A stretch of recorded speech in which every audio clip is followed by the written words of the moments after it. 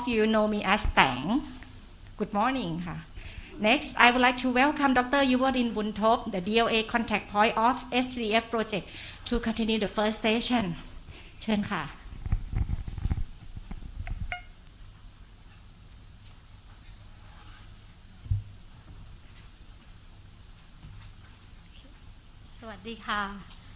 Good morning, ladies and gentlemen. I'm Yuvarin Buntop, the Senior Entomologist, Department of Agriculture, Thailand. It is to be honored to chair the opening session of the final steering committee and the technician committee members meeting. We have 35 delegates from 7 Asian countries.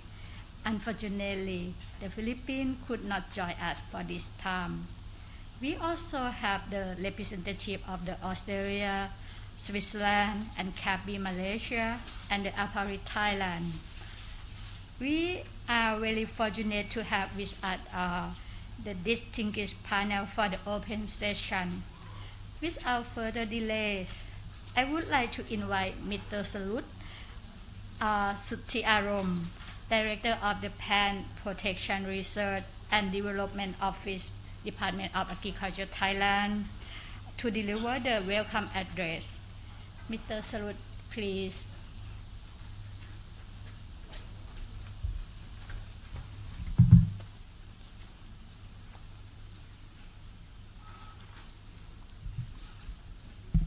Good morning, everyone. Ms. Rosanne Khan, Economics Affairs Center, STDF, Geneva. You just arrived. Okay. Dr. N. Norman, Director of Technical Capacity Building, Project Leader, Department of Agriculture, Fishery and Forestry, Australian Government. Ms. Juliana Host, First Secretary, Australian Embassy, Bangkok, Thailand. Distinguished participants, ladies and gentlemen, very welcome to Thailand. First of all, on behalf of the Department of Agriculture, it is my great pleasure to join with you this morning. As you begin the final steering committee meeting of the STDF Information System for Pest Surveillance and Reporting project. This is a refreshing return to the in-person format for international meeting. Thank you for coming, and thank you to the organizers, including officers from my department who have made it possible. I am pleased to have been invited to this steering committee meeting, which will look back on what we understand has been a very successful collaborative ventures. I am impressed that you have come to this point. You have managed to keep your project alive, and in fact, thriving through 2.5 years, in which the entire planet almost came to a standstill, not one but several times, including in Thailand. Ladies and gentlemen, I do not have to remind you how important surveillance is to many of objectives of agriculture and forestry department. Surveillance is vital to the early detection of new plant pests. The recent appearance of pests such as fall armyworm and the tomato leaf miner emphasize that new pests are an ongoing risk. Early detection creates opportunity to more effective response by growers, extension officers, researchers, and managers. Surveillance is vital to the management of endemic pests as well. The outbreak of yellow bamboo locust in mainland Southeast Asia a few years ago demonstrated that what can happen. This insect is usually a little concern, but it can cause enormous damage to livelihoods. When population explodes, we need to be able to detect the early phases of population growth and apply control measures before an outbreak is upon us. Surveillance is also vital to international trade. As one of the world leading exporter of agricultural products, Thailand must constantly be vigilant of our pest status.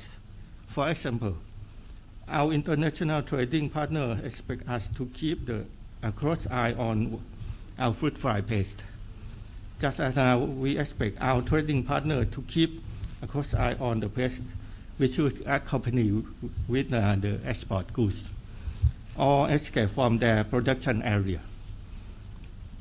Effective surveillance requires understanding of the biology and of a surveillance target, a systematic approach to surveillance, good diagnostic, modern approach to information management, and efficient reporting. I understand that this project has paid attention to all of these competencies. I would like to extend my warm Thai welcome to you all. I believe that we have representatives of at least 8 national plant protection organizations this morning, this project meeting. Plant pests do not respect international borders, as you know, and management of this pest require international cooperation. Projects such as this one promote the international collaboration. 2 region organizations and 1 global organization are participating this meeting. I am pleased to welcome the Executive Secretary of the Asia Pacific Plant Protection Commission, or APPC. Is he come yet? Mr. Yubak? No, not yet. The APPC has done much in recent years to emphasize the importance of pest surveillance and has provided introductory training in surveillance to plant health scientists in the region. And I'm also pleased to welcome a representative from Standard and Trade Facilities, the STDF, which is based in Geneva. To this project, the STDF has been providing funding to bring ideas promoted by APPC into practice. Welcome also to the Executive Secretary of the Asia Pacific Association of Agricultural Research Institution, or APRI. APRI is just a beginning an important regional project focusing on safe trade in the seed for planting. A project also supported by STDF. I also welcome the representative from the Australian Embassy here in Bangkok and a representative of a new project supported by the Australian Centre for International Agricultural Research, or ASIA. The ASIA project is a regional forest health surveillance project. The forest domain is too often forgotten by agricultural agency, and I'm pleased to see that a report on this project is in this agenda. Thailand has been fully engaged with this project. This engagement has included surveillance of 3 targets. Firstly, basal stem lot, or BSR, of oil palm has been targeted in the south of Thailand to obtain information on the distribution of this disease. The information enables appropriate management practices. Secondly, west flower thrips has been targeted in north to obtain information on incidence, severity, and distribution to assist the export of cut flowers. Finally, and again in the south, fruit fly in cucurbit have been targeted to provide early warning and monitoring change in incidence, severity, and spread of this important production pest. The information from this surveillance activity is of great value to Thailand, and I am pleased to acknowledge the project benefit to my department and to the Thai farmers. Ladies and gentlemen, I wish you well over the next few days. I hope that you can use this meeting to take note of what has gone well and what can be incorporated into the way you work in the future. I hope that you can also learn from what has not gone so smoothly. I hope that over the next few days, you can identify how the experience, skill, and technique from this project can be harnessed to drive new projects. I will be keen to hear what's next from my officer. And I'm sure that what's next is very much on your mind. In conclusion, enjoy the week you are with us. The Department of Agriculture, Bangkok and Thailand are open to international visitors. We are delighted to host you, and we wish you a very pleasant and productive stay. Thank you.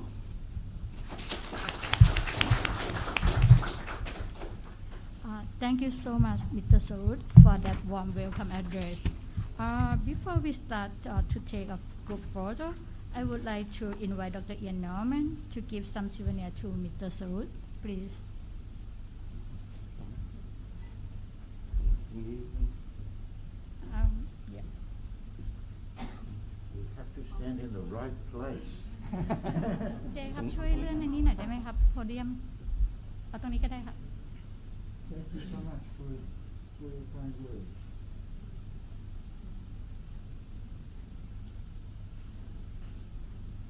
You can keep that. We still have another one. Yes.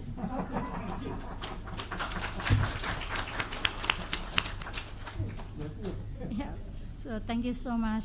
And now may I invite Mr. Sarut to give some souvenir to Dr. Ian Norman, please. This one. No, another one. It's not that one. Dr. Ian Norman, please. It's not the same. It's not the same. Thank you so much. And yeah, I would like to invite Miss Loshan Khan. Yes, please. Please salute her. Dr. Salute, please give some souvenir to Miss Loshan.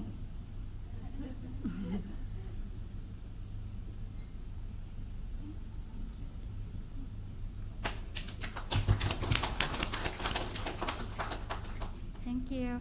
And another one is Juliana Hosh, please. Please salute. พี่ให้5 คน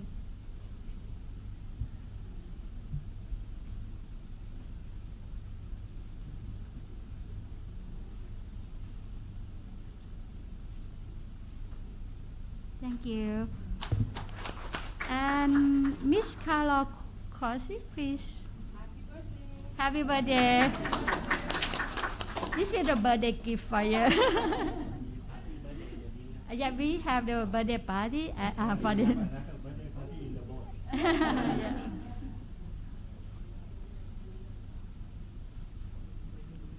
Thank you.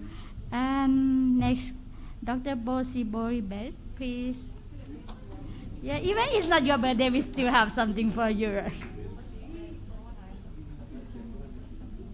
Oh yeah, this is for the first time for visiting Bangkok. Yeah.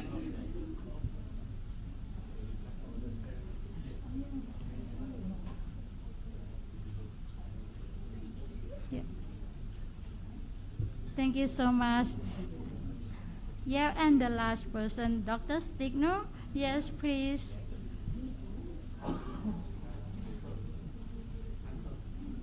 Yeah, my uncle.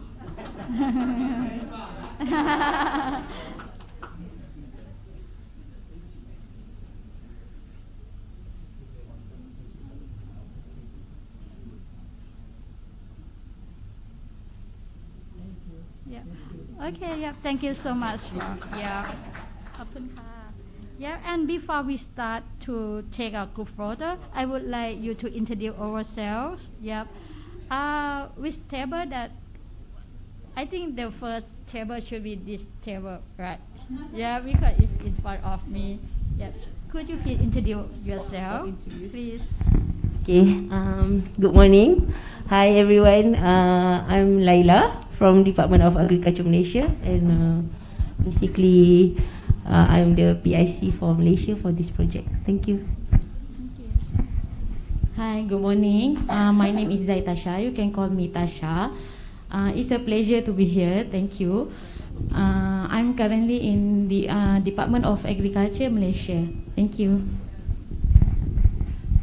Hi, good morning. My name is Rosmawati and I am from Department of Agriculture, and currently I am Director of Biosecurity Malaysia. Good morning. Hi everyone. My name is Xuân. I'm come from Plant Protection Department in Vietnam. Thank you. Good morning everyone. My name is Trần Thị Hồng Thúy. You can call me Thúy. I am Head of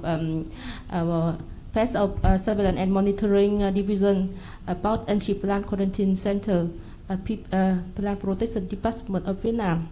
And nice to meet you. And once again, I want to thank to the SCDF team for all the support. Yeah.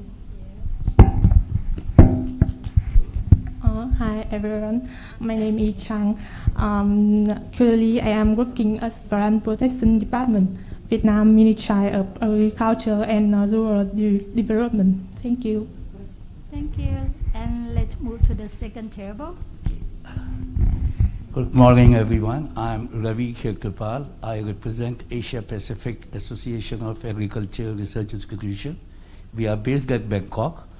It's a pleasure to be invited here by SKDF Geneva and SKDF team of Ian Norman. I thank both Roshan and Ian Norman for the same. It's a pleasure meeting you all, and hope we meet more as the session goes on. Thank you.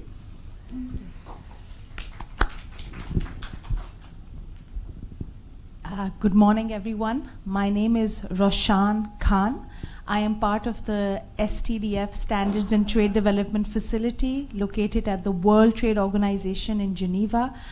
I don't have much to say except that it really is great to physically meet you after all that has transpired in the last 2.5 years. So almost gives me goosebumps to see so many faces and names that I've been in touch with. So thank you so much for making the time to leave your jobs and make the trip here. It's really a pleasure. Thank you. Thank you. Good morning, everybody. My name is Khai Hai Nguyen. I am working Plant Protection Division in Myanmar. Thank you. Good morning, everyone. I am Miss Kinyui. I'm working at Plant Protection Division and the Department of Agriculture in Myanmar. I am entomologist. Nice to meet you all. Good morning, everyone. My name is Mumu Tain. You can call Mumu. I'm working in the Department of Agriculture, Plant Protection Division in Yangon. My main job is especially for supply management and also working on plant quarantine session. Nice to meet you all. Good morning. My name is Marilyn Appa. I am from Papua New Guinea and I work for the National Agriculture Quarantine and Inspection Authority. Pleased to be here. I am the only one left from PNG.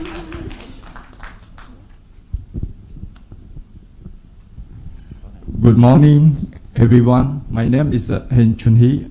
I'm the Deputy Director of the Department of Plant Protection, Sanitary and Phytosanitary of Cambodia. And nice to meet you all here. And thank to the STDS for support the project. And also thank to the Dr. Ian, Dr. Sopino and the team for facilitate through our among the country for implement the project. And the last not least, thank to the Thai for the host of the final meeting. Thank you so much. Good morning, everyone. My name is Rambo Mao. You can call me Rambo. I'm from Department of Plant protection, sanitary, and phytosanitary. Thank you.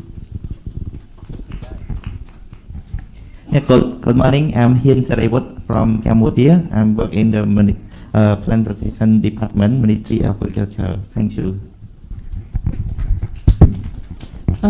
Sabadi, good morning everyone. I'm Somkit, entomologist from Plant Protection Center, Department of Agriculture, Lao PDR. So I want to talk to detail in the boards and also in the session. Thank you.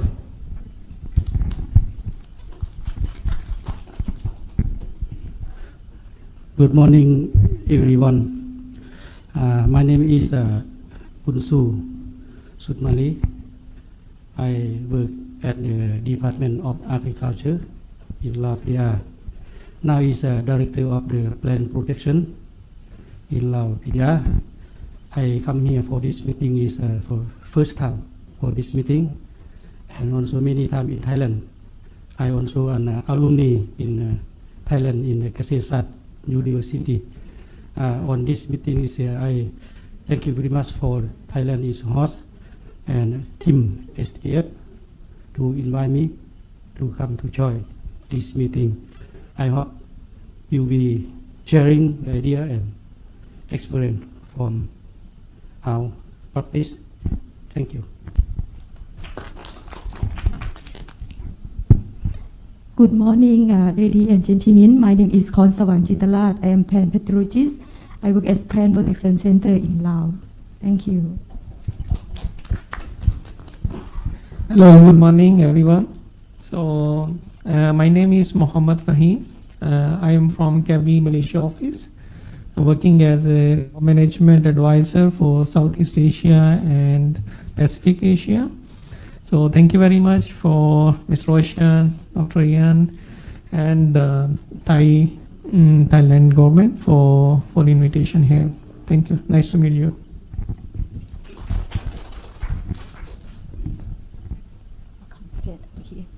Good morning, everyone. My name's Juliana Holt. I'm Australia's first Secretary for Agriculture working at the Australian Embassy. Thank you so much for having me. It's so exciting to see so many people from the region together in one room. It's really great. So thank you for having us.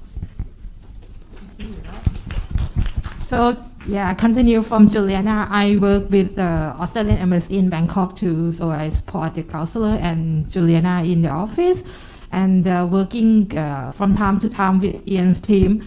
It's my pleasure to be here because I heard so much about the great work that Ian's team has been doing in the region, and it's good to really see it, like the real knowledge has been spread and exchanged in the region. And one thing that I really like, I like the energy when you guys come into the room. It feels like you already know each other. It's the real feeling of being friends, and this is so important for the knowledge in the region. Thank you. Hi, good morning. I'm Sutikno. Some of you call me grandpa, some call me uncle, because I have been working with Ian Norman for more than 15 years. I know Chun Hee at that time is still very young. He is the first which I know more than 15 years. So I'm basically helping Ian in implementing the project, especially the logistics, yeah, bringing you here together, and then of course other things. So thank you very much, and of course thank you very much for my sister in Thailand who helped us a lot for the successful of this meeting. Thank you very much.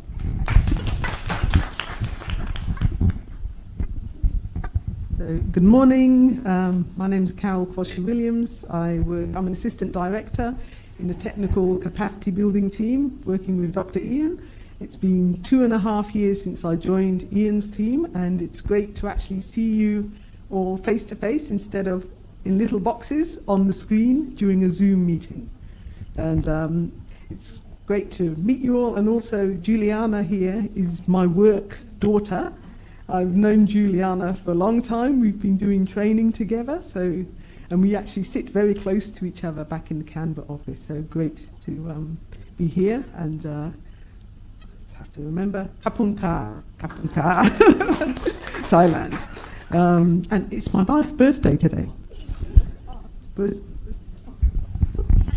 Good morning, everyone. Bossy Boribet, you can call me Bossy. I'm very happy to be here, and I work with Ian Newman and Caroline Koshi-Williams as an assistant director in the technical capacity building team. Very happy and very excited to be here after a long, COVID lockdown. But most importantly, I'm looking forward to sharing and learning lessons and experiences of the projects and everything that you're doing on the ground, because this is the way to improve livelihoods in this part of the world and globally food security and biosecurity. Thank you all for having me. Thanks.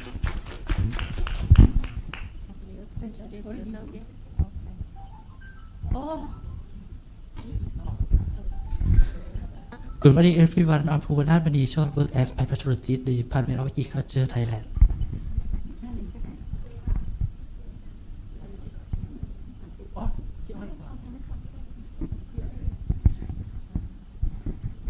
Good morning, everyone. My name is Atit Lakasikon. I'm an entomologist from Department of Agriculture, Thailand. Nice to meet you.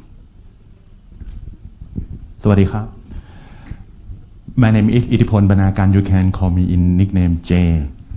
I'm insect taxonomist. I work at Insect Museum, Department of Agriculture. And nice to meet you all.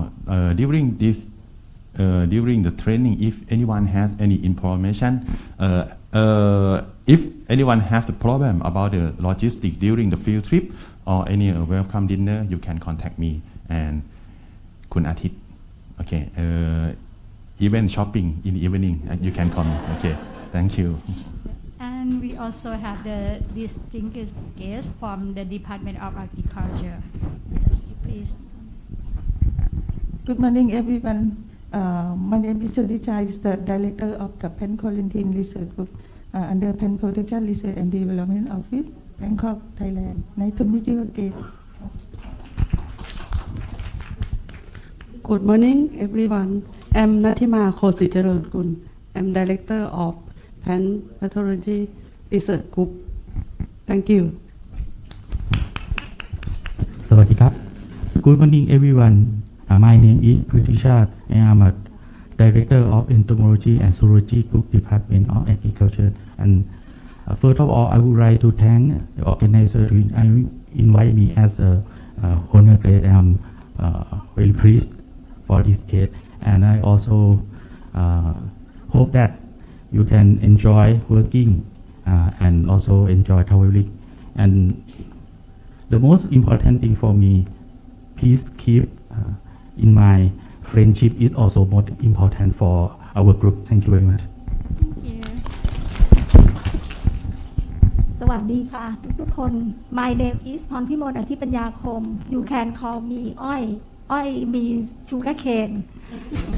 And I were a Thailand representative on the SCDF project in 2007 until 2020. And I have already retired for 2 years. And now Dr. Yuvalin is a Thailand representative in this project instead of me. And now I still sometimes working in the Department of Agriculture, and I am a advisor in plant pathology to Department of Agriculture. And I am very happy to work with all of you in this project. ขอบคุณค่ะ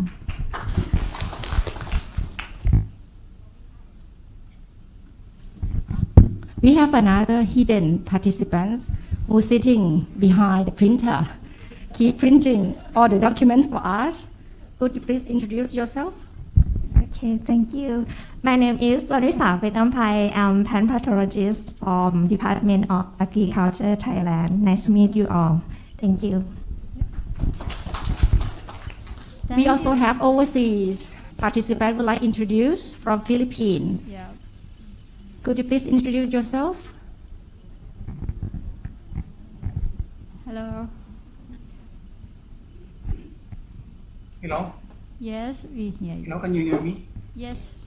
Yes, we can hear you. Hello, good morning to all. I'm John Paul Maminta. I will be representing the Philippines for the country report.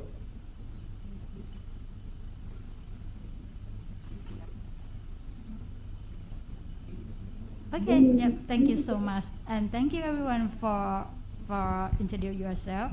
And let's move to the first section, to take a group photo. Yes, before taking a photo, we will move the table and we can we can stand and take a photo over here. Yeah, please. Thank you.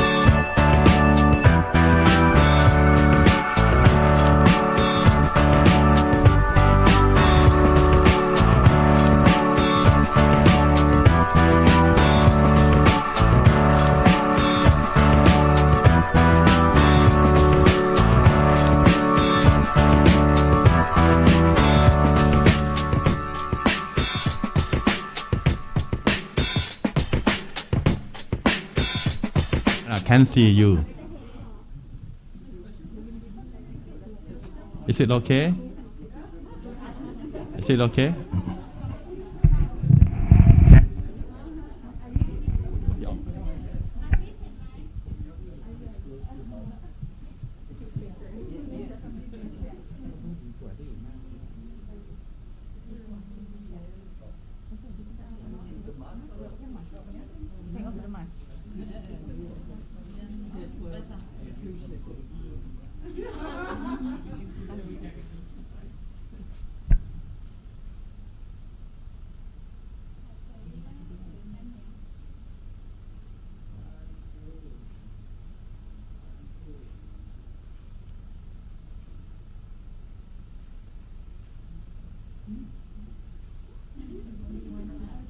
Okay, you can change any character. It's like a mini heart or something like a smile, cheese.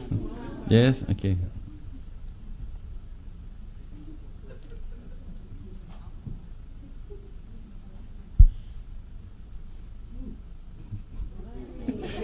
Okay, thank you.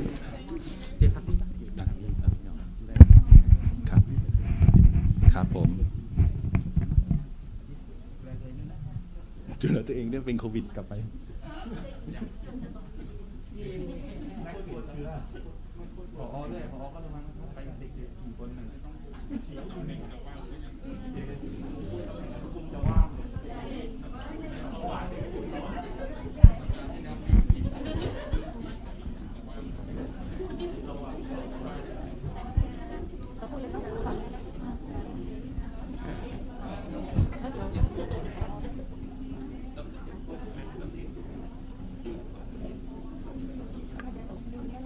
โ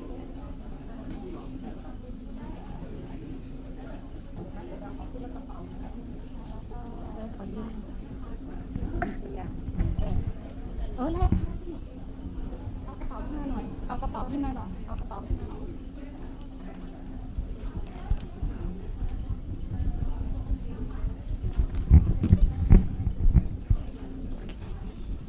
So before we start the next session, I would like to give you some small detail about our registration package here. You will see the bag. This is my presenter. This is the bag, not just only the bag, but the bag is from the foundation that belongs to Sirinthorn Princess. This foundation is set for to help poor people and to help people who live in a very remote area.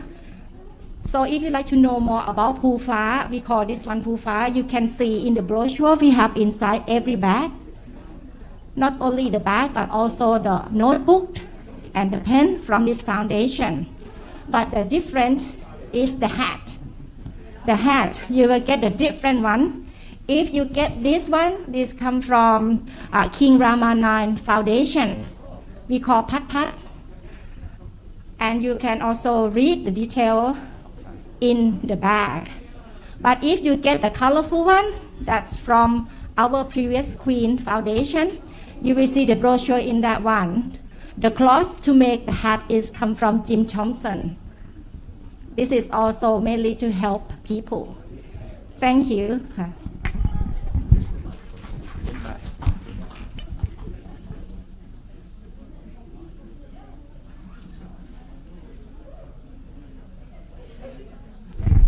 You can ask your friend to exchange if you think the hat is not matched to you.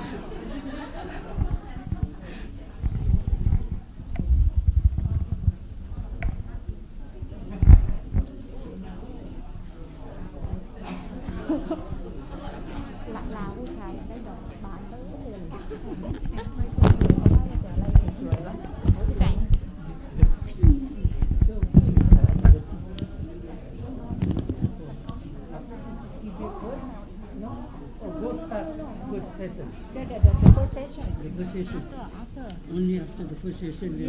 After Ravi. Yeah. Then okay. Okay. No. I thought you forgot to inform where is the key. Oh, okay. Yeah, I will wait a lot.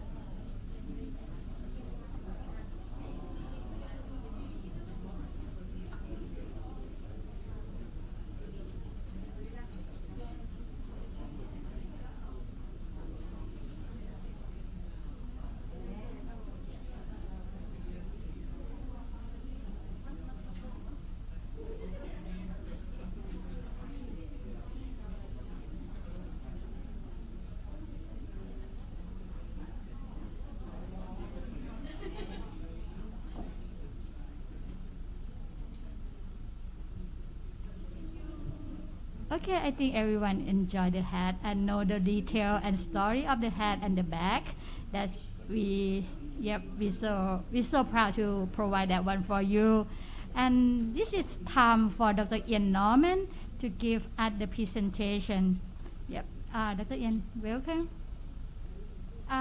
Do you want to stay here or just want to?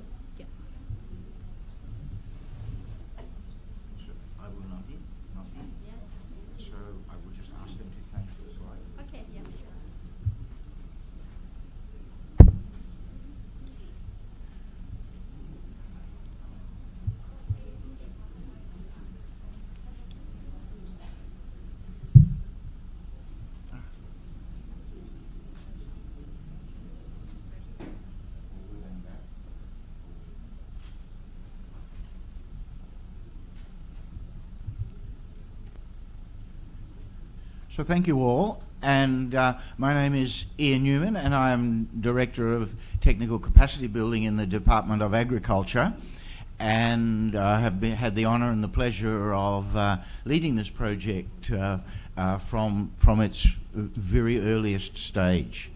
And if you are confused about who is who in the Australian delegation here, I am the only one with straight hair, no curls. So on behalf of my team, I'd like to thank Mr. Sarut and the Department of Agriculture for the warm words of welcome and for setting the scene for this steering committee meeting. I'd also like to thank the organisers who have made the logistics of this meeting possible, and you will see more of their good work as the week unfolds. I also bring greetings from our colleague back in Canberra, Mrs. Wendy Lee, who has returned to the team after some sick leave and is enthusiastically returning to her project management and is involved in both the STDF project activities and the Regional Diagnostic Network project. Mrs. Wendy is inspired by much of the work that you have been doing over the years, that she has seen you doing over the years, and is returning to research herself on a part-time basis. So you'll hear from me several times during the week, but in this first short presentation, it is my task to give you some background to the regional surveillance project that has been funded by the STDF. And perhaps the best way to do this is to briskly walk you through the timeline for the project.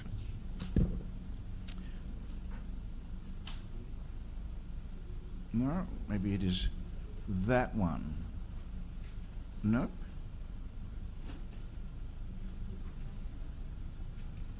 Nope.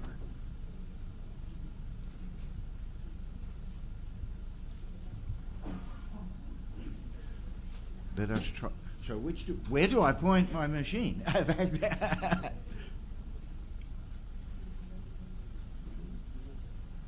It's okay.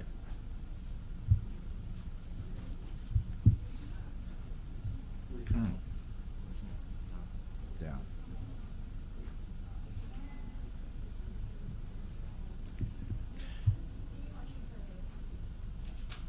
So the objectives broadly of this project have been to demonstrate that it is possible to implement across multiple countries in the Asia-Pacific region, implement a consistent, harmonized information management system to record surveillance data, manage that data, perform surveillance in a standardized way, and interpret and develop management actions based on those surveillance data. We planned on a 3-year project, but world events intervened, and here we are 6 years later, still not finished, but we will try to catch up. One major component of the project, broadly speaking, has been the development of the IT infrastructure, the application for collecting data in the field, and the systems, software and hardware for managing that data back in the laboratory. And you've all got very good at that. The other big component of the project was the operational work, the planning and implementation of surveillance activities, and you've also got pretty good at that as well.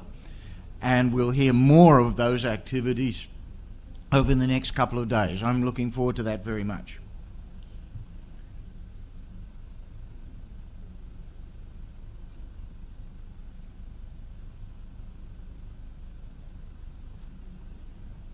We're going backwards.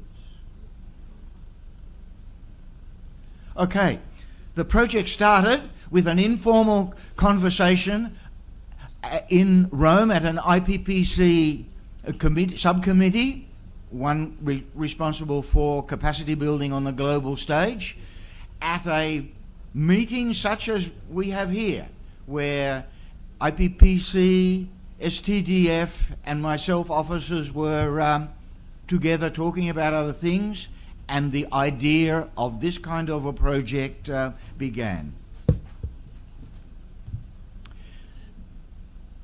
At that time, it was already fairly well established what the issues and challenges were for the pest surveillance globally and in the Asia-Pacific region. The IPPC and the APPC had run workshops, had meetings, and run a number of surveys, and those things that you see on the screen there were identified as the problem areas, the challenges for pest surveillance globally and regionally. We'll come back to that graphic a couple of times this week. The other resource that we had to build the project on was some proven technology, an app, the P-Tracker app, which functioned on a handheld device for efficient and consistent collection of surveillance data in the field. We also had the SIMS information management system based on a Microsoft Access database that functioned on a laptop. They were some of the resources. And there were also printed resources, a number of guides and manuals in the public domain, and some templates for planning, which we had been starting to work up and utilise in Australia to plan surveillance. So these were the resources. And this, in very simplified depiction, is the project design that we imagined back in those days. The first component, what we call the framework, consisted of buying the software and the hardware and providing training in the use of both the mobile devices and the in-laboratory information management system. By far the largest part of the component was the surveillance component, in which each country selected their targets, and some moved from initial ideas on targets to other targets. After that had been done, there was a planning phase to develop the surveillance plans in each country and the protocols for the actual surveillance when people got in the field to the orchards or the trees or wherever their particular target existed. And most of the project's money and time then went into supporting those surveillance activities. Some countries were lucky and were able to get through their surveillance very quickly. Others are nearing completion. We'll hear more about that. We always had a component in the project for diagnostic support, but that wasn't the largest need in the project overall. And of course, finally, the third component of the project was making some sense, some interpretation of the surveillance data that resulted. Can you recognize yourself in that slide there, at inception meetings? Nobody recognizes themselves as in a much more youthful time. So we started with the inception meeting in 2017 in Malaysia, and Indonesia came to that and was part of the initial phase, but elected to go their own way for the rest of the project. After the technology had been deployed in each country, there was some follow-up training and visits in many countries to get the project activity on the right track, and then you and your colleagues just got on with it. Along the way, we had two in-person steering committee meetings. Most of you, I think, will remember meetings in Hanoi and Manila, and then last year we had a virtual meeting. Greetings also from Dr. Zamir, who has moved on from my team. There were greater needs for Zamir's talent a little while ago, and he moved to the Australian Department of Health when the pandemic emergency desperately needed more skilled hands in that area. So greetings from Dr. Zamir. Some of the activities were, project activities were indoors, such as the steering committee meeting. We organised in the diagnostics area a jointly funded training activity on the identification of pest fruit flies, because each country was doing a fruit fly surveillance activity, and we ran that in Indonesia. That was led by some Australians and Dr. Irwin. Dr. Irwin from Department of Agriculture also did some work on a lamp diagnostic protocol to assist with rapid identification of pest fruit flies. And of course we had our Zoom meetings. Much more fun, of course, was the work in the field, and there you see just a few photographs of the field activities. It is not clear to me what the Lao are doing in the left-hand corner up a tall ladder. Maybe we will hear more of an explanation of that. It doesn't look safe to me. And the thing in the upper right-hand corner, not ice cream.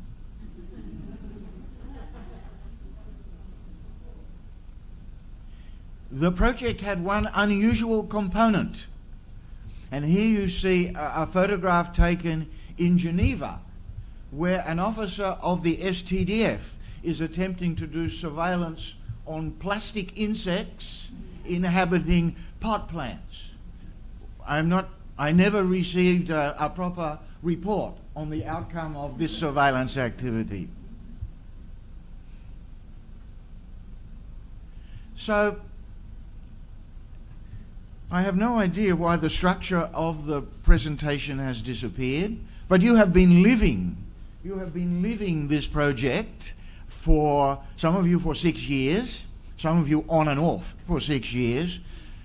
So the structure of the program and its objectives should be more familiar to you than is necessary for me to describe.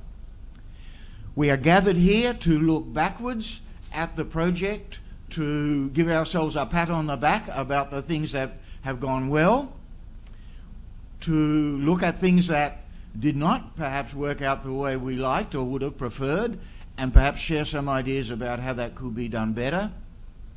And most importantly, this is an opportunity, as Mr. Sarut said, this is an opportunity to collectively discuss what next. And there is a great deal of experience in the room, experience beyond just the physical act of performing surveillance. Many of us are involved in other aspects of SPS management. Many of those other tasks, SPS-related tasks, depend on surveillance, detection and monitoring activities, the sort of skills that this project has developed so well. So it's a great pleasure for me to be here, and this is the first time I have addressed a meeting like this in 2.5 years. And when I put my tie on this morning, I thought, goodness me, I haven't looked like that for a long time. It's been a pleasure for this past 10 minutes. I'm sure it's going to be a pleasure for the rest of the week. Thank you, Madam Chair.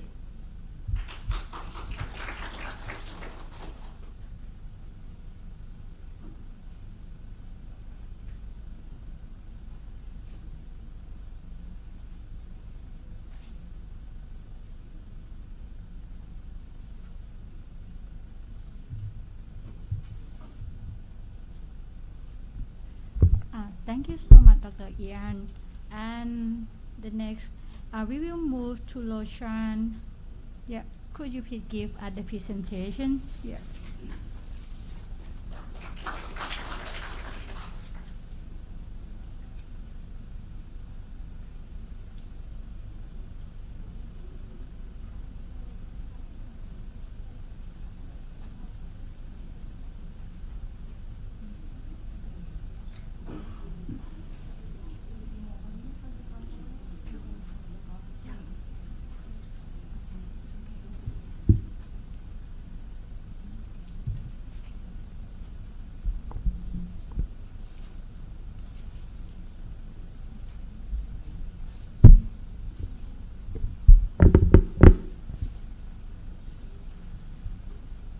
Good morning again.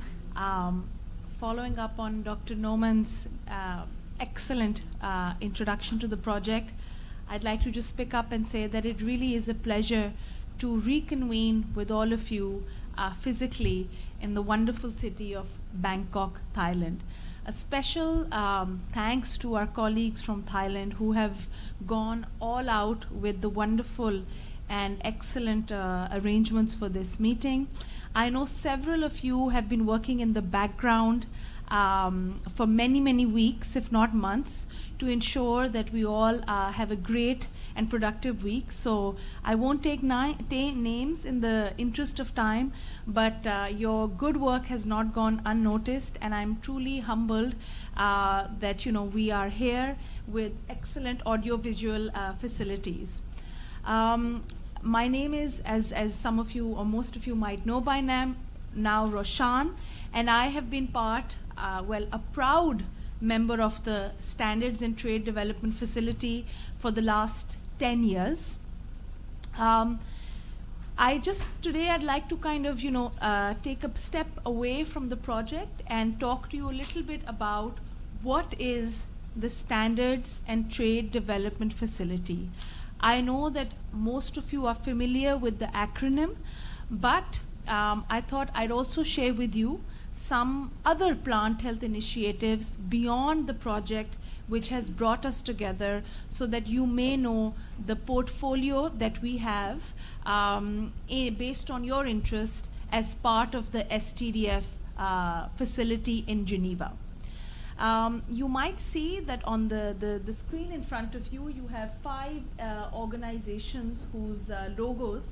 So the STDF was set up several years ago by FAO, the Food and Agriculture Organization of the United Nations, the World Bank, the World Health Organization, the WTO, which houses the STDF Secretariat, and the World Organization for Animal Health, which has just rebranded themselves as WOA. We don't call them OIE anymore. They are now known as WOA, and we are yet to update the new logo and the name of this organization. And just the genesis of the STDF is very simple. These 5 international organizations each have a role or some kind of footprint in the field of sanitary and phytosanitary capacity building.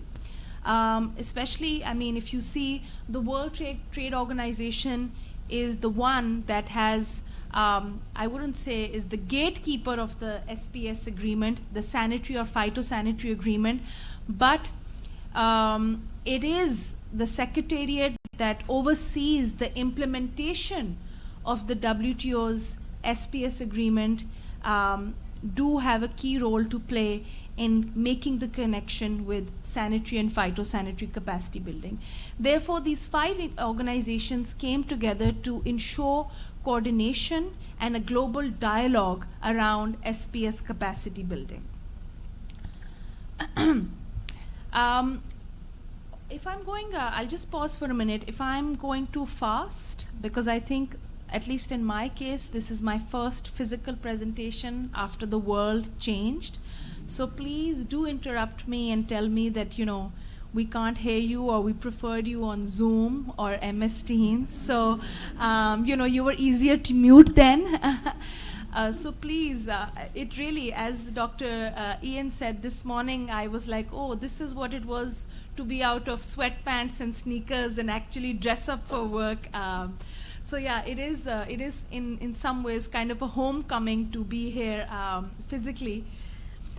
Going back to the presentation, the STDF has 3 components or 3 areas of work, and each of them feed into or link into each other.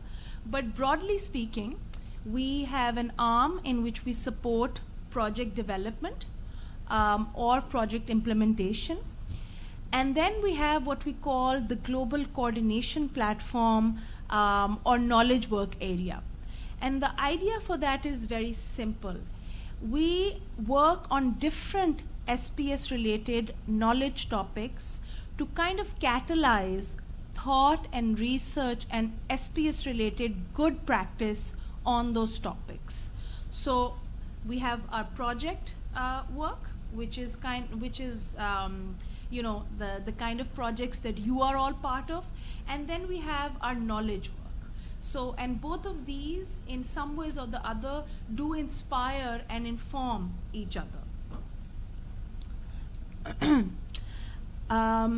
You know, I always share this anecdote that I've been working with the STDF for 10 years, yet I've never been able to explain, I think, very well to my mother what is it that I do, because, you know, she always tells me, you went to law school, you're a lawyer, you're not practicing law at the WTO, what do you do and what is this STDF?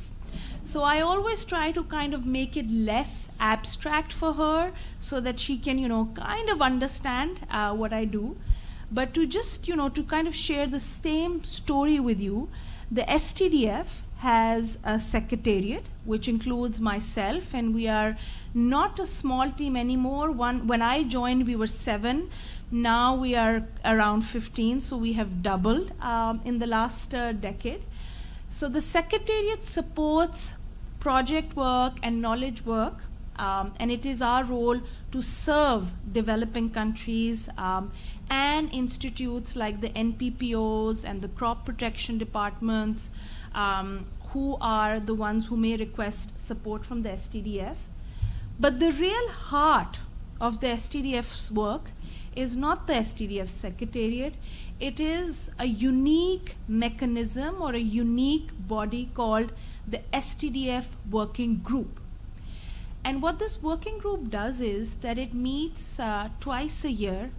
Previously, all meetings were in person, but now we did virtual for the last 2.5 years, and we are now going to do hybrid. And the working group basically involves around 40 to 50 members from all across the globe and different regions, who, including different organizations who have a role to play in sanitary and phytosanitary capacity building. The STDF working group also involves our donors, like the Australian government, who make the work of the STDF a reality and very much a possibility. It includes all the organizations like UNIDO, our partners, our founding partners, Kabi. We have Mr. Mohammed Fahim, my counterpart at Kabi and also a good friend. We have different organizations who may or may not be working directly with the STDF, but we involve them in the working group because dialogue and coordination is absolutely essential to ensure that there is no overlap or duplication of efforts. Then a very dear part of the working group is our developing country experts.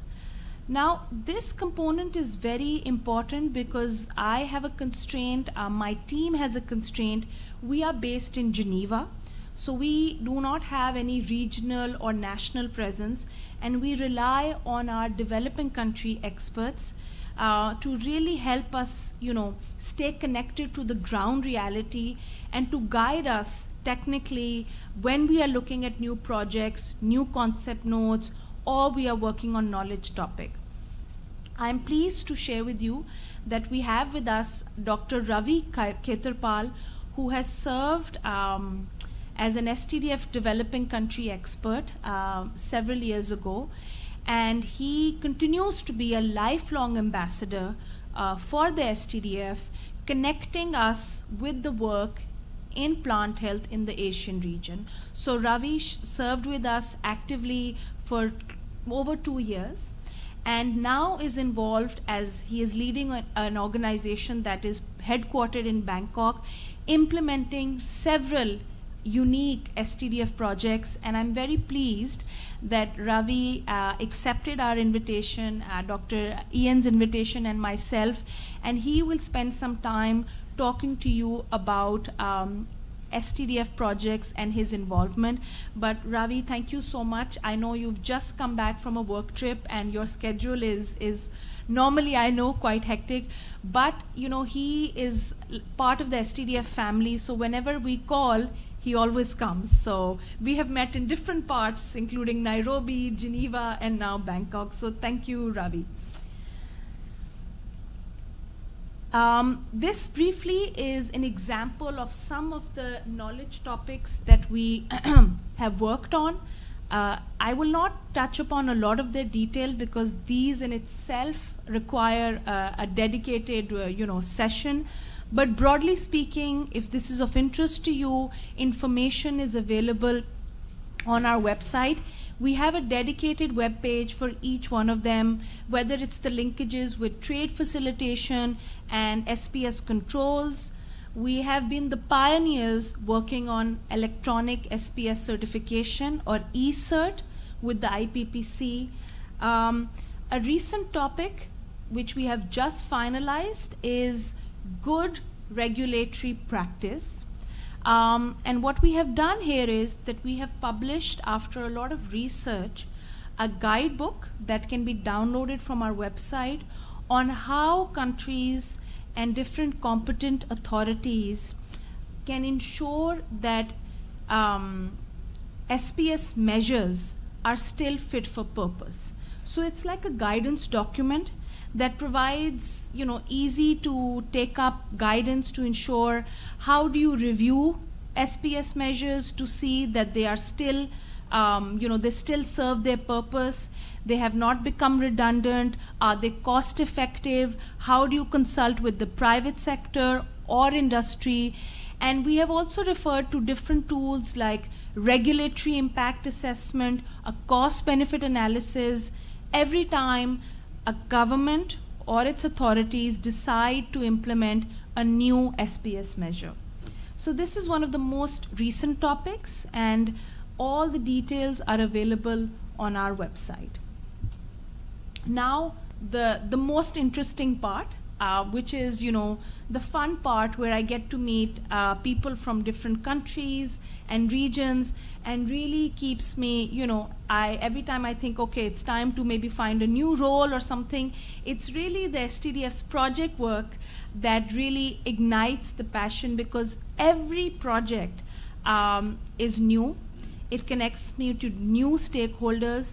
And, we spoke, I think Bossy spoke about learning and knowledge sharing. So every project, including the pest surveillance project that we are meeting for, is also an opportunity for the STDF Secretariat to learn and catalog that knowledge. Under projects, we have two tiers of funding. The first one is what we call lovingly as project preparation grants, PPGs. And the idea for that is very simple. Most of you, in fact, I would say all of you, know very well what are the, say, plant health or food safety issues in your country.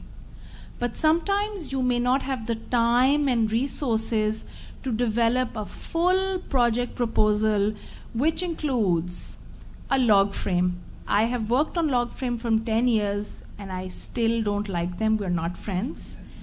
I hate monitoring and evaluation. Don't tell this to my boss, but I really struggle with indicators. So, and imagine this is my bread and butter. But, projects, the scientific part of that is the technical side, but then the science of project management is horrible log frames, complex budgets with budget lines and costing of units, an M&E, monitoring and evaluation plan, a work plan that always is kind of a moving target and drives us crazy because it's just always has a life and a mind of its own. So how do you develop these things? STDF's PPG mechanism provides support to countries who know what are the SPS issues but may not have the time or resources or even the exposure to develop such projects. So if a country requests a project preparation grant, and if it's approved by the STDF working group, and I apologize, I forgot to tell you the key thing. The STDF Secretariat has no role in approving or not approving projects. It's actually the working group which is empowered as our decision-making body. And if the working group approves a PPG, then we provide support to you in terms of either a consultant or an expert who can work with you to develop a full-fledged project proposal. Then the second tier is our projects, which go up to 1 million in financing and really allow for training and capacity building like what you have experienced under the pest surveillance project being managed by Dr. Ian. Very briefly, I'll pause before I talk about some of the plant health projects that I have been looking after, or rather are in my portfolio. Any question on what is this STDF, thing? I still haven't been able to explain it very well to my mother, so I don't blame you if you tell me that, in the last 10, 15 minutes, you lost us beyond the acronym. So feel free to tell me that I need to improve my pitch for the STDF. Okay, so either I've totally confused you or I was remarkably clear today. One of the projects that has been, in addition to this project, that has been very dear to my heart is a project that relates to ISPM 14, systems approach. Does anybody know about systems approach? Okay. Or anybody who has experience working in systems approach? Ah, okay, of course, the Australians, they've mastered it.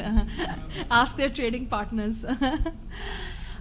So this was a very interesting project. Often when I would go to IPPC meetings, IPPC's, international, they have a IC, capacity building meeting. A lot of countries would tell me that, systems approach is one of the most difficult standard to implement. Trading partners like Australia and now increasingly even China, the European Union, they require competence in systems approach to show equivalence, and we just are struggling for it. So what we did working in this project, it was implemented by IPPC, the International Plant Protection Convention Secretariat. We basically tried to, take systems approach as a standard and develop tools, so Excel-based tools to support decision controls, with the overall objective to, show equivalence.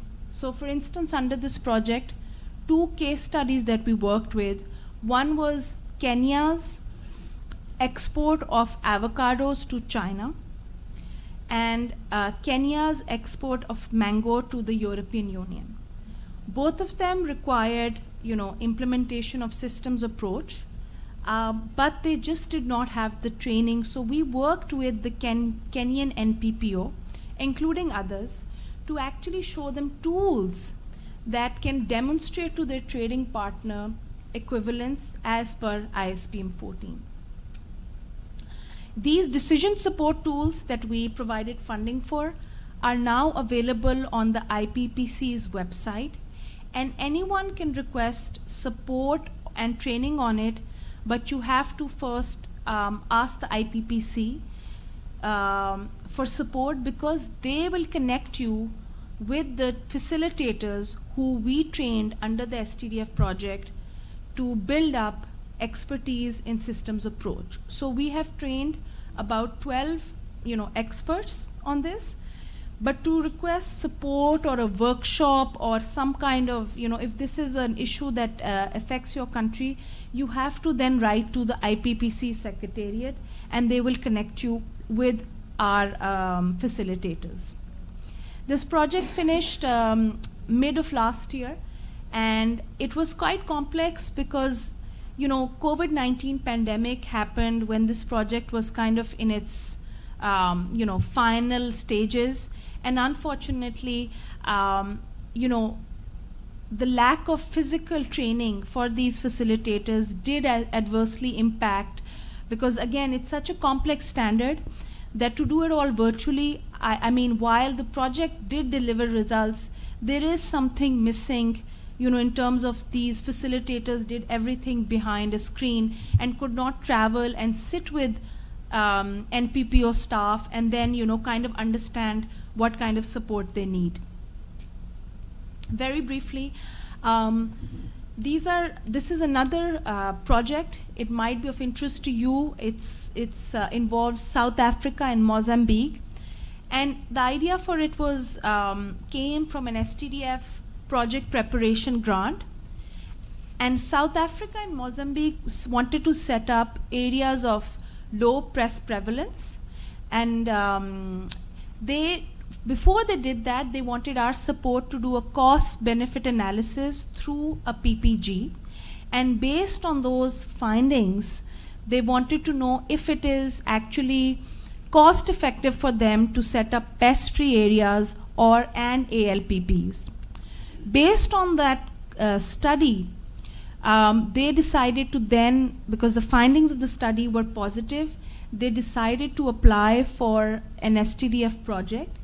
They requested around 700,000 from us, but the citrus and the deciduous fruit industry in South Africa is so involved that they have contributed over almost close to 2 million to set up areas of pest-free areas and areas of low pest prevalence in both South Africa and Mozambique. And South Africa is actually providing support to Mozambique, so they are ahead, and they are actually, it's kind of a South-South cooperation where they are helping Mozambique understand what kind of fruit flies are there and how to kind of, manage them. This project, it's another project, the E-Phyto solution. I must add that I am not an expert in IPPC's e-cert systems. Another colleague of mine has been managing this project, but I just wanted to present to you a snapshot, and if you have specific questions about this project or how your country can get involved, if you're not involved, I'd be happy to connect you. But very briefly, I just wanted to let you know that several years ago, we were the ones who actually, we'd like to think, changed the world when the world could not think that you can do without paper certificates. We worked with the IPPC to actually set up a global framework where e-certs or electronic certificates can be exchanged electronically. As you can see, the E-Phyto solution has 3 core components.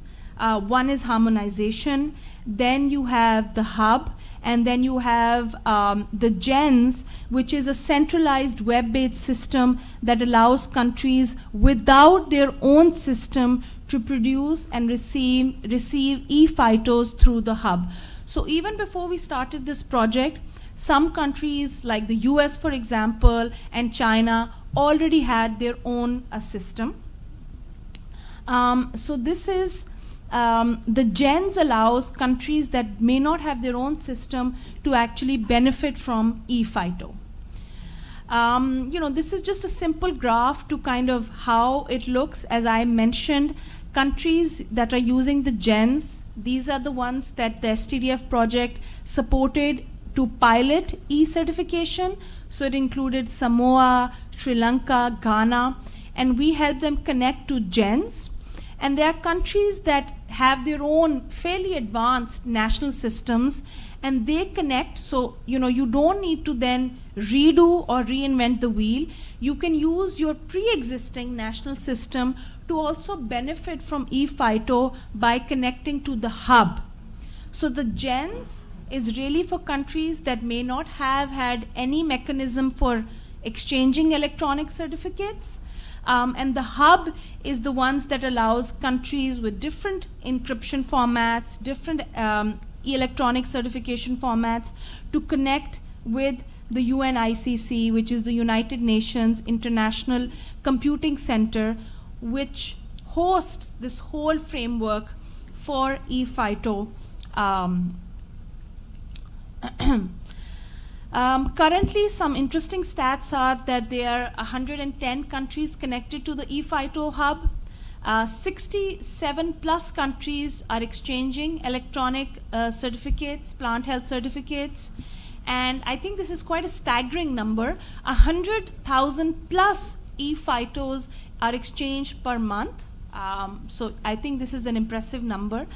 And this system has also been integrated with the EU Traces system, which is something that predates the eCert system. And there was a concern that, how do we connect with the EU system? So there has been a lot of work and energy and money that has gone to connect with the EU Traces system. This is a project which Mohammed Fahim from Kabi is implementing on behalf of Kabi. And this is not a pure plant health project because it has quite a strong food safety component. It focuses on peppercorn, formal and informal trade between Cambodia, Laos, and Vietnam. Vietnam, as you know, has excellent peppercorn. And I thought that even if this is not kind of, those classic plant health projects, it would be interesting, maybe at the end of this presentation, to hear 1 or 2 minutes about this project from Fahim, because he has kindly traveled all the way from Kuala Lumpur to meet with me, to discuss this project, and also to inform some of your countries who are participating in this project what this project is about. This project is quite unique, not because of the commodity, but also because we are using a mechanism called participatory guarantee schemes, which Fahim will touch upon. So I wonder, Fahim, would you like to say a few things at this juncture, and then I can close, or would you prefer? Yeah? Yeah. So I'm keeping it informal just because I also know that the room is very cold and I can see some people dozing off. So I said, if I get Fahim, you're welcome to also join me here. Or you can take it from there. I can take it from here. Exactly. Yep. Thank you, Roshan, for this opportunity. Actually, this project is about the Safer Spice project, mainly dealing with the 3 main components in 3 of the countries, Vietnam, Laos, and Cambodia. So there are 3 main areas which we are focusing. Firstly, we develop the code of practice, which are based on the good agriculture practices for production of safe black pepper, and also based on the codex standards.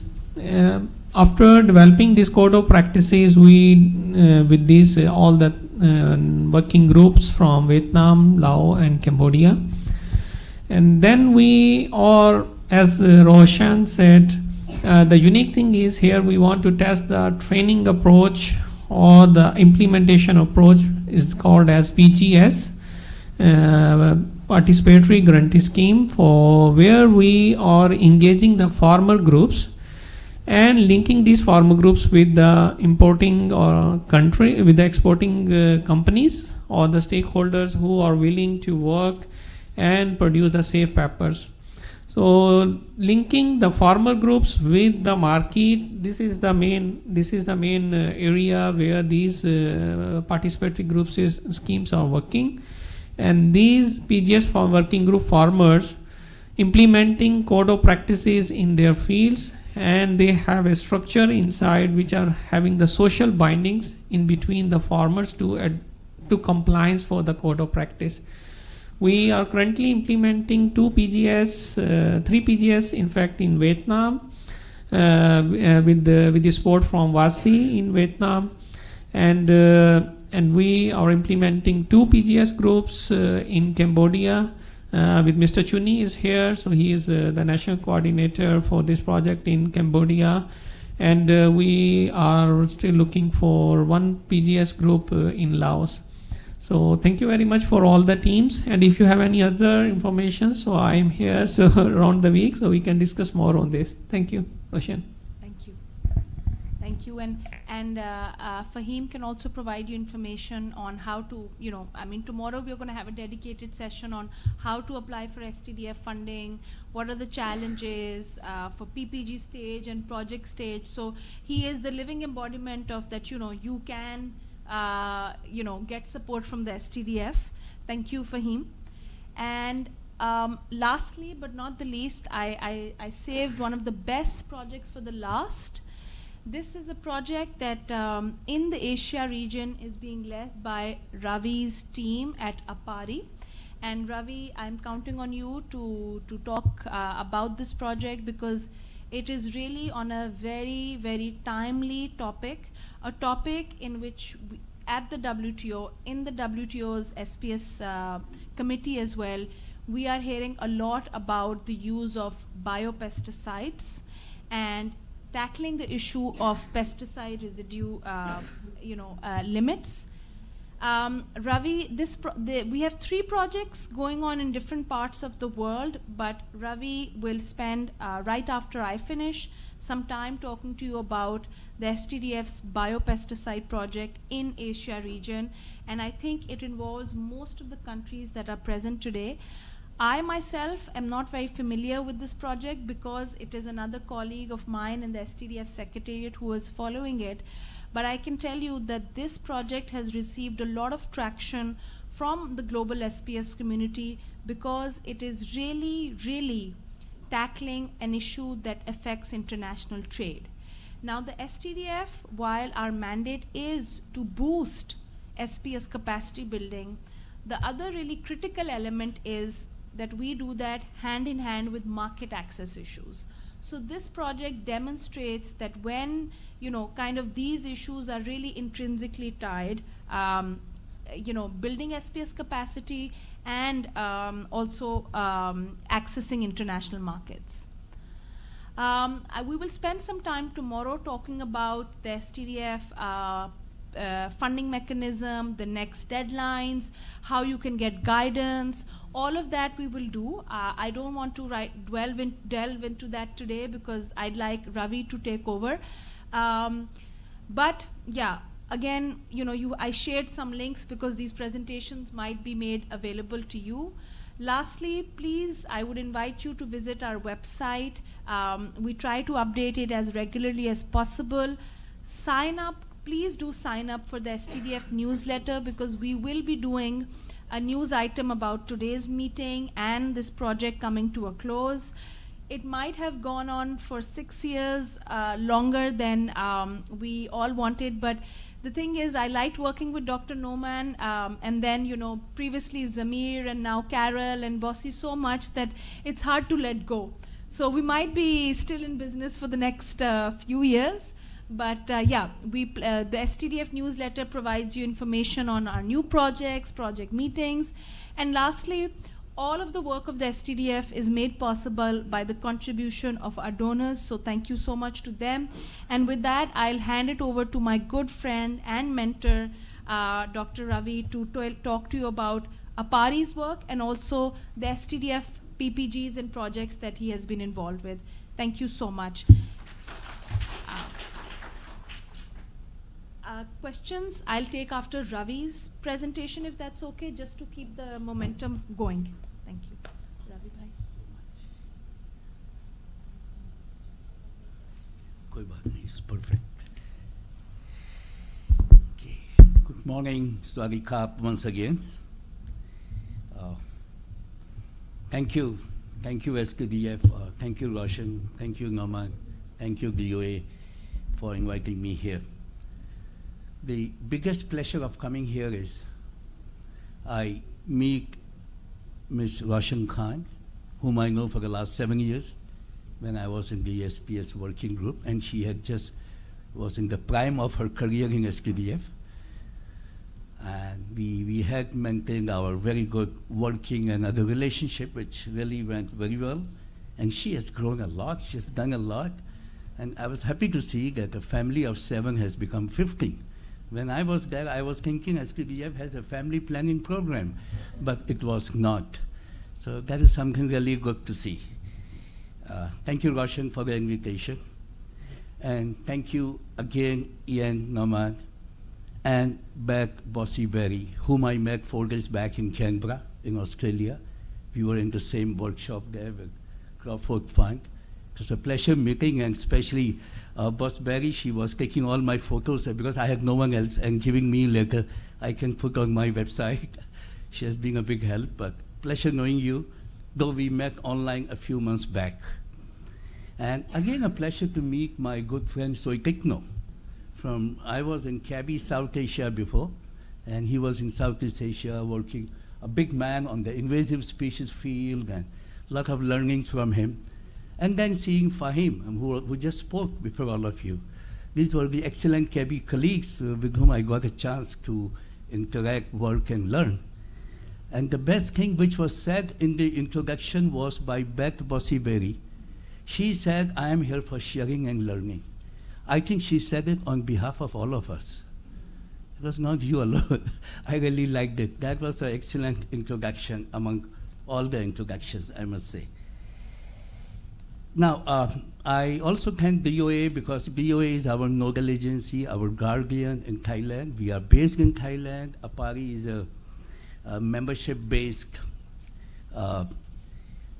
organization which was born from the womb of FAO about 21 years back, and now being associated with FAO, and in the Ministry of Foreign Affairs in Bangkok, here Thailand, we are applying for our legal status as a quasi-IGO, intergovernmental organization, which might be happening in coming months. So we'll be transformed, APARI as such. But we work with all the NARS, National Agriculture Research and Extension System in the region. We work with all the CGIAR institutions, we work up to Pacific, including Papua New Guinea, Samoa, New Caledonia, Fiji, and all our members. Australia is, of course, playing a big role in APARI, and we thank ACIAR for that matter, which is now chairing our executive committee. And we are doing quite well because we have a clear vision of strengthening agri-food research and innovation system in the region. And for that matter, we work with a clear strategic plan with 4 thematic areas of natural resource management, of risk mitigation, and these projects, SPDF and USDA projects, all we are doing, they come under risk mitigation section. Then we work a lot on inclusive development. Inclusive development is a kind of working for pro-poor value chain in the region. And finally, we work for policy and advocacy. So APARI has a large portfolio of projects, and among which the SPDF project, USDA project are very dear to us because my personal background is there. But I'm all looking at different kinds of activities in the region now. What Roshan has presented about SPDF, she has done her job from the angle of what the SPDF employee should be doing. I would say I see SPDF both from inside and outside. She sees it more from inside. When I see from outside, having been associated, SPDF allowed me, I'm saying about myself, to know my own people, to know my own organizations, to know my own weaknesses, to know my own technical capacity in my countries, in my region, and so on, which was a wonderful exercise because they work very critically, very minutely. Their basic job is linking, coordination, and synergy, which she did not mention. But what I find is they bring synergy in the national system among all the organizations which are relevant to your work. That is something great. Secondly, when I was in the SPS working group, I found that working group as the only working group which knows the real sense of capacity building. I was in a lot of capacity building projects before in my life. Because here, there's a holistic capacity building. They believe in building capacities in the project for the individual, capacity for the institution, and capacity for the enabling environment. This is a comprehensive capacity. Individual has a capacity, institution has a capacity, like what Ian is doing now with the information management system. That is institutional capacity. And there are a lot of good regulatory practices and things are coming up now, best practices, which we are trying to emulate and imbibe in our work, which relates to the enabling environment capacity. So these are the points I think very unique to SKDF globally. We have worked with so many global projects, not because Roshan is here, I'm saying that. We observe it and we value it and we talk to everyone. This is how the concept of capacity building should be going. A very holistic capacity building at all the niche levels, not only individual. Because individual capacity, I worked in Nepal for 3 years.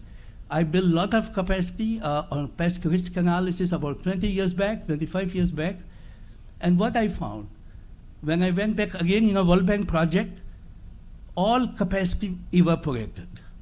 Staff, we build capacity, they are transferred, they are promoted, they have retired, they have expired, all kinds of excuses I got.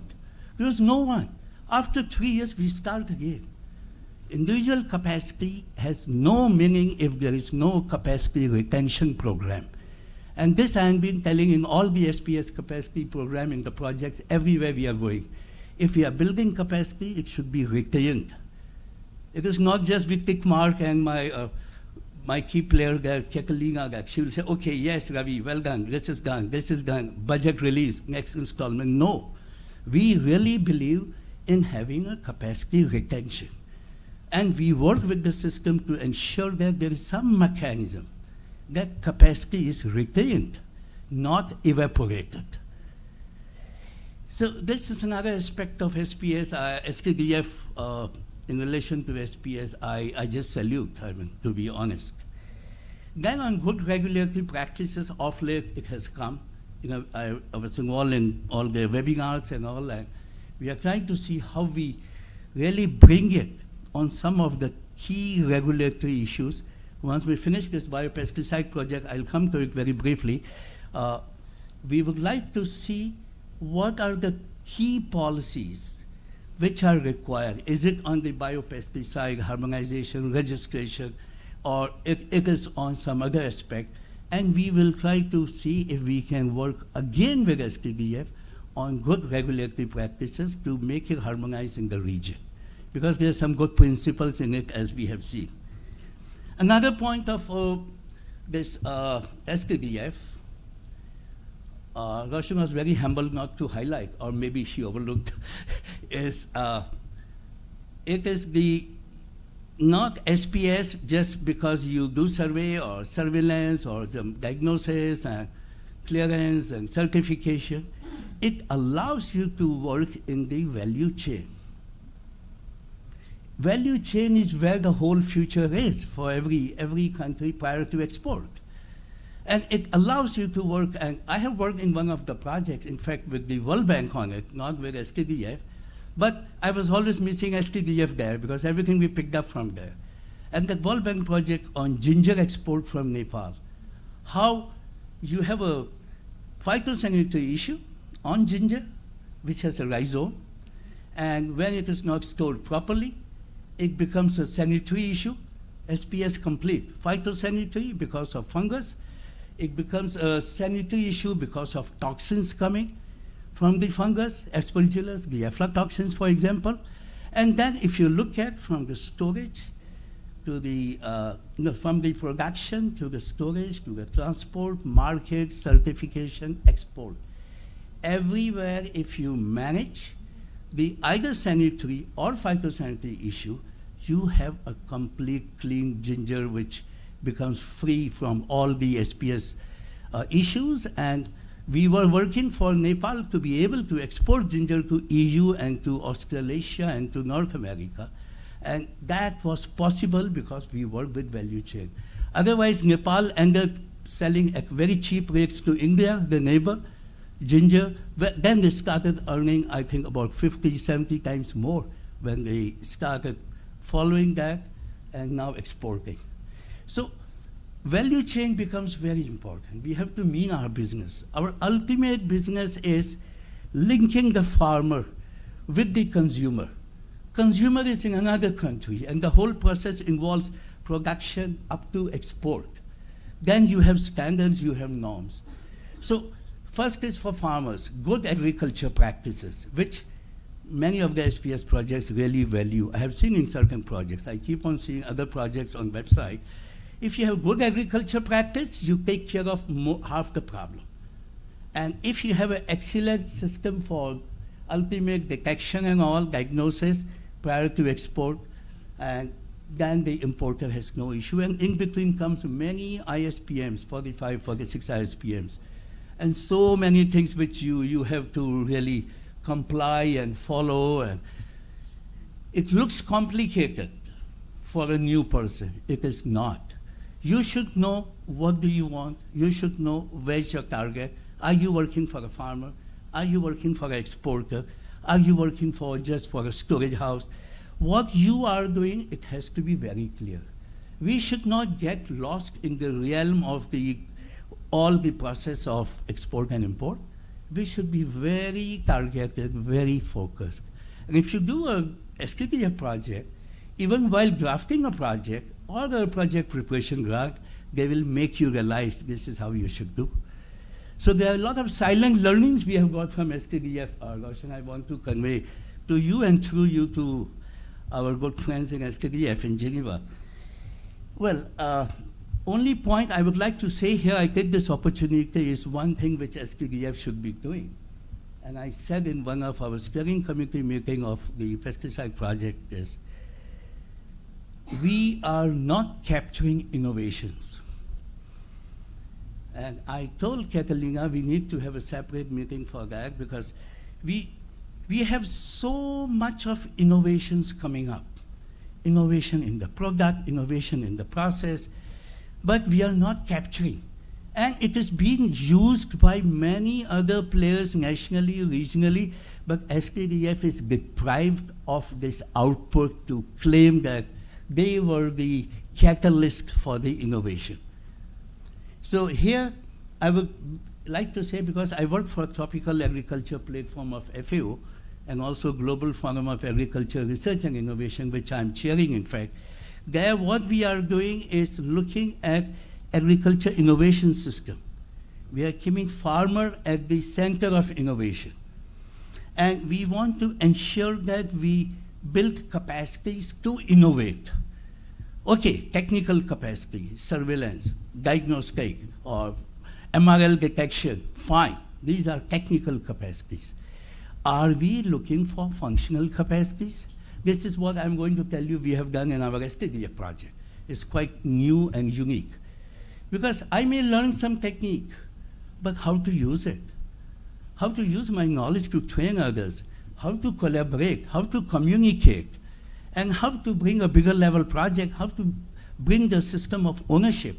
I think all that should be a part of the capacity building, where what we call functional capacity, which will bring the capacity to innovate. We normally do not focus on capacity to innovate, and we live in a world where everything is based on innovation. And I must say, you take Bill Gates, Melinda Gates Foundation, you take EU, everything wherever we are approaching, the main focus is innovation. Funding is for innovation angle. So here, I think STDF can definitely have a value addition. They are doing it, but they are not capturing that point. That needs to be captured, is a humble request to you, Roshan. Okay, now I'm a plant protection background man. I'm a plant pathologist by background. And I worked in plant quarantine, and gradually I was working with the national system in India. And finally, I joined KEBI South Asia. I worked for about 8 years for KEBI, and from the last 5 years, I'm in Bangkok, working with Asia Pacific Association of Agriculture Research Institution. In between, I was lucky to work with 11 FAO projects, 2 World Bank projects, and 1 USDA project, 1 UNDP project. About 14, 15 projects, 6 months, 1 year, like I had been just engaging myself as a consultant or out of passion. So there has been a very clear idea of the plant protection in the region. And I must say here, I'm so impressed by Ian Norman's this topic. It may be 6 years old or it may be 10 years, hardly matters, I believe. Because when you talk of institutional capacity, it's the information management system which we are missing in the SPS world. We are missing it. It is not only for surveillance and capacity. I'm in discussion with Dr. Yubak Dhoj, who is a APPC secretary, and we are trying to frame a SPS technical platform. And I got this idea after Ian's brief presentation in the morning. I will talk to him more, how this can fit in there. We are fixing criteria for SPS technical platform where we put simple guidelines for e-phyto, for phytosanitary capacity evaluation, or for PRA, and so many things. I'm not going to elaborate all. So this SPS technical platform, I think, will be eventually the best for the NPPOs of the region. In the sense, it will be an interactive way, and where this given project's output will see the outcome. And I think there will be actual usage at a centralized place.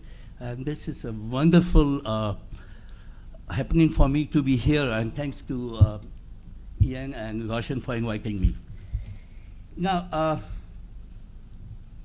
about plant protection importance, I will just say with one of the quote which Cabby has been using always through a publication in Nature, a reputed journal. If you can save 1% of the crop loss, 1% of the crop loss globally, you can feed 25 million people. It's no joke. It is published in Nature after a lot of analysis, which means the focus on avoiding the disease to happen or managing the disease will have a very long-term game where we don't need to put excess of pesticide, more seed, more fertilizer, more soil health, and so on. It is just working on, it is like a grandmother's advice. When we were young, water was not coming always in tap. She will ensure that tap is properly closed, no drop is coming out. You know, the savings, the importance of saving. How we manage plant disease, I think we have to look from that given angle. And Asia Pacific is very unique, and I'm very lucky always I say I'm in the Asia Pacific region. And now I got a chance to work up to Pacific level.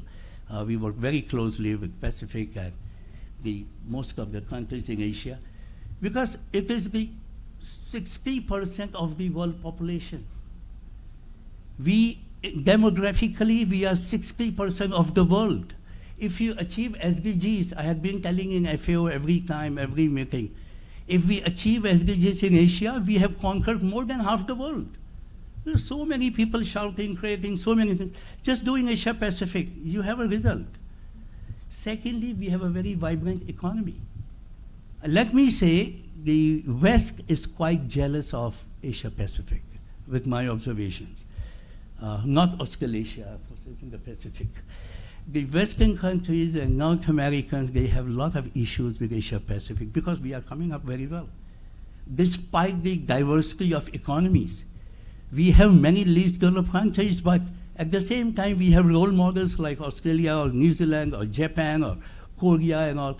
And in between, we have some very fast developing countries like Malaysia or like India or Thailand. There are so many.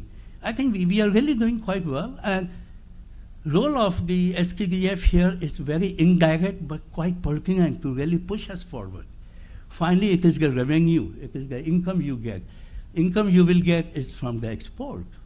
It's there you really, and if you get income from good export, it means you are helping the farmers who is producing it. So the livelihood is also being increased. You work on a broad range of things. Trade looks very commercial. It is not. For me, trade is the most technical term in the world. It starts from right from the farmer up to the exporter. So we have to change our mindset of how we look things. Now, in the risk mitigation part, we have projects from USDA where we are improving the phytosanitary compliances for boosting up the export in Bangladesh. And we're just finishing the project next week, in fact. And we are going to have a second phase. It's quite a big-sized project. where we work on awareness generation. Lot of television programs we have done there, lot of newspaper cuttings. Everyone should know, policymakers should know. Lot of capacity building of the NPPOs. We are trying to establish a national plant quarantine authority there with more autonomy and all, NPPO's power, and we are building a website so that they have some institutional memories. The institutional memory was not there. We couldn't find earlier information and all. So the institutional capacity is built, and we are trying to have a training of the trainers, a training hub, a regular feature. We also educated them last month only how to write a STDF project. So they might be approaching, because I did a PCE for them, phytosanitary capacity evaluation a few years back when I was in KV. And now all the outputs of the PCE, we want to translate to outcome. Then only you feel that, okay, it's just not a project and you finish. Now, after joining APARI here in Bangkok about 5 years back, we again, can I have my PowerPoint, please? Yes, thank you. Oh, sorry, I was seeing myself. This is not. Okay, yeah, so it's just a glimpse of the project which Roshan was mentioning. And this project, first of all, I would say, is important from the angle of not only trade, it is from the angle of environment. Trade and environment are two enemies, you know, when you look at the global policies. WTO and Convention on Biological Diversity, they are two enemies. They never converge. But this project makes it converge. Where you work for environmental safety by going for a green initiative, by encouraging the use of biopesticide. And this project actually aims at using more of biopesticides with a scientific basis. Why I'm saying that? Because biopesticides do not have residues. It is well known. Like the chemical pesticide. If you spray excess of chemicals, there will be a lot of issues, and finally the MRL issues, as you all know, may be a barrier to trade, which is not IPPC, but a codex issue. So here in this project is based on one of the work from one very good scientist from USA, Michael Braverman, who worked in Thailand, who worked in Bangkok in Kazakhstan University many years back. But his results were no one appreciated. Neither Thailand government nor he himself.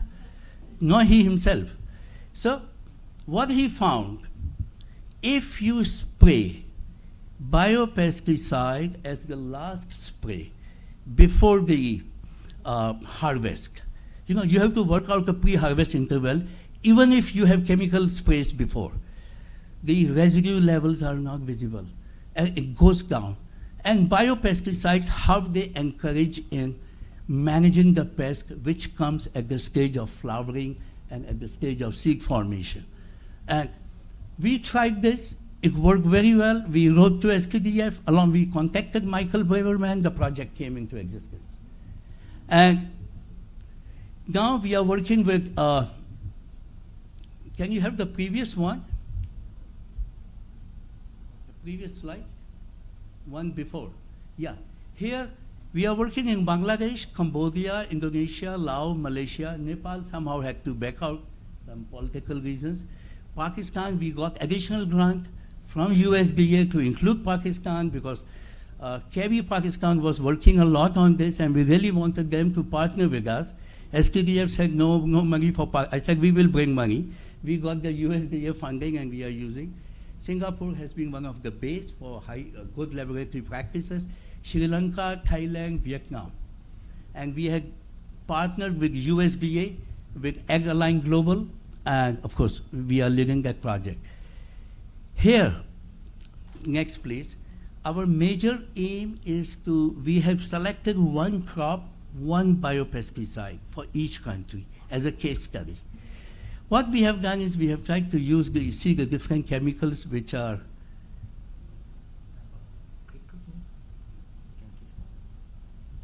okay, thank you. Okay, so we tried to have one combination. We have worked DOA Thailand, a team is involved. recently only we had discussions. We have finished with 6 countries. Indonesia, we are starting next week of this. Here what we are doing is very clearly the kind of biopesticide bioefficacy study. That is number 1.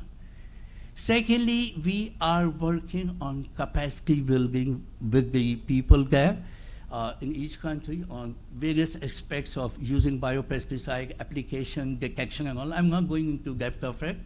And then we are trying to work with the farmers through Asia Farmer Association in Philippines, who have joined hands with us, where we have a farmers program where we want to see how in the IPM program, it is the IPM program where biopesticide eventually has to go.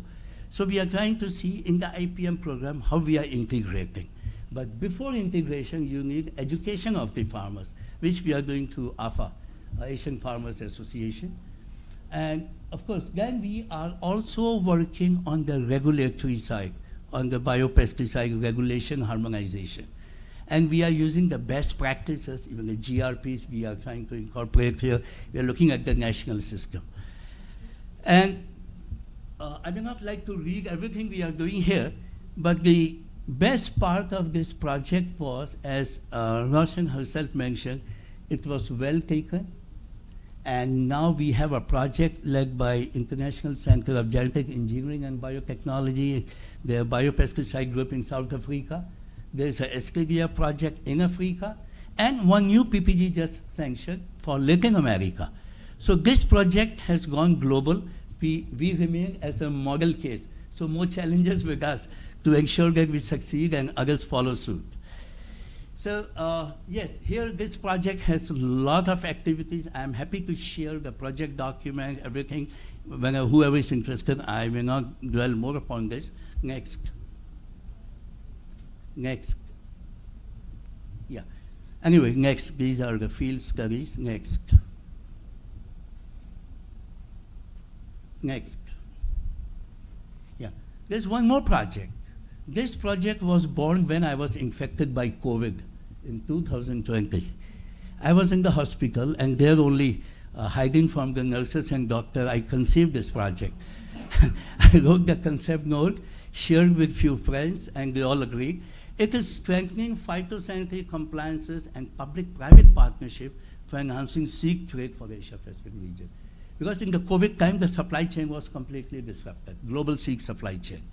So we thought we should do something, and then we talked to Asia-Pacific Seed Association, which is in Bangkok, then STDF, of course, CropLife Asia, International Seed Federation, and American Seed Trade Association to get the best practices, best examples and all. This project is for the number of countries I have just mentioned here. Laos is in red color, but now it's fine because we got their letter of consent. The final project proposal is approved. We have done the PPG. It is approved. And the key elements in the project are ensuring e-phyto across the region, which Roshan was mentioning, ensuring a systems approach, ensuring a more public-private partnership by making private sector very active, accreditation of the R&D laboratories of seed health testing of the private sector by the NPPO, which is one of the key objectives, and also to look at certain ISPMs training and so on. Next. Next. Yeah, next. Next. Now, this is another thing on what, piloting One Health in Asia. We talk a lot of One Health. I will just come to the previous one. This is one we have just conceived after hearing from World Bank. They're investing 50 billions for One Health in Africa. Asia, no one cares to invest. We don't know why. Everything goes to Africa. So we talk to STDF. We see we do something. One Health is so neglected. We talked about this with the experts, used our logic and our experience. We have just submitted a PPG where we will see the role of aflatoxins right from seed to plant to animal health to human health, all. And we'll try to see how we pilot this, how we bring the concept of One Health. Otherwise, it was only known from animal to human being for the zoonotic diseases. It was not a holistic One Health concept in Asia. As we saw, we had no examples. So we just submitted a PPG, and I won't say much here. The PPG we submitted to Roshan a few days back, and we'll see her comments and we'll move ahead. But this is an area I think we need to focus. And STDF also probably need to focus on this area for the region. I think I'll stop here. I exceeded my time. I got 2 indications from Norman, Ian. I'm sorry for that. Thank you so much. Thank you, all of you. Thank you, Dr. Ravi.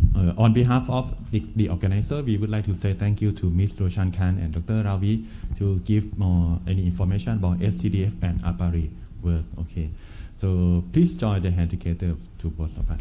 Okay, thank you. So next time is the time of everyone is waiting. It's a coffee break. But today I have to explain because today is a Monday. The traffic is very heavy in the evening. So today we will finish the meeting is early, more than schedule. Now we will finish the break as soon as possible, maybe 10 minutes, and after that we will come back here.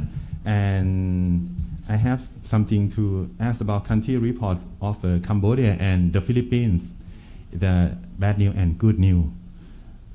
Bad news is we will move to speak at 12 o'clock for Cambodia, and the Philippines we will start from 12:20 for finish this meeting early for this evening, right? But good news is you can good benefit for lunch, right? Speak before lunch is more comfortable. So we will back in here in 10 minutes. Okay. So Dr. Chaniton. So the coffee break, when you go outside, the coffee break will be on the left.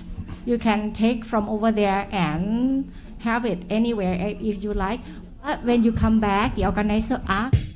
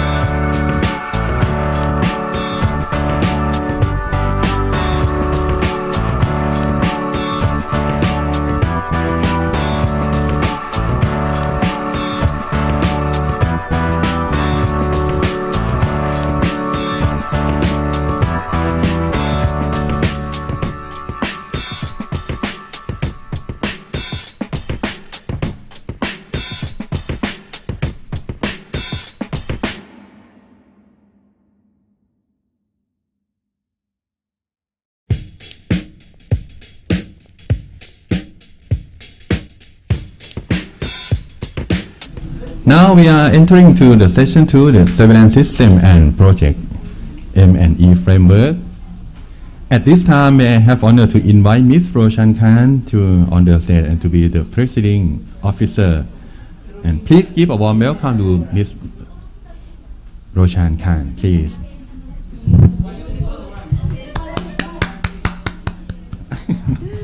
Okay. We get their attention. Hello and welcome back from coffee.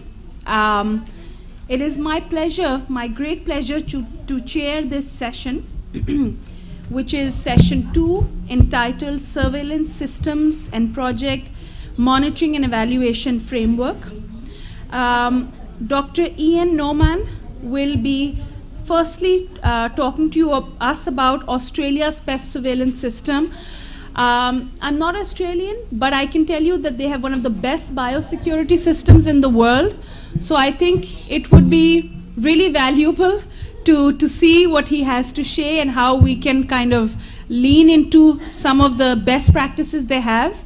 We've had our coffee, so your attention would be much appreciated. You've moved a little, so Dr. Ian, over to you, please. Thank you. Thank you so much, and that was a very nice morning tea, and I hope you all enjoyed that. Now, my purpose now in talking about the Australian surveillance system is not really to boast about our system or persuade you to do any of the particular things that we do, but I am hoping to give you some idea about some of the activities that we pursue for various purposes, and also to give you some possible encouragement for developing surveillance-related projects in the future, and perhaps to help you to find some touch points where you think, I could utilize that concept or that approach if only I knew the people who were doing it. And I won't tell you who to contact today, but you can contact us to find those direct touch points in the future. So I want to give you an overview of our system. The presentation is not comprehensive, but it gives you some idea of how we organize ourselves and a little bit of detail on some of the activities that may give you some encouragement. So what I want to do is talk about a little bit about national strategies, give you some examples of our surveillance programs, and touch upon some innovations in Australia, and finish up with a few words on information management. So first to the strategies. The purpose of pest surveillance is to define pest status, to identify high-risk pathways or places where surveillance should be directed. It's for the early detection of exotic pests and monitoring particular pathways. It's for defining the spread of pests when you have an incursion, and it's also part and parcel of pest management. Many of the programs that we put in place to manage endemic established pests depend on a surveillance or monitoring program to know when actions need to be taken. So first I am going to go as quickly as I can, and many of you know that I speak by habit a little more slowly in meetings like this, but I'm not going to do that today. So do up your seatbelts. Firstly, broadly speaking, there are there we go. This is a high-level summary of Australia's national pest surveillance strategy, and the pink covered thing in the middle, that's our national strategy document, which you can find on the web, and there's the link down there on the Plant Health Australia website. These documents are publicly available. The goals, the high-level goals of our national strategy you see on the left, And for each of those goals, I will quickly give you some examples of what we are trying to do in Australia to achieve those goals, to give you like an explanation of what the goal is going to do. What the goal is about. I don't have time to go into describing the plans that you will see and on the screen, and if you go to the Plant Health Australia website. I don't have time to go into the strategies and plans, which are like the second level strategies, which are focused on particular industries or commodities in Australia. But let's look at the first goal so that you can get the flavour of it. So one of the goals of our national surveillance strategy is to establish and enhance regional, national and international networks and partnerships. So I hope on your copy of my presentation you have put a little line or a little asterisk. One of our objectives of our national strategy is to reach out and make connections with our near neighbours and partners. That's you. Goal 2 is to enhance and improve the capability for surveillance in the country, in Australia, and that the actions there include training and professional development, developing communication and engagement mechanisms, maintaining diagnostic skills and the resources in diagnostics to support surveillance. And I hope some of you have quickly thought to yourself, hey, that's what we have been doing in the STDF funded project. Goal 3 is to remove barriers to surveillance. And the action there, and inaction there, is to improve protection and support for stakeholders reporting plant pests and weeds. Now that is rather indirect language, but what it means is that it is important that a farmer who might detect a pest or disease on their property, that farmer, that producer, or that person who has bought the commodity has some protection, some assurance that if they report, the government is not just going to come in and confiscate, bury or destroy, in other ways, that commodity and then leave. You need to put in place, and we need to keep in place in Australia, safeguards for those who might encounter plant pests and diseases, safeguards so that they know that they are going to get some kind of assistance. Maybe they will get compensation for a destroyed crop, maybe they will get some other kind of non-monetary assistance. But if our system is set up that a government officer turns up and burns your crop and then goes away, you are not likely to report it. So that's what Goal 3 is about. Goal 4. What's Goal 4? Increased adoption of innovative technologies. We heard a bit about that this morning, and I'll say a little bit more about that. And it's not just a matter of going after the next shiny technology.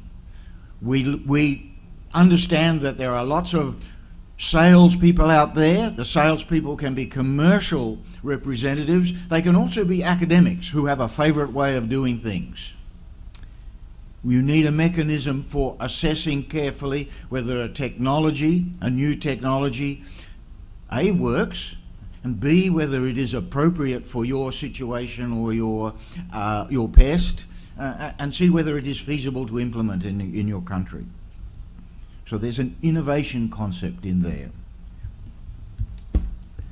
Goal 5 is about targeting.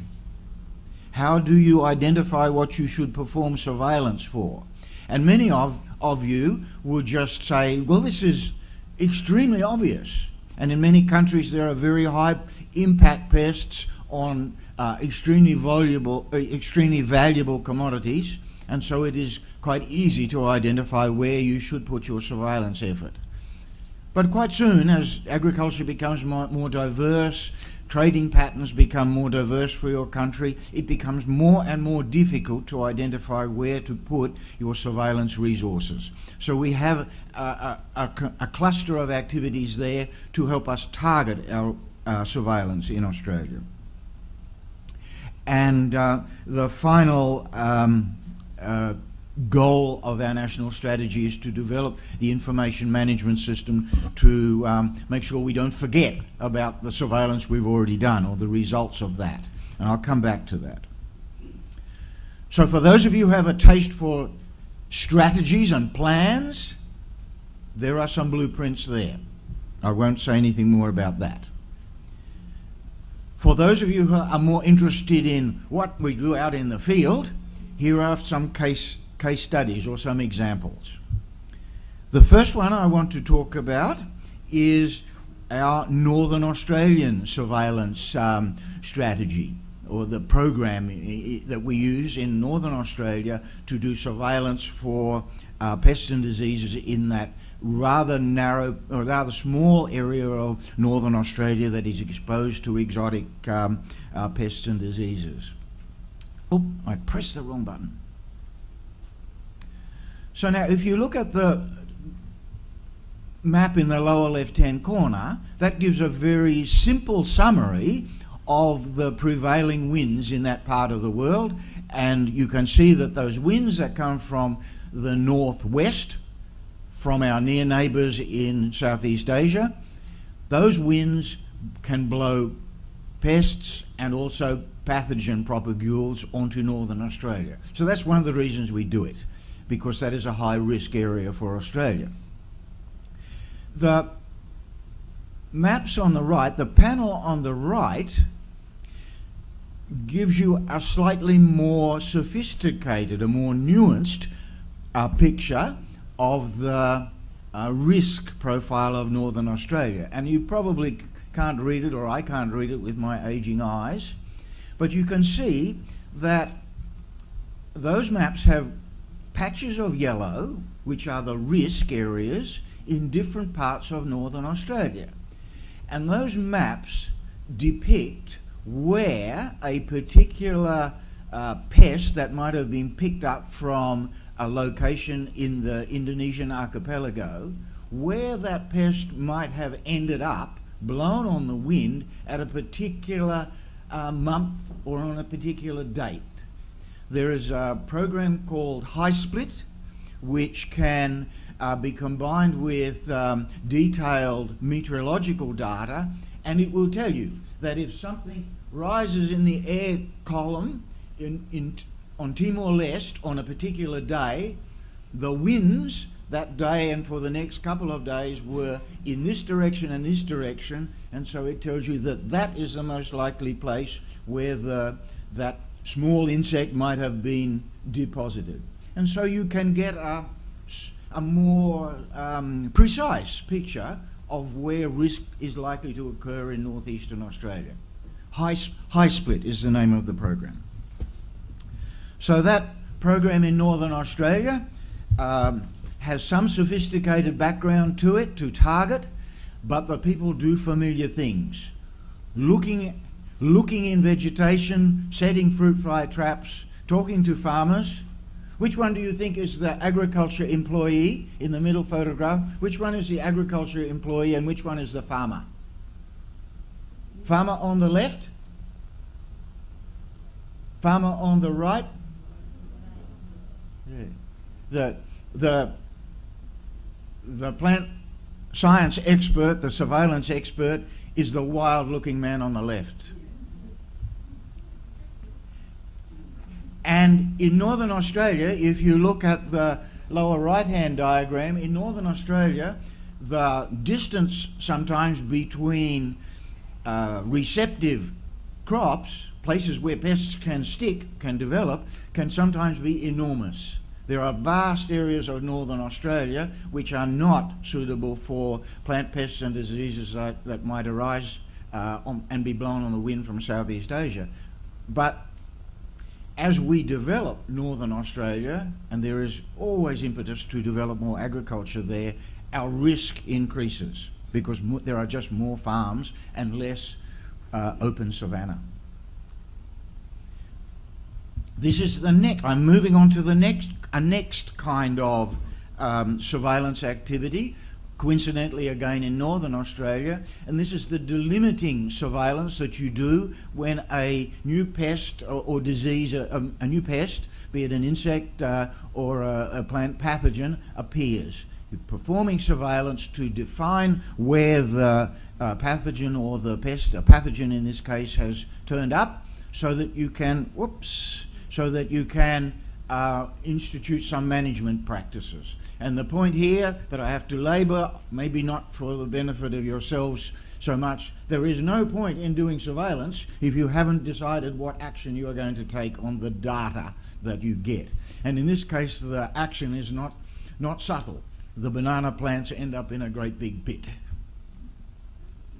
Here is another surveillance activity to delimit the distribution of a new pest, and this is going on right now as we try to determine where the varroa mite, pest of bees, a pest of apis, where that varroa mite has spread after an incursion in the central coast of New South Wales. We think we are winning. The incursions probably came from a vessel berthed at Newcastle, and the dispersal seems to be correlated with the movements of commercial honeybee colonies. We don't think that natural dispersal has taken place yet, and so we still have a chance to eradicate that by destruction of the infected hives. Sometimes the surveillance techniques are sophisticated and involve molecular work, and sometimes they are like little cottage activities. To do surveillance for varroa mite, one technique you can use is you get a whole lot of bees from the hive and toss them in a container, a bottle, a big plastic jar with icing sugar. And so you have all these little white covered bees. They're covered in... The icing sugar gets on the little claws of the mite, and the mites cannot hang on to the bees. So they fall off the bees. So in that upper right-hand corner, on the top of like a sieve or a tray, there are a whole lot of confused bees covered in sugar, icing sugar, and a whole lot of little tiny mites also covered in sugar. You sieve those, the tiny mites fall through the sieve. And then you have a little tray. Mites are small.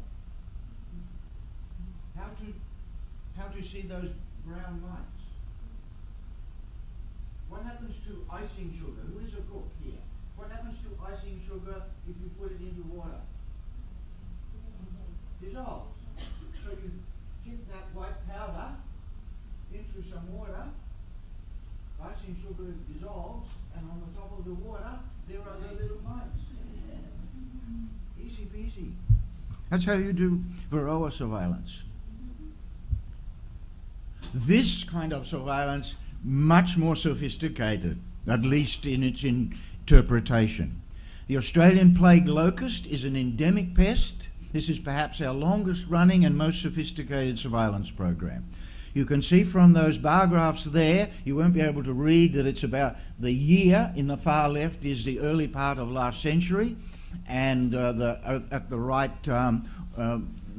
within recent times. You can see that plague locust numbers go up and down, and it's driven, of course, by weather. This is classically understood, and those areas on the small black and white map show you the risk areas, especially the numbers breed up in the drier areas, and they become problematic when the locusts build to large numbers and move into the cropping areas. So how do we do surveillance? With nets, especially by looking at the dry beds where the dry soil where the locusts lay their eggs.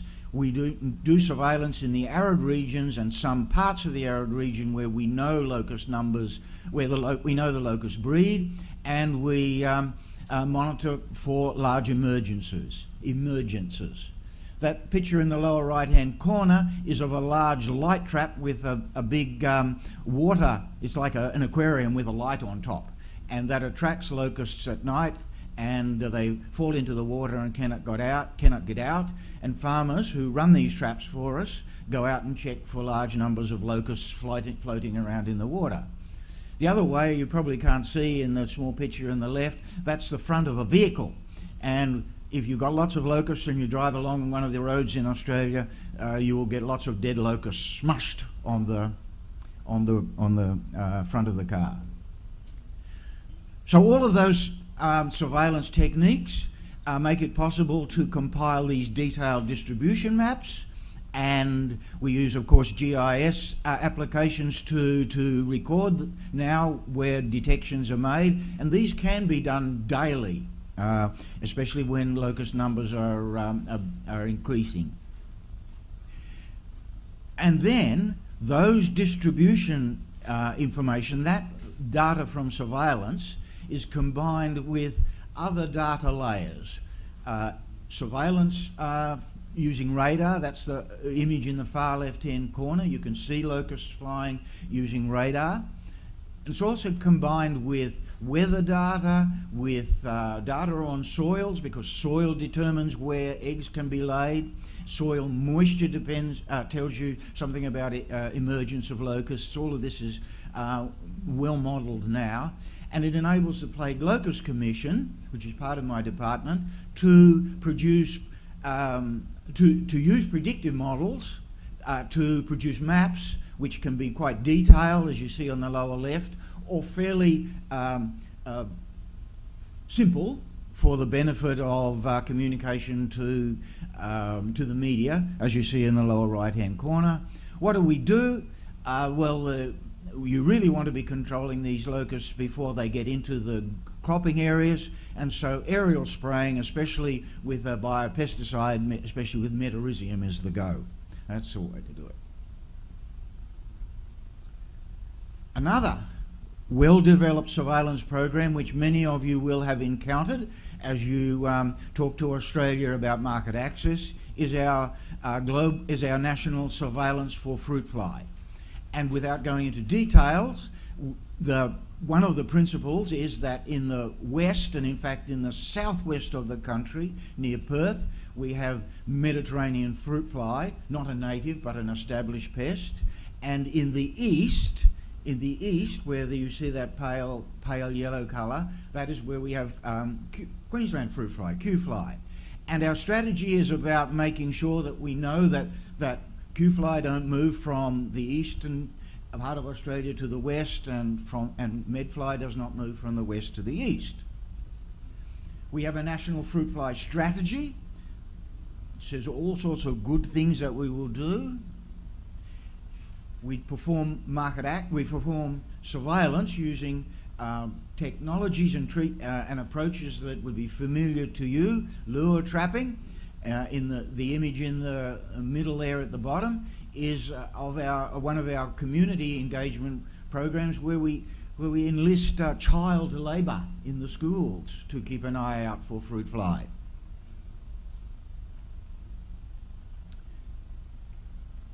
How to manage, what to do, and our strategy, our fruit fly strategy, includes maintenance of quarantine zones, covering fruit or trees, chemical control using cover sprays or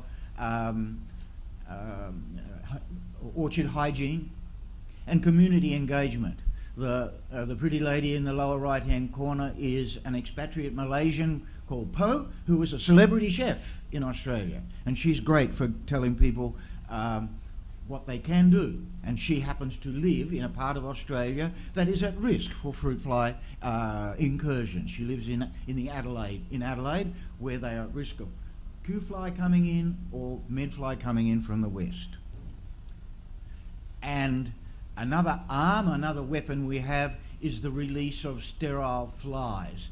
In the upper left-hand corner, that's a picture of our relatively new sterile insect production facility. That facility is in a part of Australia where there are no crops, so you don't have to worry too much about accidental escapes of flies. Mostly we would like to distribute flies by air, but that thing on the lower right-hand corner, sitting on the back of a truck, you might be able to see a sort of a pipe that comes out of it.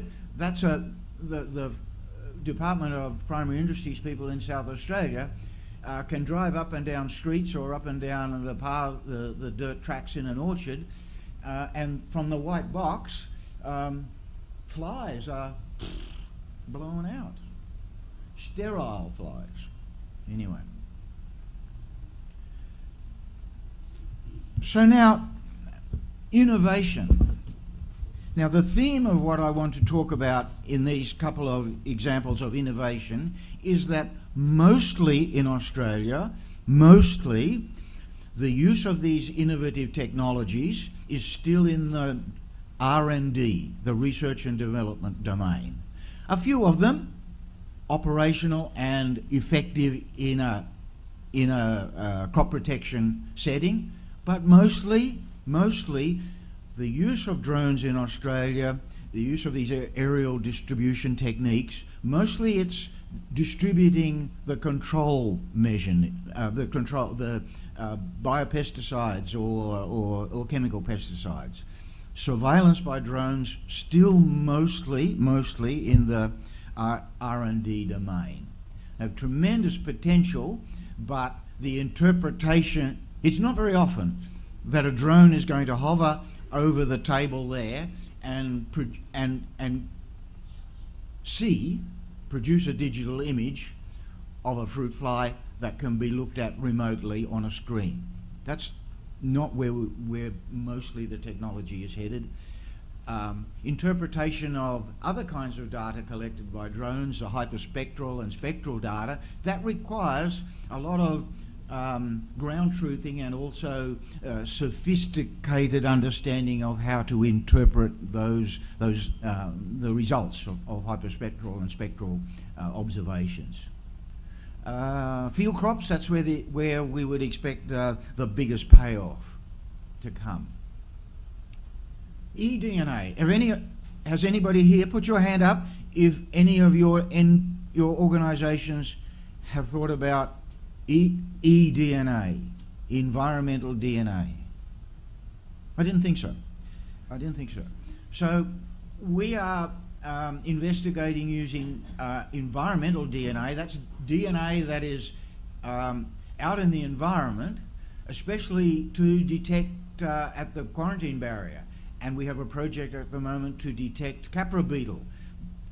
Wash down the inside of the containers, collect the sample, put it into one of those little commercial devices and determine whether there is whether there are fragments of DNA of capra beetle. One of the problems there is that you get a lot of positives, but finding DNA may only tell you that there was a capra beetle there. If you can detect RNA, which is less durable in the environment, that might tell you that there was a live beetle in that container quite recently, or still is a live beetle in that container.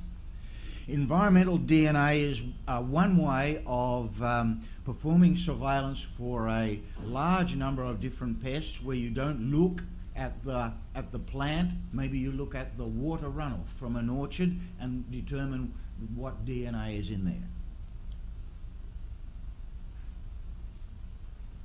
I know many of you will have listened to presentations from China about machines, devices that will do the whole thing for you.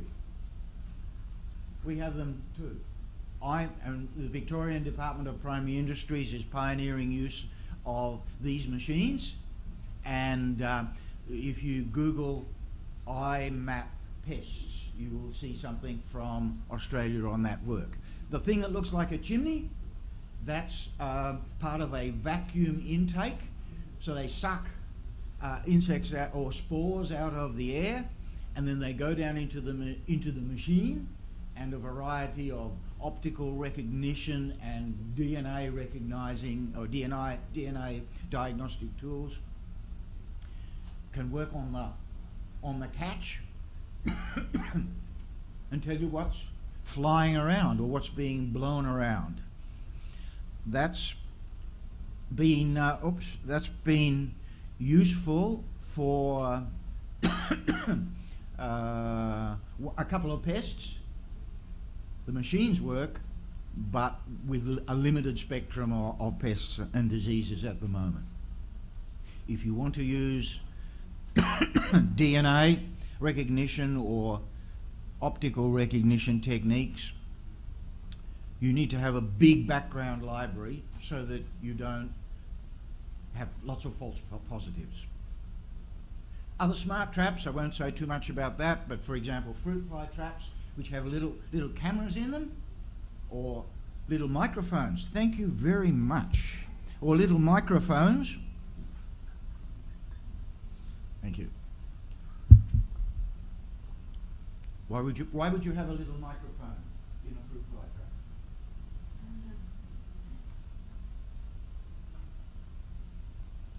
Next time, you have a mosquito in your room. The mosquito isn't talking to you, it's coming from the vibration of its wing. All insects that fly have some kind of a signature, some kind of auditory symbol.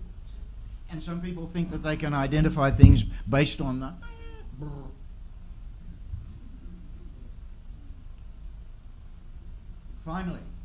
Finally, let's leave those innovation areas. I was a little bit flippant about innovation there. I said that it's mostly in the R&D zone, but there are important touch points for you in Australia. If you want to explore some of these innovations, there is some really good work going on, and it could be made fit for purpose in the very near future. And I have some, if some people are interested in that, I have a couple of review papers about automatic trapping. Not so much in the domain of R&D, in fact operational, is our latest attempt in Australia to aggregate surveillance data from a number of organisations, aggregated in one place so that we can have a national view of the fruit fly surveillance done by Western Australian Department of Agriculture, Queensland Department of Agriculture, and this system is called AusPest Check. AusPest Check. And if you Google that, you can see a little bit, but most of the data, well, the real data is secret. You have to have a password. I don't have a password. But this is an information management system, a web-based system, whereby different organisations can log on using their password and add data from national surveillance programs. And I haven't told you anything about mentioned the national surveillance programs for specific pests. I mentioned the strategies earlier on, but if you go to that Planet of Australia website, you will see pages and pages of surveillance activities for particular commodities or particular pests. There's a lot going on. How much is going into AusPest Check? Not all of it, but the data that are going into that are following quite standardised formats, and the AusPest Check manages those data and has some mapping capability. And you can see there a map that depicts detections of Russian wheat oak. The red dots are detections.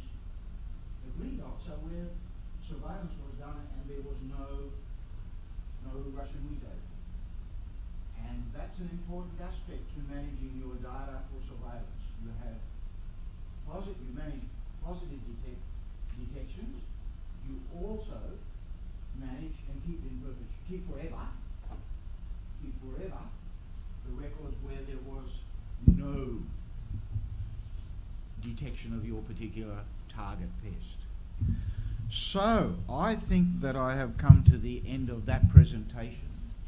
I repeat myself that the point was not to boast about our surveillance activities in Australia, but just to give you a taste of some simple and sophisticated surveillance activities in Australia and to give you some touch points. If you want one of those machines that the Victorians use, if you want Oz Pest Check, well, Plant Up Australia won't sell it to you. We won't give you our data, but the company that built that software would gladly sell you the shell, the software shell. Okay, so that's what I wanted to cover in talking about our national surveillance system.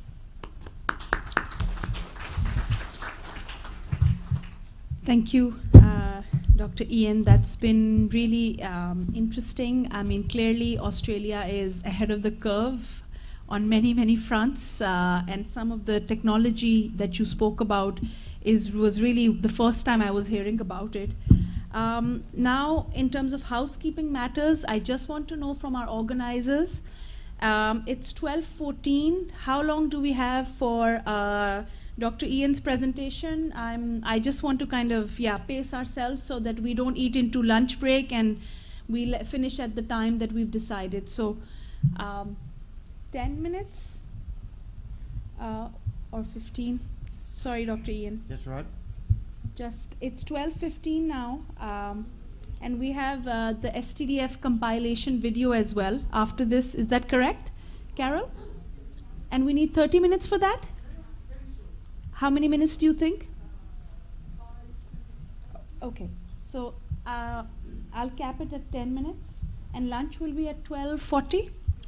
So working backwards, 12:30. Okay. Apologies, Dr. Ian, I don't mean to be a tough housekeeper, but you have 15 minutes, after which I will take the mic from you. No, never. After this morning, hearing that Roshan has not great enthusiasm for M&E frameworks, we can be quick. So for some of you, I know, some of you in the audience, monitoring and evaluation frameworks, project structure, reporting on projects, secretly you love it, don't you?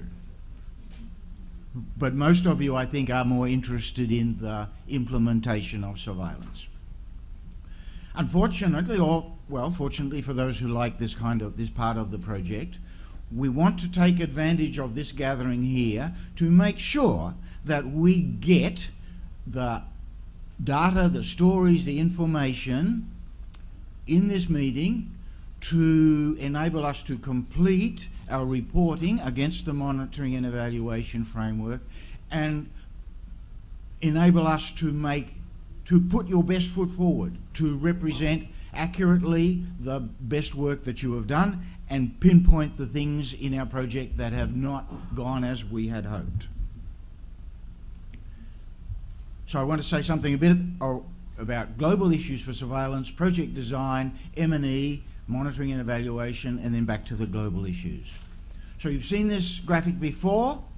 In the discussion sessions later in the week, you'll have some opportunity to think about these and the impact that the project has had on these different issues. I won't say anything more about that now. You recall that from my presentation this morning. This is the project design. This is the design of the project we've been doing for the past couple of years, past 6 years.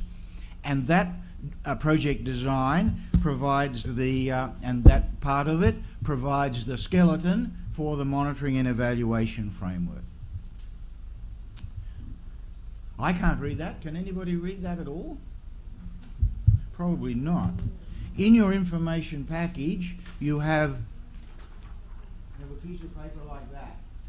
And we're going to come back to this piece of paper in the discussion sessions.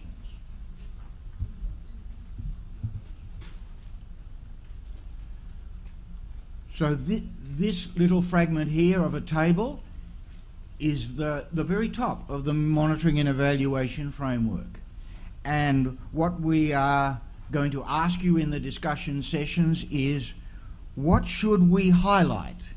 What are the indicators, the outcomes, the targets we have hit against this immediate project objective, which was what I said this morning, a regionally harmonised framework developed and demonstrated.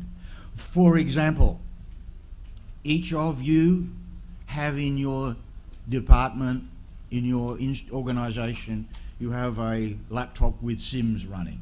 That's part of it. That's one of the indicators. The M&E table goes on and on. Let's not worry too much about words you cannot read, but in the discussion section against the information management workshop and follow-up mentoring activity, that's where we at the beginning said, oh, well, the indicators could be the number of technical officers who participate, some measure of their proficiency, whether the system is functioning, blah, blah, blah. We have some data on that from your reports and from those early training activities. But what now? What's the situation now? 3 years since we were in country. You will notice happily that some of the parts of the M&E framework are not highlighted in colour. We know what to write in there. We're not going to bother you with questions about that in this workshop. For activity 1.4, we would be asking you whether SIMS, for example, is still operating. Does it interact with any other systems in your system, such as a laboratory management system? There's another part of the M&E table. Mercifully, you cannot read it.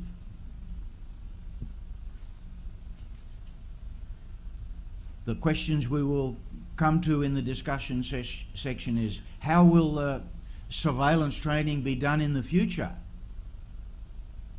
How, for another one of the activities where we have provided in the project funding for the resources you need to perform the surveillance or diagnostics, the project funding will be finished in a couple of months, and for some countries it's already exhausted.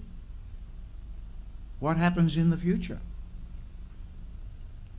Another part of the M&E table.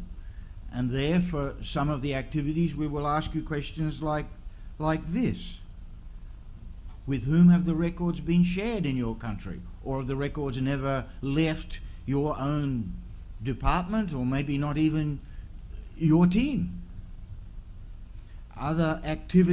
For other activities, we will ask, what is the total number of records you have?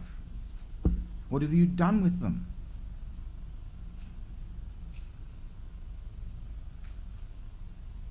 You've mentioned in many of your reports some national collaborations.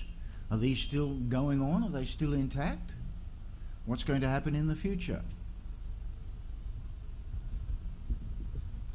How are you going to maintain the data long term? Dr. Ravi touched upon this earlier this morning. What next? We're going to ask you for which of these particular issues has the project made a difference. And some of you will have different opinions, and in some countries the impact will have been greater in one area than in the other. But we need some feedback on that. That's it. That wasn't too painful, was it? That photograph there. I think you can tell that nobody is smiling. That's typical when people are confronted with monitoring and evaluation matrices. But really, it can also be a way of celebrating what we do, so it can be enjoyed.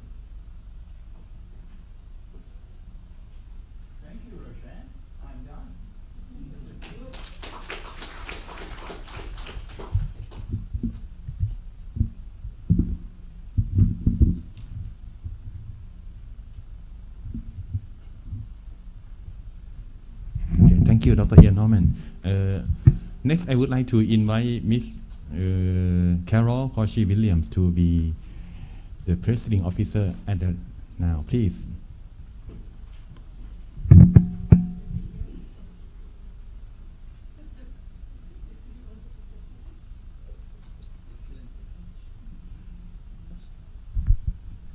Thank you, Jay. If we could just get the presentation up on the board, thank you.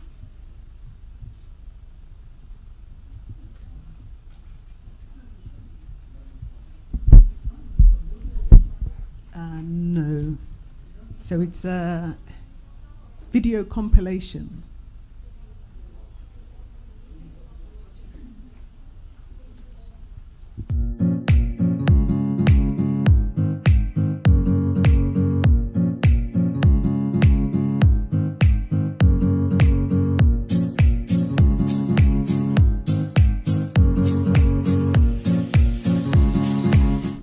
So we have two, my presentation and the video will be included.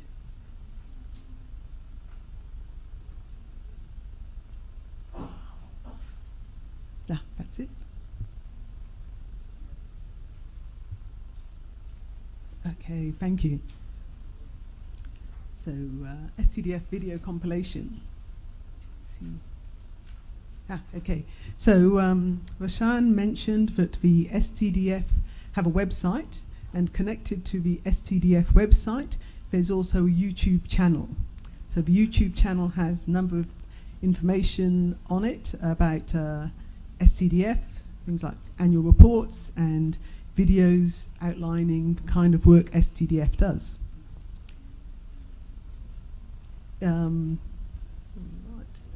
there. Okay. So, okay, something there is bits missing, but I'll keep going.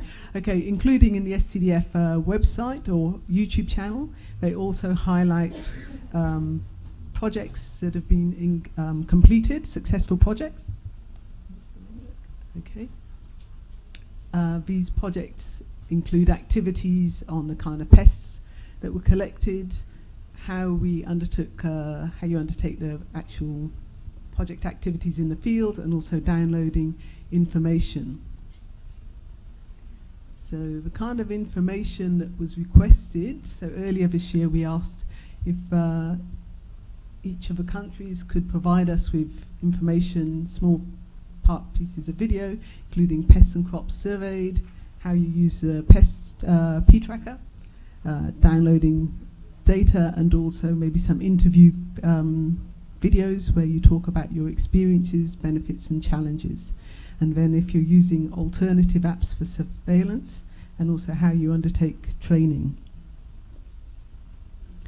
So so far we've had videos from 4 countries, Malaysia, Thailand, Laos and Cambodia, and I think we're going to show the example from Thailand now.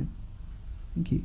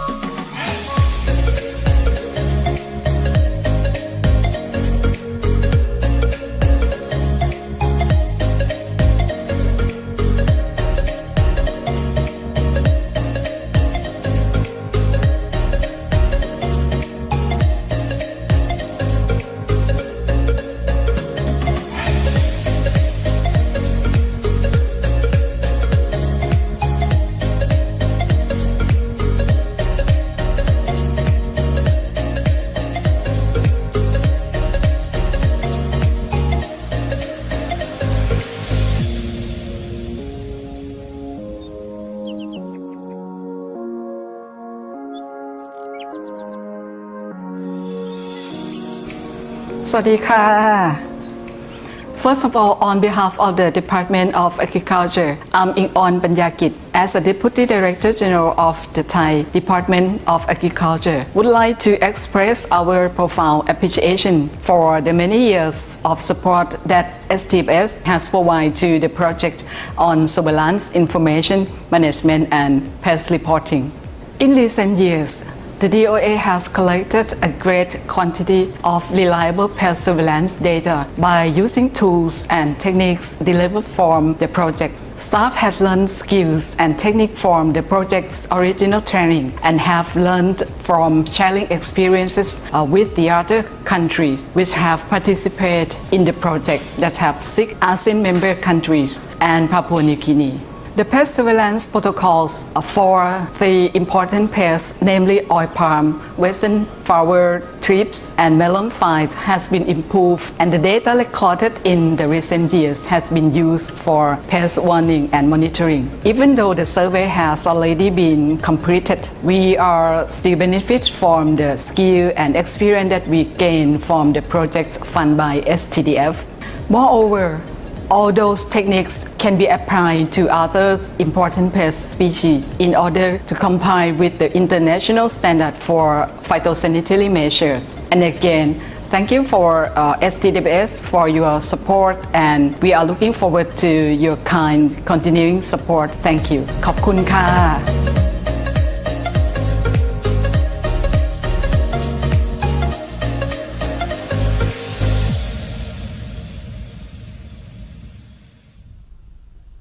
That's a really excellent example. We picked Thailand because we're in Thailand, and we also have we've had 4 total so far videos sent to us. So next step, so countries can continue. If you still would like to send us some video footage, please feel free to send that to ourselves. Dr. Ian also mentioned that where you have a video like the Thai one, you can put it on your own YouTube channel or your website. What we'll be doing once we've collected all the video information is we'll be sending it to a videographer, and I know STDF have a videographer that they use, and we will arrange for selection, editing and scripting of the document. We'll be working, the videographer will consult with STDF and DAF, and we'll agree on the storyboard and also the voiceover. And then once we've done the final compilation, we will upload it. Oh, okay, we'll upload it onto the YouTube channel, so hopefully it will look like this. And you see here, we're hoping that we'll have at least 3 million likes because it's going to be such a good project. Okay, so if you would like to please forward any extra videos to ourselves, and we may even do some video interviews during the workshop just to include in the videos. So, okay, does anyone have any questions? No? Okay, well, good. Thank you. So, kapun ka. So what I wanted to say was, I'm not making this up to my friends. We asked countries to provide some raw video of activities following a couple of some suggestions. We were knocked over by the quality of what we got. Things assembled and edited and with a musical background as well. It was really good. However, and the ones we haven't had a chance to show here, also really good. We don't expect people to assemble things into a smooth production. We will be looking to mix up the footage from different countries to make a final compilation. Of course, the compilations that you already have made, you're free to use those on your own websites. So, Roshan, how should we proceed, Carol put up a little flow chart. Does that approximate how you visualized it would go? And your videographer, did he have any luck in the region? Is he still there? Thank you. Yes, he got some great footage from Lao. And the idea is that once we get this kind of amalgamation of some videos, pictures, we have a videographer, and we also have our own, now the STDF team has a communications expert, and they will kind of, you know, work with Carol to kind of put it all together into more of a story about the project and everybody's involvement. So we should have a product which is interesting, captures all the countries, and is crisp and interesting for people who don't care about plant pests also, because that's the core, you know, thing, is to communicate what we did to an audience that may not know this project the way we do it or inside out. Yeah. So we will kind of, finish this, not in another 6 years, but more like another few weeks' time. Yeah. Thank you. An excellent video. Yeah, thank you. The idea is that when we all get nostalgic about this project, we can then look at it, you know, and think about those great days when we were young and we had fun putting up flute traps. Thank you. So yeah, as the chair for the session, thank you, Carol. I love that. I won't call it a caricature because it's too nice to be a caricature, but more like a cute rendition. And I wonder who they are. Oh, who are they? Exactly. Do we know them? Exactly. Maybe. I don't know. I don't know. Can we take a guess who they look like? Why didn't you? I have a question. Why didn't you do one for Ian? So, Dr. Ian is technology challenged and doesn't know how to use the Bitmoji app, but we will sort one out for him so that he too can join us. We'll try and work it out by the end of the workshop, and then Ian will be up here. We do have one for Adam. Yeah, so yeah. Great, thank you. So with that, I think we, any questions at this point specific to this session? Any questions for Carol, Dr. Ian, or Ravi or myself? Because I know that we kind of, just to make sure that we didn't miss coffee, we rushed through that part. So with your permission, if you have any questions, we can have them now. Otherwise, you will catch me having coffee, tea, lunch together with you. But any burning questions are welcome as well. Okay, so please, yes, Ravi.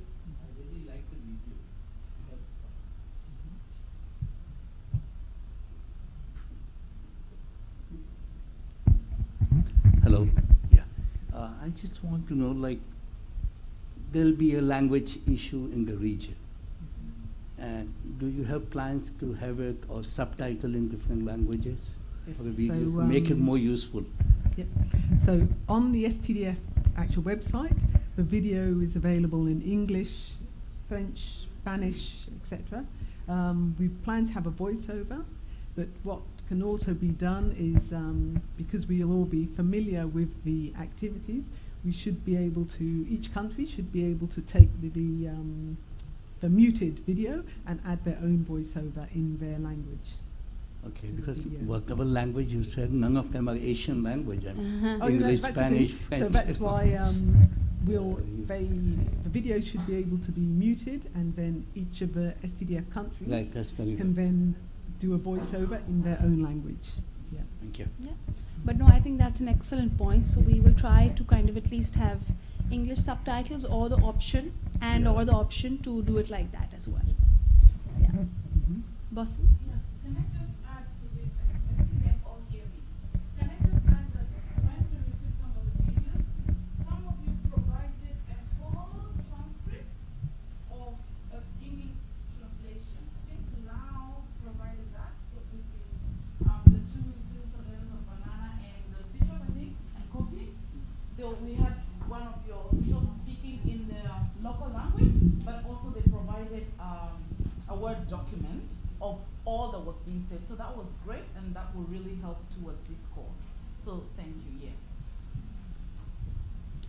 Thank you so much. So we had promised to go at lunch at 12:40, and I think on my accurate Swiss watch, we are 1 minute ahead. Should we go for lunch? So we still continue. Okay, sorry. I didn't go. I don't even have the excuse of jet lag. So I've been in the region for a month. So it's time to close this session, and then we have the third session. Right? And I hand it over to you. Okay, yes, so I will put on you. my other hat. I think so. Let's see. Sorry about the confusion. Okay. So thank you, Ms. Vashan. I think so. So this is session 3, where we will be looking at the countries will be reporting on the various activities, and we have 2 countries that will do their reports before lunch, and so there will be Cambodia will be first, and then the Philippines, who are online, will be second. So can I call on the Cambodia rep to come up to the podium, please? And we'll also ask for their presentation to be uploaded. Okay, Mr. Rambo, thank you. So there you go.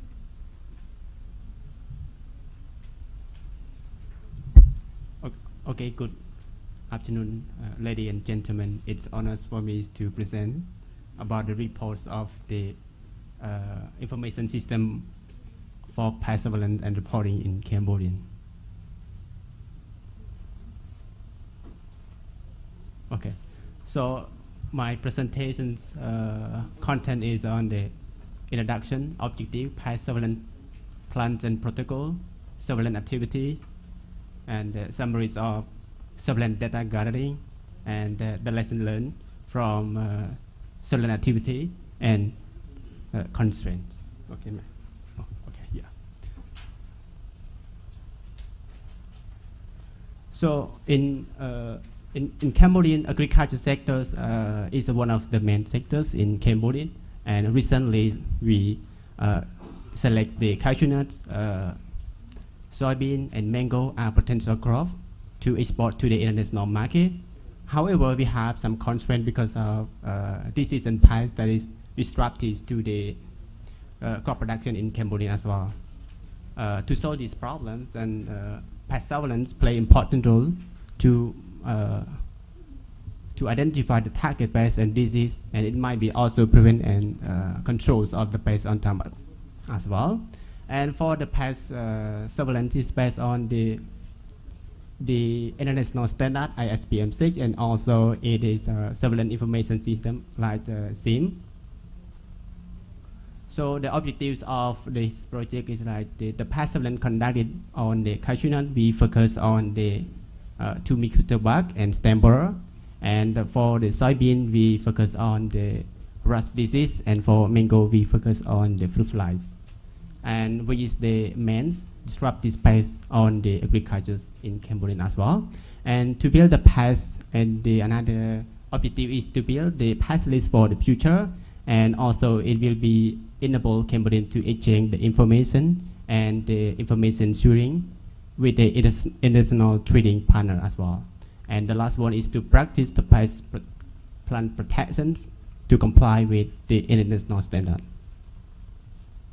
So I just would like to show about the plants of the pest surveillance. That is, this is the original of the pest surveillance that made by SDF. So I would like to show about the pest surveillance plan and protocol.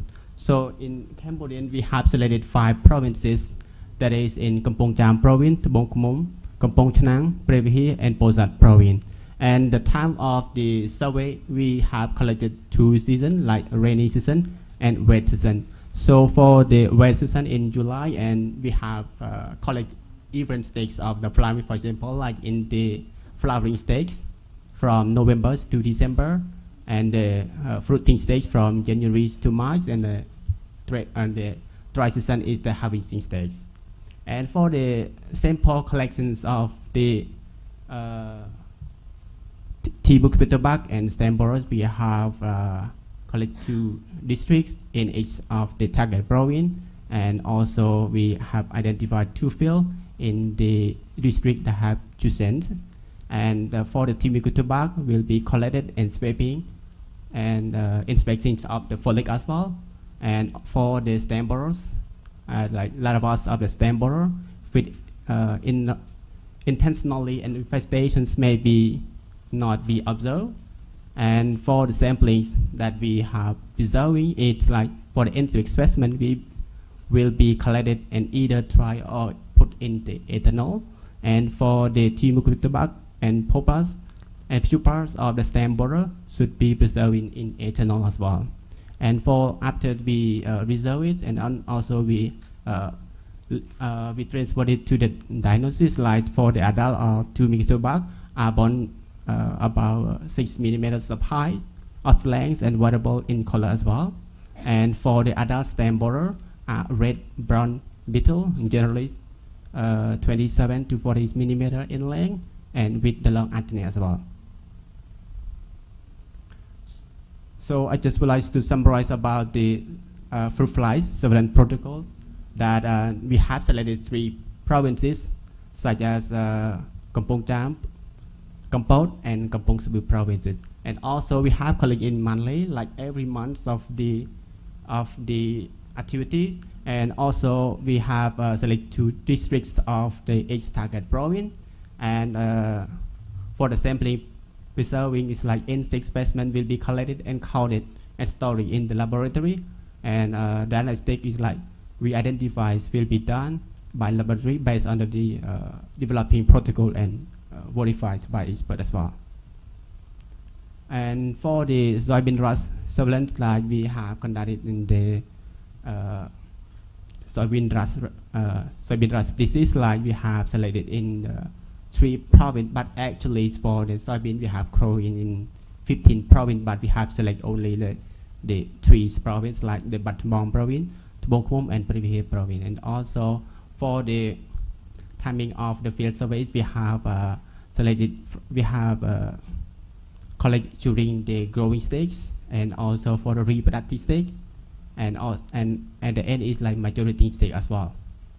And for the sample, like after we sampling, the points in H will be on the combines of H or plus based on our protocol.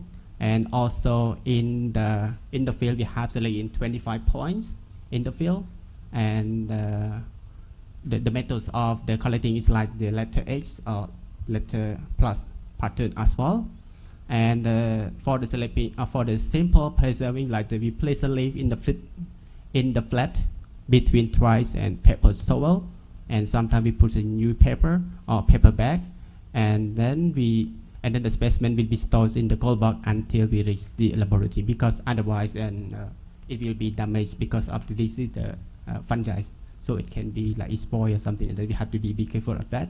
And then we have to rush immediately to the diagnostic as well, because we have to grow the medias to check the fungi in the laboratory. And also we have to have, for example, like in Cambridge, like we have to have a reference book, and also we have to have exactly experts to check as well.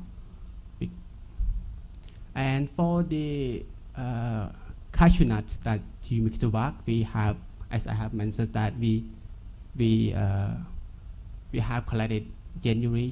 We have collected 3 years, like like the 2018, 2019, and also 23 as well. And the monthlies that we have collected from January to March, and also in July to August, and at the end is November. And after this is having stage. And in 2019, we have collected start from January until May, until March. Like the last year is like we have only 3 years. Like only we have we have 3 months. And also, but actually in the 2019, we have collected until August to November. And also from the 2020, we have collected like from January until April. And actually, I just would like to emphasize that the areas, for example, at the first year of 2019, we just collected only 920. But in 2019, we have colleagues more than that. We just want to improve because we have experience of that, and we have want to emphasize, and also we have to improve of our survey as well. And in actually like we have rank is like that. And for the cashew nut, like for the stem borer surveys, like we have selected from 2018, 19, and 20 as well. And also we start from January until March, and then we start from July until August, and also until November. Yeah, and then it is the same, but we just want to increase the amounts of specimens during the collection as well. So I just would like to summarize about this, and also like in 2018 to 20, and we have selected like 214 sites like the farm for the stem borer, and for the 2 megaton bug is like the 214 farm as well, and the numbers of sample preserved is 20 specimen, and for the 2 megaton bug we have 55 specimen.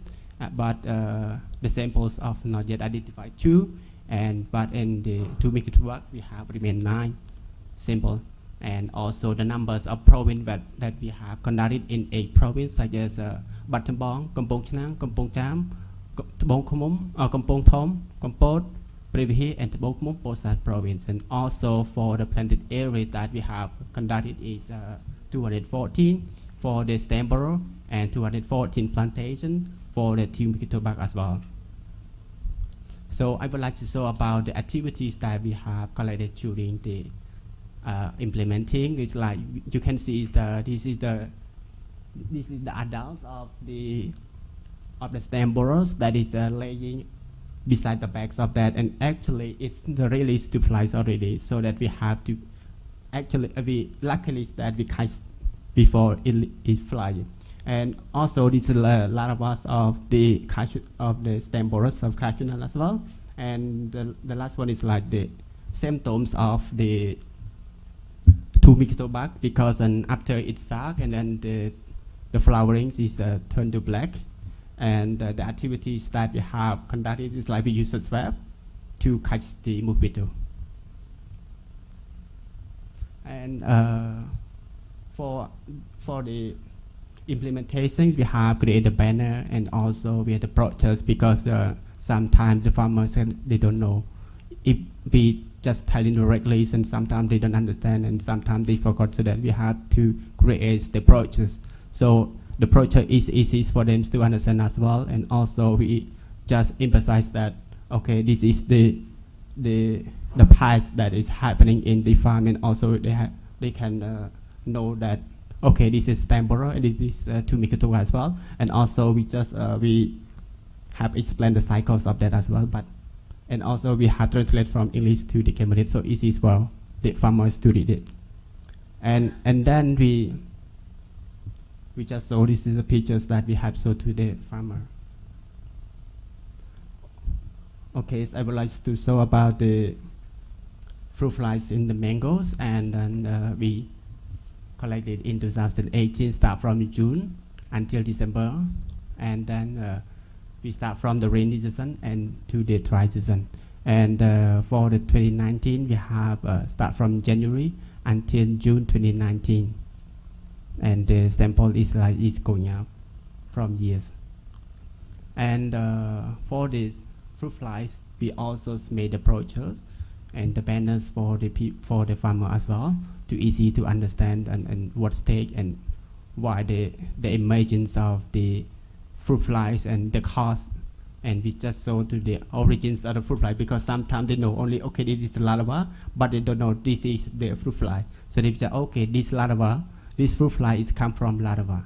And yeah, and also sometimes when the mangoes fall down, we just okay, this is can be the source of the fruit fly. They can go and then they can feed it. After that they can explode. So that we just emphasize that okay, please, if you see the fruit of the mangoes fall down, please take and burn it, or sometimes bury it, because it is the main source to infestation to the another plant as well. And for the activity is like we have conducted in the fruit flies that from 2018 to 2019 we have selected. We counted in 444 sites and the number of sampling reserved that is more than 70,000. Yeah, 70,000 specimens, and the numbers of sample identified is 68. Yeah, 68, 321 as well. So it's very big, and also this is what we have found it, and the numbers of samples not yet identified is 2,503, and the number of province that we have is 3 provinces like Kampong Cham, Kampong Speu, and Kampot, and the number of plantation is 140. And for the soybean rust surveillance that we have conducted, start from August, and then in October in 2018, and in 2019 we start from August 2000 and until November, and into 2020 we start from July until October. And this is the activities that we have conducted in this project. And first we have to measure, and we have to check the symptom of the soybean that is affected with the soybean rust or not. After we just start with, okay, maybe this is the symptom, and then we just collect it and put in the paper bag, and after that we transfer it to the laboratory to check it, and then this is the result that we have checked it. And for the soybean rust that we have surveyed, the number of surveillance sites is like 996 sites, and the specimen that we have collected is more than 1,742, and the numbers of samples that we have identified 1,125, and the numbers not yet is 17, and the province that we have conducted is 6 provinces like Battambang, Kampong Cham, Kampong Speu, Ratanakiri, Previhi, and Tabong Khmum. And for the plantation, 96 plantations. And also for the soybean rust, we also have we also make the banner and to provide to the farmers to check, and also to give them to get knowledge about the soybean rust and how to protect and how to manage of the soybean rust as well. And for the data gatherings that we have conducted so far from 2018 to 2020, for example, like the numbers of the surveillance site of the cashew nut stem borer, like in 2018 we have the total is 214 sites or farm for the 2 microtobacco. In the total of the 3 years is 214, and for the fruit fly is 144, and the soybean rust is 96 sites. But in the 2018 we have 2,100, and we start from increase something like that, and also the numbers of the trees that we have surveyed is 20,000. Yeah, 20,000 of more than 20,000 of the cashew trees, and in for the Jimogui tobacco is 220, and also for the mango is 720, and for the soybean is 130,000.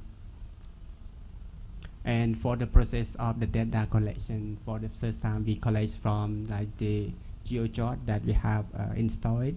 After we collect the data, and then we transfer it to the laptop and to check, because they have some picture, they have some word, and also they have some Excel as well. And after that we have generated like from the picture and for the data that we have got from the GeoJot as well. And for the surveys, like the past surveillance that we have stored of the data in but GeoJot, photos and files like the photo or Excel file, and then we have to extract it, and then we have summarize it after we collected.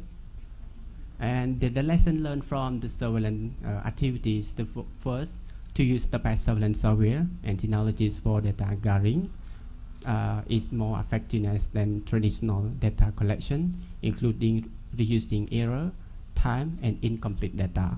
Because in the data, in the GeoJot, we have set the form already, so that easy to check and easy to solve as well. If we use like the traditional data collection, sometimes we forgotten, sometimes we miss some information that we have to collect it. And the second is like the well organized protocol and plan cost by to get such a well organized protocol and plan cost to get successful surveillance deliveries and results, so that we have to prepare before we conduct the research. Otherwise, we cannot success for our result as well. So for the staff, well-trained staff, is more effective to carry out the surveillance activities, such as the farmer about to start monitoring and pest management. Yes, I just would like to show that when we train or when we teach the farmers like the process that we have provided, and also sometimes the farmer can easily to understand, and farmer can do manage, because inside the banner we have add some information, okay, how to manage this as well, so that they get it, and also they can monitoring by themselves. And for the as plants pest database will be increasing massively. This is like it need a professional database management system, hardware, software for storing the reserving as well. Because actually, like sometimes we have collect for the massive data, and sometimes the laptop can be the iPad can be error because of the system. So that we have, after we collect it, we have to transfer to the computer. Otherwise, sometimes it will be overload some errors in the system as well. This is what we have seen so far. Yeah. And for the challenge, it's like during the pest surveillance survey, we don't have impact of the COVID-19, because the surveillance activity during the COVID pandemic is like when the project finished, and then the COVID-19 pandemic started. And however, other difficulties during the time during the periods of the conduct pest surveillance, we face such kind of problem with the pesticides used by farmer, so that we have to be aware. For example, like when we go to the field, and then sometimes we cannot reach the target. Like, okay, I want to survey on the fruit fly, but they spray already, so that the populations of the fruit fly is like, so that we have to ask to the farmer, okay, do you apply the pesticides or not? Otherwise, the numbers of the pesticide will be, or the numbers of the pests will be reduced, because they kill with the pesticide. And there is no national pest management database for storing pest data, and the laboratory net physical reference book for identifies for the pest that using internet is not so clear or unavailable. Sometimes we need the book, and also we need the train, something like that, and need a specific plant pest surveillance software. As a software recently is more general surveys, like we just want to propose something and want to it's like if we have something that if available, and the software error while containing mass data collection, this one is like what I have said before, and the limit resource persons on the pest and this identification as well. Other difficulties during the COVID pandemic, for example, like traveling restrictions that we have seen, it's all the country around the world is like we have such kinds of these things, like difficult to cross the province, and even if we want to cross the province, we have to have a missions letter that is get from our boat, something that, so that we can move to another places. And social distancing, like there is no meeting, gathering, something like that, because of the COVID, and the use the face staff, it affects on the work performance, because we cannot go all the people, we just isolated like 2 or 3, so that the work performance is not so good. And then the COVID infection, some field staff were quarantined, that is affect for the performance smoothly as well. This is the matter that what we have met. And but how to overcome the impact of the COVID-19 recovery? I think that for Cambodians, and it is not a big deal for that, because about 96% of Cambodian population were vaccinated. That would be immune community as well. Moreover, 4 or 5 doses of the vaccine have been inoculated, and any person who infected with the COVID, they can treat at the home, and also it's mild symptom as well, not so severe symptom as well. Okay, this is like my deputy directors of plant protection, sanitary and phytosanitary. He's facilitating to develop the practical guide. Yeah, this book that we have seen so far. Yeah. Thank you. No worries. Thank you, Mr. Rambo. Does anyone have any questions for Cambodia? Oh, yes. Thank you. Thank you for excellent presentation and the huge work you have done on mango, cashew nut, and soybean. Yeah, soybean. Yes. Now, one point you mentioned as a challenge, that in Cambodia we are not having a pest database management system. Yeah.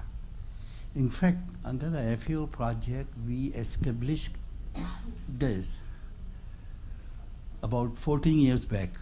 Oh. And Chungi was just beginning his career that time. Chungi, if you remember.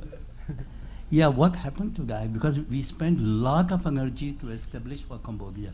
Yeah. Pest database management with server and everything. Yeah, I don't know. But yeah, that can be looked at. But my question to you is, are you using your information to map out the low pest prevalence area or pest-free areas? Because you are doing excellent, so many sites, and are you using it to identify pest-free area? Your surveillance data has to have an application after all. Yeah. So yeah, I think we will do that after we get the exactly information, and then we can use it as a source of the information that we can compare to this. Otherwise, because like before we don't have the surveillance data, and so now we have it. Maybe we can compare after the next 4 or 5 years later. We can compare with the previous. That will be a big application of the work you are doing. Yes. Yes. Yeah. Thank you. Yeah. Thank you. Okay. So what we're going, we have another question? Yes? No, I think my boss will answer. Oh, comment. Yeah. Yeah. Hello.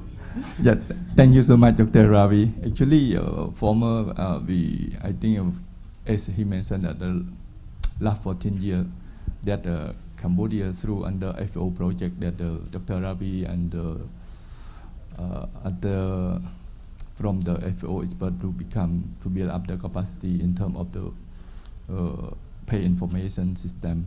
As my colleague mentioned, actually, as you know that up to now some tasks that the system, that means new app that coming, and also some under IPPC or some country they develop, especially through the FAO, they develop the new for the pay information. That is in this case that Cambodia still, we can say that we have our old system that we use right now, but however in the update, the new update for the pay information, so that Cambodia still lack on this new system that we need for future. That Cambodia in terms of, as you know, the last 14 years that you are there, Cambodia only produce for the consumption. Up to now in the term of this, we are start for the survey. As through this project also in term of, number one, is the building the capacity to our people. However, we also train to the farmer in term of the management. Besides that, also Cambodia have the challenge for the access with the international market. So up to now, I would like to inform to you that almost a year, agricultural product, about 8 million tons that we are export to overseas. Yeah, thank you. And we're looking for more project for support in terms of this thing. Yeah, thank you. Yes, thank you.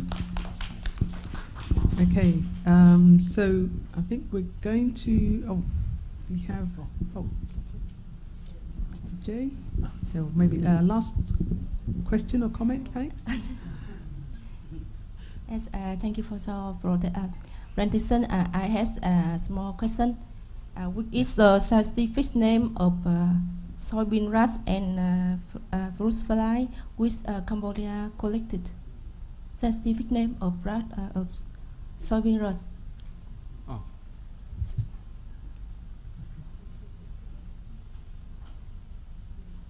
I'm sorry, I didn't remember it, but okay, let's check. Yeah. What is the scientific name of soybean rust and fruit fly which is Cambodia collected? For the fruit fly, we collected the Bactosera dorsalis and Gawa. Yeah. And then for the soybean rust is Pagosporas picharis. This. Yeah, this is the scientific names of the soybean rust disease as well. Yeah. Thank you. Okay. Yeah, thank you. Okay, so we will I think the country report for the Philippines we'll be having after lunch. So John Paul, if you'll be ready for 2 p.m. We'll be starting back at 2 p.m. We'll now break for lunch. Thank you to everyone who presented in the first 3 sessions, and we will see you back in here at 2 o'clock. Thank you. Okay, lunchtime we will have the same that we had this morning, cafe, Jatujak Cafe. So the cafe will close at 2 p.m. So it's good for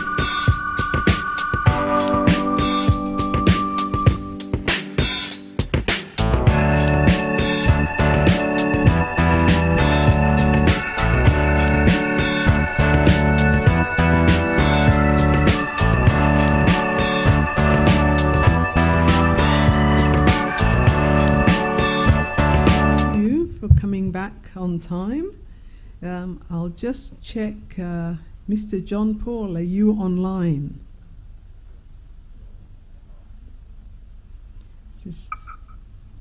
Hello, good afternoon. Good afternoon, John Paul. So I think if you were ready to go, ready to start?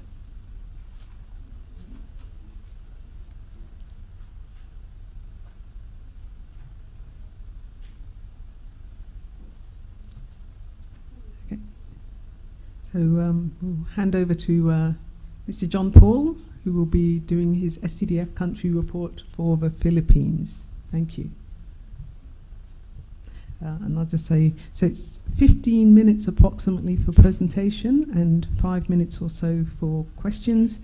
We'll have a timer on, and that will give you your 5-minute kind of reminder. Okay, so when you're ready.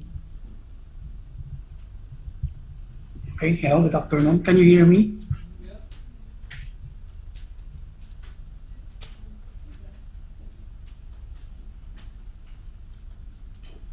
Let me share my screen.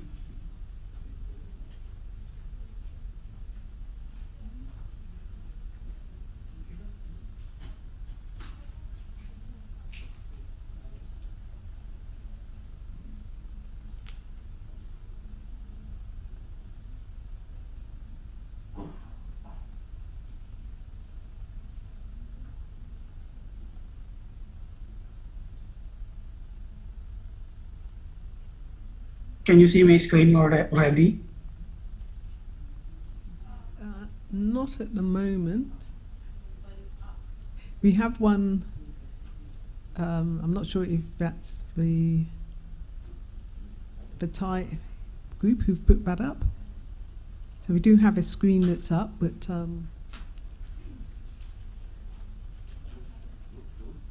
yeah, looks good. So we have, yeah, it's got STDF country report, then Philippines, August, there we go. Yep, it's up now. Thank you. Okay, hello, good afternoon to everyone. I'm John Paul from the Philippines, so I will be presenting our country report. And for the information of everyone, Ms. Wilma, who's the leader of this project, just retired 2 weeks ago, so I will be the one presenting the report. So let me start my presentation.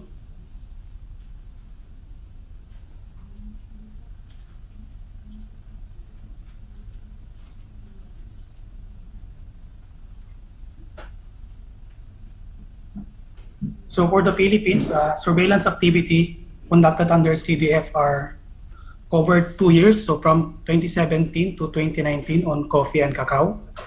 So we have surveillance for coffee berry borer and coffee leaf rust in Calabarzon, and surveillance for cocoa pod borer and pod rat in Davao region, which is the southern part of the Philippines. So for the objectives of the surveillance, so one is the early detection of coffee berry borer and leaf rust in the region, and to determine the distribution and abundance of coffee berry borer and leaf rust in the southern region, and to demonstrate area of freedom for coffee berry borer and leaf rust in Calabarzon. For the surveillance of cocoa pod borer and cocoa pod rat in Davao region, we have the same objectives in coffee. So early detection, determination of the distribution and abundance, and to demonstrate the area of freedom for this pest.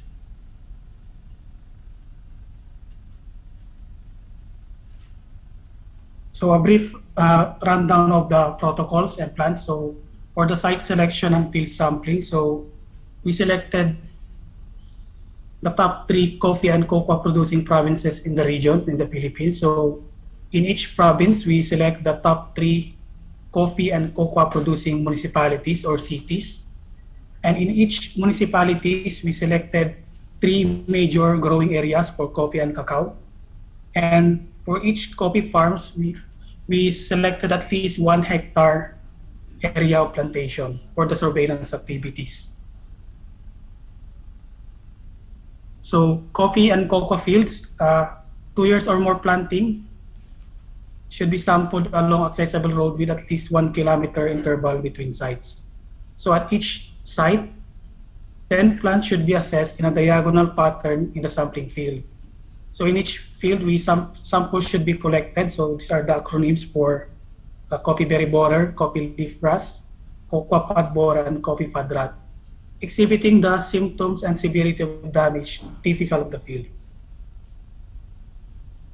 So for the surveillance activities undertaken, so as you can see in the table, this is the summary of the surveillance effort of the Philippines. So you can see in the table the different pests we considered in our surveillance. So for 2 pests for coffee and 2 for cacao.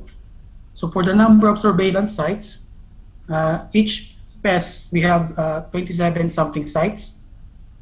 For the number of samples preserved for coffee berry borer, we have 42. And for fad borer and pod rot, we have 3 samples preserved. And these samples preserved are identified, so it's the same number. For the number of days in field, for the whole project, 106 days for coffee berry borer and leaf rust. And for cocoa, we have 123 days for each pest. So for the number of provinces visited, each pest we have visited 3 provinces in the Philippines. And for each pest, 27 farms or plantations have been surveyed.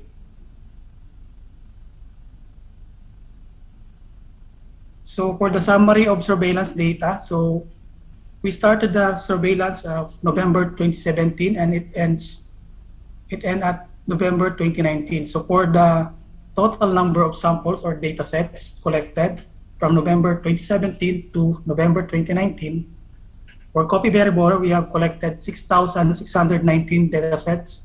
Same with coffee leaf rust. And for cocoa pod borer and cocoa pod rot, we have collected 6,520 data sets for each pest. So a total number of 26,270 data sets were collected.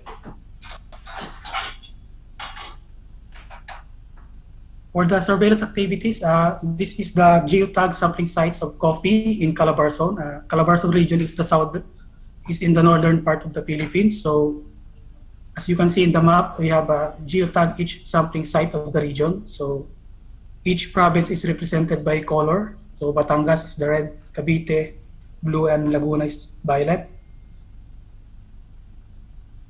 For the sampling sites for cocoa, we have the Davao region. It is located in the southern part of the Philippines. And for the surveillance results and discussions, so surveillance results provides specific data for coffee and cacao diseases. So this data provides an information on where these pests and diseases are occurring and what areas are still free from these pests and diseases. So the result collected from this study provides information for the early detection of pests and diseases and its appropriate management practices, which were given to the farmers. So some interpretation of the data collected from 2017 to 2019. So for coffee berry borer, it is observed that throughout the year it is present, and the peak incidence was observed at the month of March 2018 at 63.70% and decreases during the rainy months. For coffee leaf rust, same with coffee berry borer, it was observed all throughout the year, and the highest incidence was observed in 2018 at 65.38%, while the lowest was recorded at 18.85% incidence in 2019. For cacao pod borer, the average result of CPB incident trends in 3 provinces in the Davao region revealed that weather condition greatly affects the population of pod borer. So it was reported that population in 2018 reached 40% incidence on May. This is during the dry season. Whereas in 2019, it has reached 49.63% on April, which is also the dry season. So the decrease of pod borer population took place on July during the wet season of both years, with 36.92% to to 39.63% and went on the same trend towards November and ended between 40.38 to 33.33% incidence. For Cacao Padrat in Region 11, so it showed that environmental and weather conditions and farmer practices or cultural practices significantly affect the disease incidence. So increase in disease incidence was observed from November 2017 to May 2018 and started to decline June 2018 until September 2018. So in year 2019, same trend was observed from January to November. So for the difficulties and challenges encountered during the implementation of this project, so number one, we initially have problems with logistics, the mode of transportation, the transfer of specimens and other devices used in the surveillance activities. And during the conduct of surveillance, this one is one of the problems we encountered. The P-tracker sometimes crashes or lagging during the field data collection. And for COVID-19, surveillance activities are finished before restrictions were implemented here in the Philippines. For fruit fly surveillance, so the fruit fly species trapped and identified in the lures provided are the following. So for the methyl eugenol, we have trapped Bactrocera dorsalis philippinensis, Bactrocera occipitalis, and Bactrocera brosa. For Q-lure, we have collected Bactrocera cucurbitae and 2 unidentified Bactrocera species, which is for further identification using molecular analysis. For Capillure, no fruit fly specimen was caught in all locations where the trap is placed. For the lessons learned and the impact of the project, so pest and disease surveillance activities in the Philippines is now digitalized following the concept of the STDF project. And our division, BPI-CPND, have developed an Android-based mobile application for pest surveillance of cassava, corn, and rice, which is the BPI Collect app and Prime, which follows the same concept of the surveillance information system of the project. So to show you, these are the surveillance applications developed in the Philippines. So we have developed pest and disease surveillance for cassava, corn, and rice. So these applications is somewhat similar to the features of P-tracker, using the same concept of surveillance information system, information management system, or SIMS. So these are the BPI Collect for corn and cassava, and the Prime app for rice surveillance. So to show you some functions of these developed applications, these are the following features. So it accepts geolocation, geotagging, audio, images, and video for collection of pictures, barcodes and QR codes for the ID of data collectors. It can also accept signature, multiple choice and open text for filling up of data, and accept answers from other apps. So this is the concept of our application. So from field, using the what we call digital data capturing device, the mobile app, and it will be sent to the information system, which is online. So this is our developed system. So the BPI online information system, which is accessible at the www.bpicpnd.info.com. So in this system, you can see this is our dashboard. So it follows the same. It's almost the same with the GeoJot desktop. The only difference is that the dashboard is can be operated based on what you need to find. So as you can see in the dashboard, we have the corn and cassava. So it shows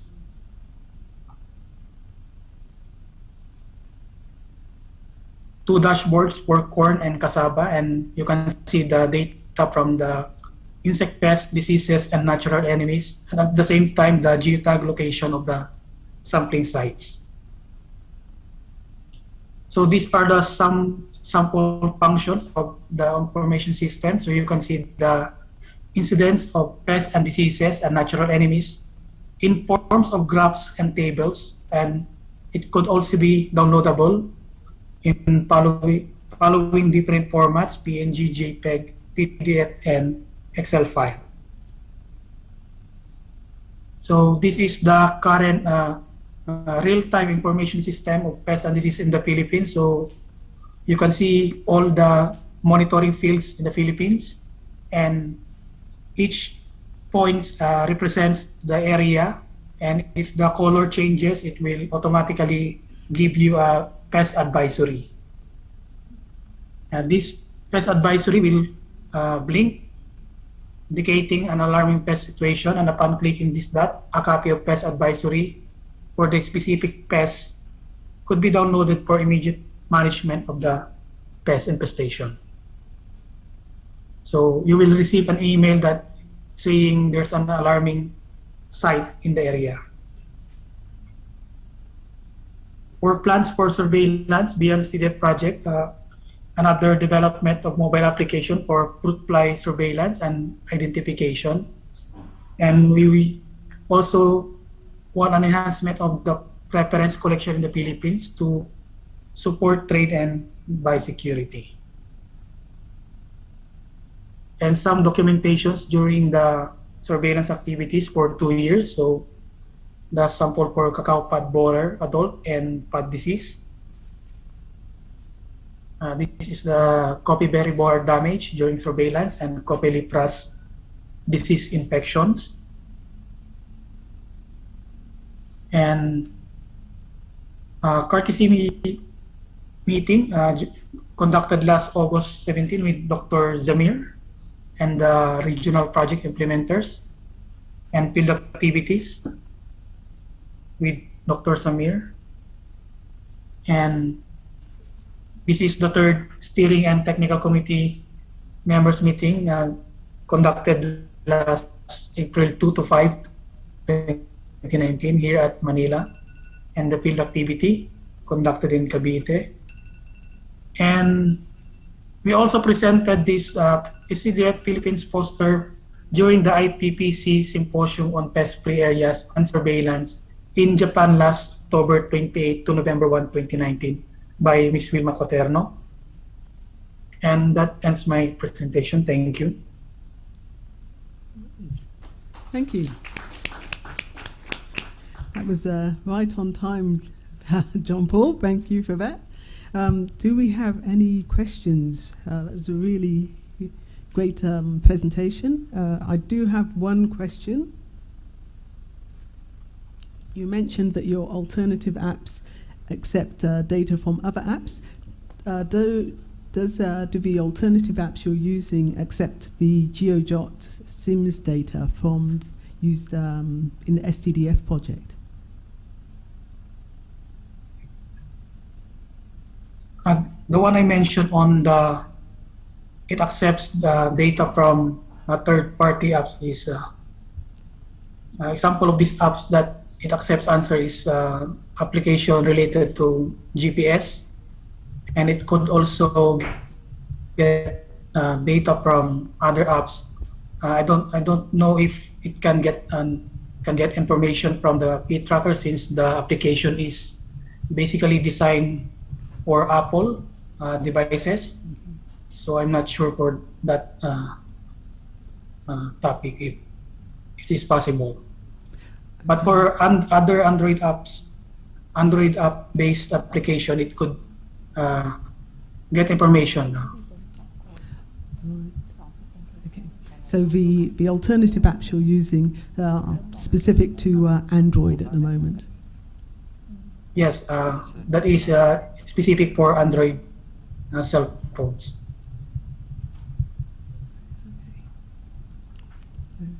Yeah, Dr. Ian, you have a question? Microphone here. Thanks very much, John Paul. That came over very well in the room, by the way. Well done. data that you presented showing the prevalence of for example, coffee berry borer over a couple of years. That prevalence seemed moderately consistent from year to year. With that prevalence, do they cause unacceptable damage or acceptable damage within the crop? For those incidences, it only causes minimal damage to the berries of coffee and or cacao. So because of those data, immediate pest management recommendations were given to the farmers so that the control of the pest is lowered upon detection of that. Thank you.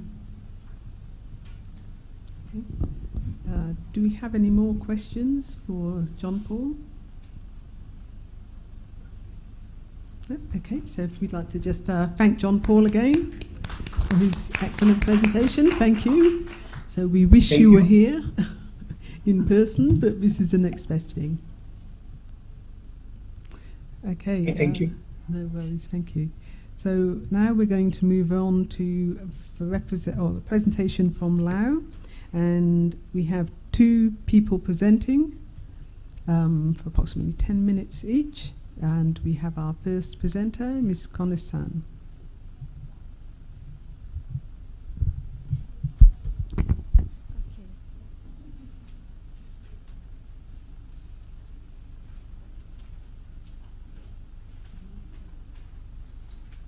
Okay. Thank you very much.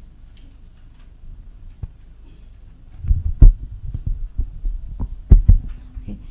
Thank you very much to give me for the presentation. Today I will talk so fast because I have 10 minutes more.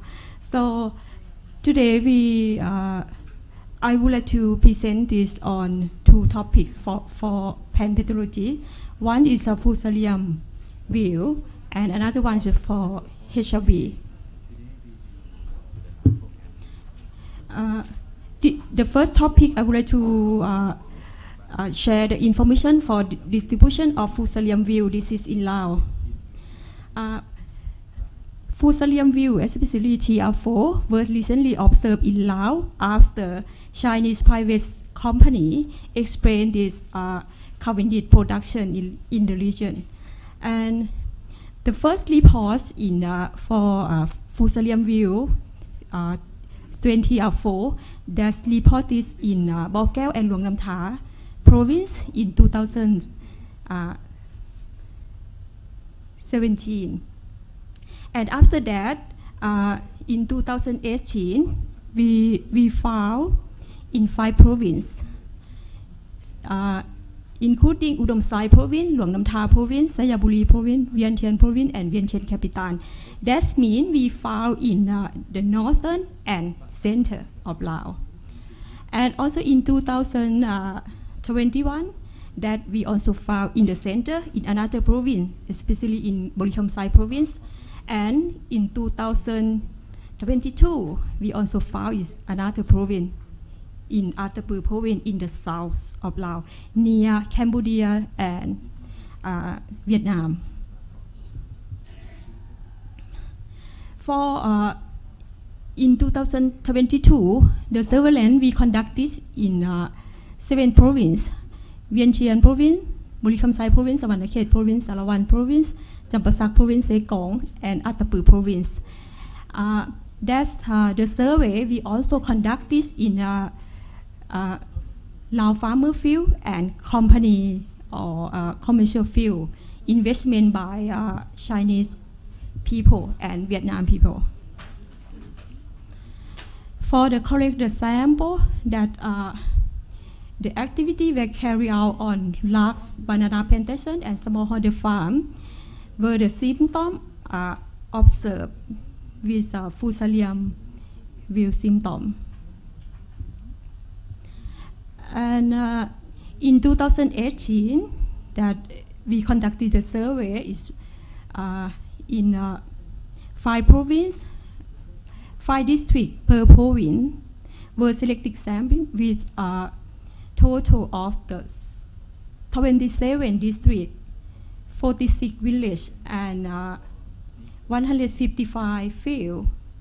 And in 2020, we surveyed in 27 districts, 96 villages, and 170 fields. And also in 2022, the survey we conducted is 7 provinces, 19 districts, 37 villages, and 42 fields. For the sample in 2018 and 2022 were isolated in Pan Pathology Lab, Pan Protection Center in Laos, and also we did PCR detection. And for the sample in 2020, about 200 samples we sent into Department of Pan Pathology, Stellenbosch University to South Africa to confirm the VCG in Laos. Okay. For after we collected the sample, we do isolate in Pan Protection Center, and then we do the PCR. For the extract DNA, for the DNA extraction, we use 2 things. For the mycelium, that we use the protocol from SEAT that we modify for modify the protocol by Pan Pathology team, and also for the banana planting material, that we use a peer kit that protocol modified by Dr. Chanin Horn or Tang. We just follow that protocol. Yeah, and then we measure the quality of the DNA by nanodot spectrophotometer. Yeah. After that, we do the molecular test that we use the specific primer of the TR4, and we use VCG 012 and 13/16 for positive control.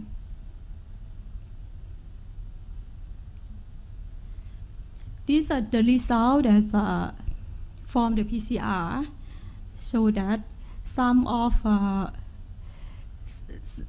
sample is just not detected with positive of TR4, but they are fusarium, but it may be less 1 or less 2. Yeah.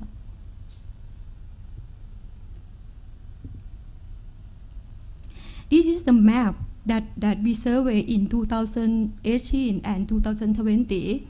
In the last one, the last point is a that positive for TR4, and the yellow point is a positive less 1 or less 2. And this map that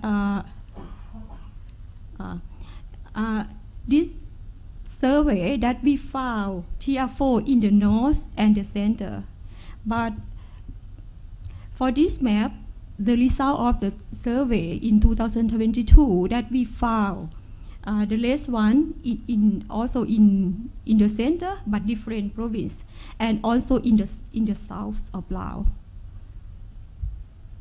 And the yellow one is the positive symptom, and it is fusarium view also, but it may be less 1 or less 2. We need to confirm again.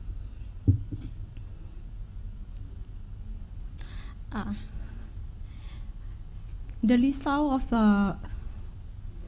the survey, fusarium view was found in the north, center, and in the south in Laos. And for the characteristics of the fusarium group, that we found 5 different strains of the fusarium in Laos. One is VCG 0123, 0124, 01218, and 01221, and also TR4 0123/16. And the occurrence of the multiply VCG suggests that fusarium view is well integrated in Laos now. And the interview the farmer indicate that the local knowledge of fusarium view is very limited. And also biosecurity in the field is also very limited. So this is caused by moving from field to field and moving from province to province. Yeah. For example, the transportation that some company they have in the north, and they use the same tractor, the same. Okay.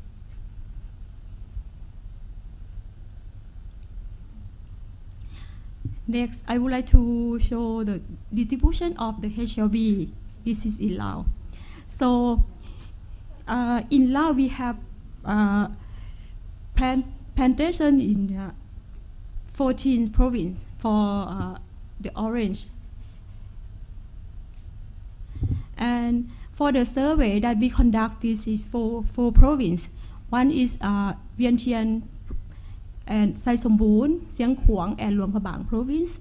That field survey corrective activity will carry out on large citrus plantation and smallholder farm. And also we collect about 20 samples to test this. For the testing that we use iodine test, that the result is show that in Luang Prabang province, we conducted around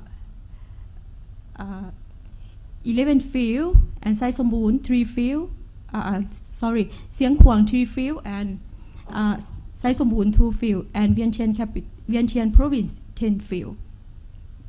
The total of the sample for testing is about 520 samples were tested by iodine test. And the result show that in Luang Prabang is quite the incidence of the HLB is around 30 to 90%. In Sai Somboon, in Siang Kuang is 100% that positive HLB. In Sai Somboon is 0. Why 0? Because when we survey, we cannot go around. We cannot go too many fields because we go only 2 fields because it's heavy rain, and so we can collect more sample. And Vientiane province that we found the incident around 15 to 100. Some field is effective 100%. This is a sample that the map that we survey in the last point is that mean we found HLB in Laos. And why HLB have to spread in the region? Now we found HLB in the worldwide found in the northern and center and the south. And the farmer, they do not control the pest in the orange. And also farmer, they do not capacity for the healthy seedling. And they just use the seedling, they just graft it that infected the planting material. And also they don't have the pruning, fertilizer management, they don't do that. And also they don't do the use the biology control, the method to control the pest and disease. So, and also farmer, they do not have monitoring with their field. Summarize that for the survey that now we quite accurate information on situation distribution of the Fusarium view and Holong bean in Laos, and understanding the situation farmer management of the Fusarium view and HIV disease in Laos, and also quite accurate for Fusarium view strain in Laos. For this project, we also developed the poster and video for the Fusarium view and HLB for the local staff and farmer. And young researchers develop their knowledge by learning by doing, just how to survey, how to identification to molecular level. And also we got the network connection with experts. Like we can share the experience, can share the protocol each other. And some sample of the Fusarium view need to confirm to -1 and -2. And some of sample of the P. sangwa or Nam variety is we found is positive of the TR4. But we need to do the research to compare to another protocol to confirm 100% is a less TR4 affected with P. sangwa variety. Yeah. And the last one is some of the HLB disease should be confirmed by PCR. Okay. Thank you very much.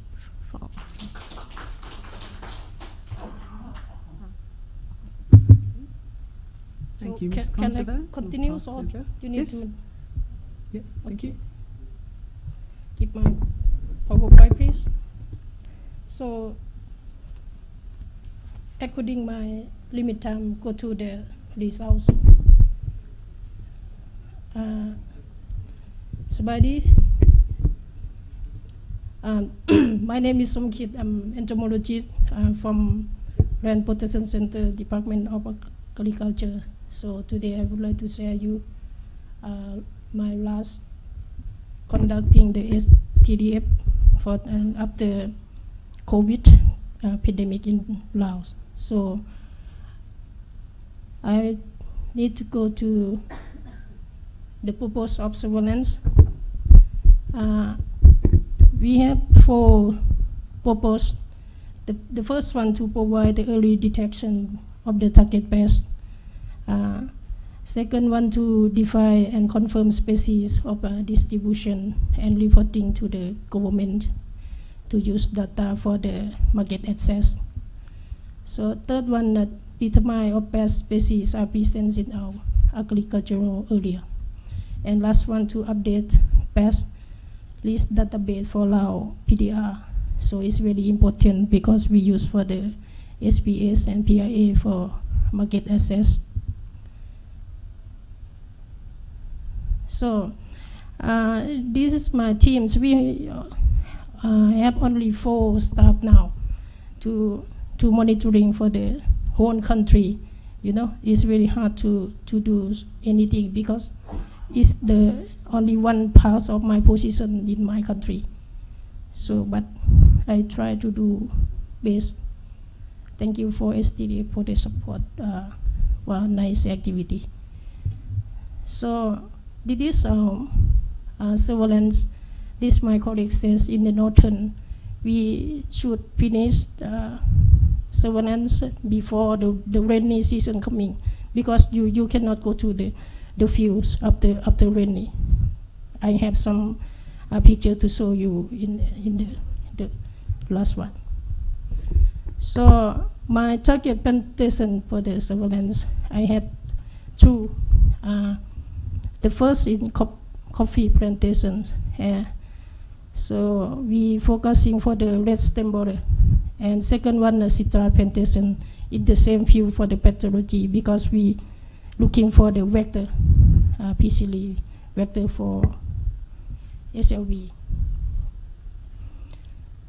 So I want to show you the picture when we go to the fields. This is the target pest we collect from the field. Is it red stem borer? It's really serious pest in the local, because it did the effect to the coffee plantation. Maybe 3 or 4 months later, the plantation will die.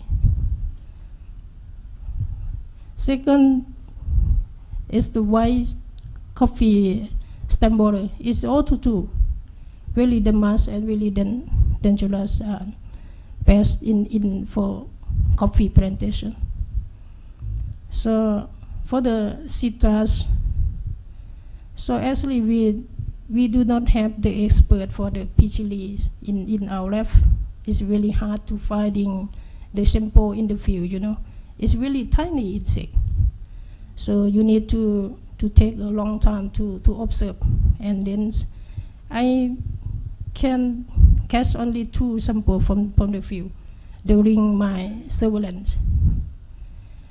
And then we preparing the sample in the lab to comparing the identification key for identification for species. But I take the question mark because we need to expert to confirm, or we need to send for the molecular for the identification of species. But some kit confirmed this Diposilina citrate of citrus. And another pest we found during the trip, stem borer, bees, and stingbug. Stingbug is really serious when did you see the picture, when the orange near to and then stingbug to the how to say that the matching after the stingbug, the push and chucking the food, and then the fruits drop.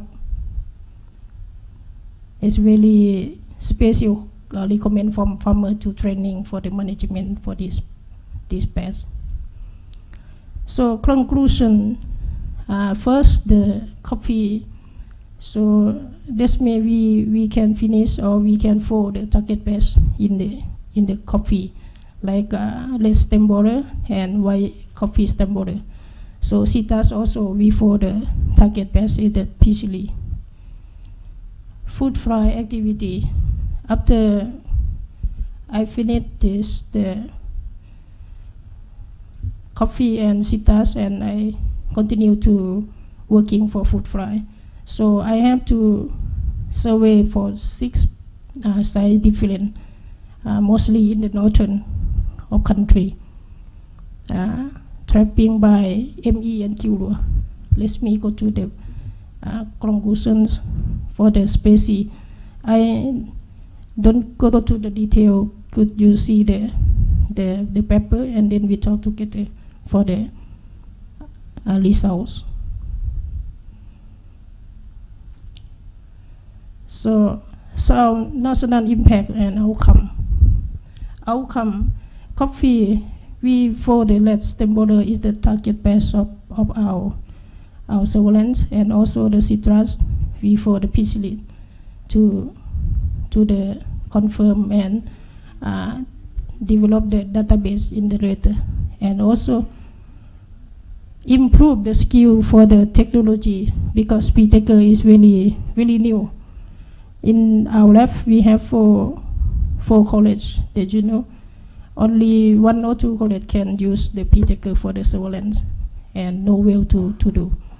So next, for the develop development the smart surveyor for the provincial agriculture staff for surveillance, and develop the pest list database for Laos. So during the trip, we also try to take the video and picture for the make a video footage for project. Is it also really is new challenge for us. So this is my talk you previously for the challenge. In not just for the COVID pandemic, more than two and a half years, and then we can continue to our activity. Second is the emergency crisis for the Plato. It's really expensive, but hard to find in the local. You know, we need more the time to go to the field, because the Plato is really expensive and hard to find. So the last one is rainy season. In the northern country, after the rainy season comes, it's really difficult to the field.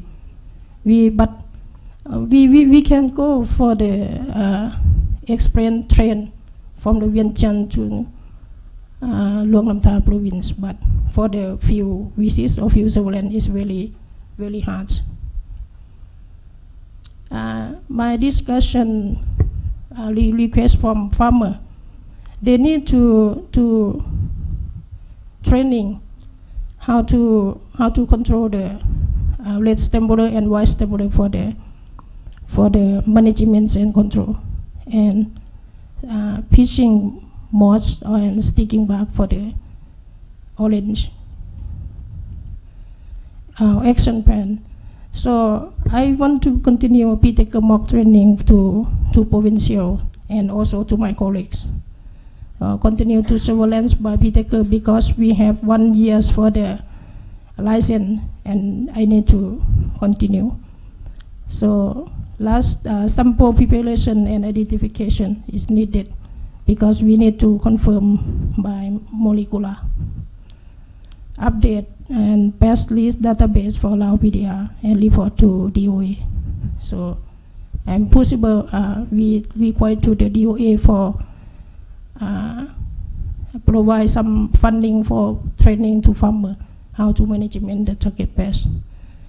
And the last one, to develop laboratories. Thank you so much. Thank you, Mr. Songkit. They were both, Ms. Kosovan, both of you, really good presentations, giving us an update on some of the issues you've had with your projects. Do we have any questions for Lao PDR staff? Oh, we have one here, Dr. Ian. The schedule that you and I talked about 6 weeks ago, still on schedule? That's all I wanted to know. Thank you. Can I ask? It's just a comment, actually. Thank you for the presentations. I just wanted to commend that despite being the numerous challenges, namely the constraint in staffs, 4 people, it's impressive the results that you have. And also I think that the country is such that even traveling from one place to another is not very straightforward. So I think it's impressive. Thank you. Can I just ask, thank you for that presentation, both Ms. Kay and Somkit. I'm just curious to know who normally trains the farmers. Do you, the people in the lab, do the technology and then you go to the farmers? Or do you people in the lab work with the local government and the extension staff and who know where the farmers are, who know which day they will find the farmer in the house? or who know that today is not a market day, so we can get the farmer. So where is the link between Somkit and Miss K and the farmer? Is there someone in the middle who links you up between you and the farmer? And how do you get to know the farmer's problems? And how did you know that they want to be trained? Thank you. It's really good questions or recommend. So I can briefly for the system. So Plant Protection Center is only one organization for our country to do for plant protection. So plant protection including the surveillance, identification, training sometime, because we go to the provincial to arrange some training for the provincial agriculture and district also. But some points is really serious to talk in this room, because maybe my boss to get some suggestion. So if we like our case, go to the surveillance for orange and coffee plantation. When we found the farmer, maybe did you see our video we take from the province? The farmer request to training for the management the target pest. They report to the provincial, they report to the district, but district and provincial also report to our organization in the center, because maybe some of needing funding, needing some new skill for the pest management. They know only Plant Protection Center to do well for this activity. Thank you. Thank you, Mr. Songkit. So, one more question? Again, thank you very much for my colleagues to collect the surveillance in the field, because like you know, for the news phase we have very short time for clarify all the data. For the general information, I have 2 points to sharing, and also thank you very much for your question. I will clarify some, keep time around 2 or 3 minutes. Like you know that now, like you see the information, now we get some banana seeds and some agriculture product from neighboring country, especially is China. For the case challenge is so we don't have some strict for the import requirement to allow, because like you see, we found many tier 4 in the north start 2017, but now we have expand in the south, because the China and trader, they also move after 4 years or 3 years, they move in the south for the banana planting, and also this in our first challenge. And second challenge is the technical side. Technical side, like you know, we really less the expert, specialists, and also the staff, like Somkit mentioned. So the capacity building is very need to develop for our country, for our technical side. So also thank you very much for the SDF project to support the, like I can say that is the new system for Lao also, for an application and electronic for surveillance for the pest and disease from the field to analysis. So it's the challenges for the training system is we have in charge for the Ministry of Agriculture, Department of Agriculture, and also in the Department of Agriculture, it's like my station also belong to the DOA, like Department of Agriculture.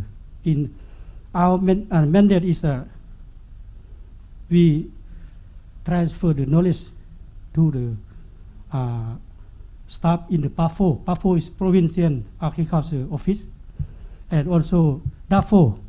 DAFO is a District of Agriculture Office. Like we have TOT for them, and after that, then separate the transfer knowledge to the farmer, something like that in our system. But we have very less the specialists. Yeah, we need to help. I hope in the future we will. And also we have already now the database of our surveillance. But how we can expand, how we can move to all of the stakeholders and also our farmer to get this information. Yeah, thank you. Nice. Thank you. Might be something to raise with the new projects with STDF tomorrow. Okay, so just like to mention that we've had a slight change of the agenda in that Myanmar, who will be presenting next, will be our last country for today, and Malaysia and Thailand will present tomorrow, so that we're able to get on the road for the official dinner. So I think after Myanmar, then we'll have Dr. Satikno and Dr. Bosi will come and just explain the close of business and the direction for the next day, and we'll also have Mr. Jay will come up and explain what we'll be doing for the dinner. So over to you, Ms. Mumu, Dr. Mumu. Good afternoon, everyone. I would like to present about our frontline surveillance activity carried out in Myanmar under this project. It is our activity. Our activity is only the small parts involved in this project.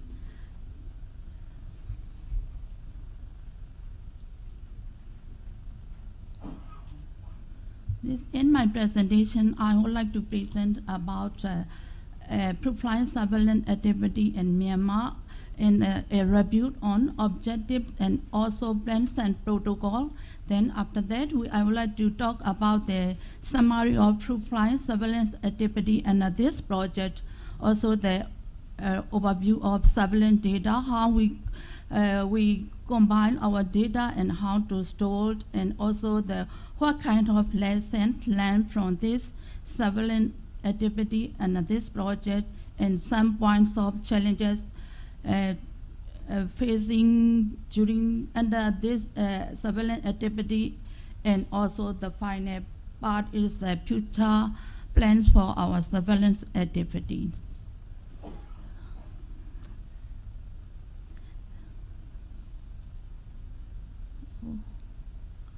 This our objective of this our frontline surveillance is to create a list of frontline species in Myanmar, and also the status of major frontline species. Also, another objective is to develop host list of Pedocera dorsalis and Pedocera corrida. From this, our objective, we have found after surveillance activity, we found that we have done on the same fruit crops of such as mango and avocado and pomelo. So we have found the same fruit species of fruit fly present in this fruit orchard, and also we have developed Pedocera dorsalis and Pedocera corrida host fruits. This is our, I would like to talk about our blends of, actually our former blends of frontline surveillance is targeted on mango, avocado, muskmelon, and 4 kinds of fruit: mango, avocado, muskmelon, and watermelon. But we have changed, when we get it out, we have to change. Mango, we have done on only mango, avocado, and pomelo. But we are target region, we have done a main mango fruiting area of southern Chan State and Mandalay region. Because of this region, most of mango fruit potential for export. And then also avocado, main mango production area of southern Chiang State and Manly region. But we did in those regions, but we could not done watermelon and melon. We have some problem, and we did only for pomelo, fruit fly surveillance and pomelo. This is our protocol. We have for the fruit fly surveillance, we did 2 types of surveillance activity, trapping and infested fruit collection. For the trapping, we use parapheromone like methyl-eugenol, Kulua, and Capilua. It was provided by this project. And then we use 10 trap per orchard according to the size. 10 trap means it is sometimes we use 5 trap, 6 trap according to the size of orchards. And also in each region we did at least 5 orchards, and some region we did up to 10 orchards. Then we collect our specimen 2 week interval and then sent to the laboratory. Our laboratory is in Yangon. Because of this region is where because Yangon we don't have much fruiting area, so we have to go to the field. It is southern Chiang State Hairy region and also Mandalay region. It is a lot of fruits are growing. Then we have to count and identify the fruit fly species in the laboratory. But under this project, we did only for identification used by morphology character only. Then we have done, second part is the infested fruit collection. Every orchard, when we go to the survey, we collect infested fruit. And also we brought to the laboratory and rare up to adapt emergence, and then we identify which species emerge from which type of fruits. Then another point is we have collected many kinds of fruits, infested fruit, because we would like to identify which host is the main host for Pedosera dorsalis and Pedosera corrida.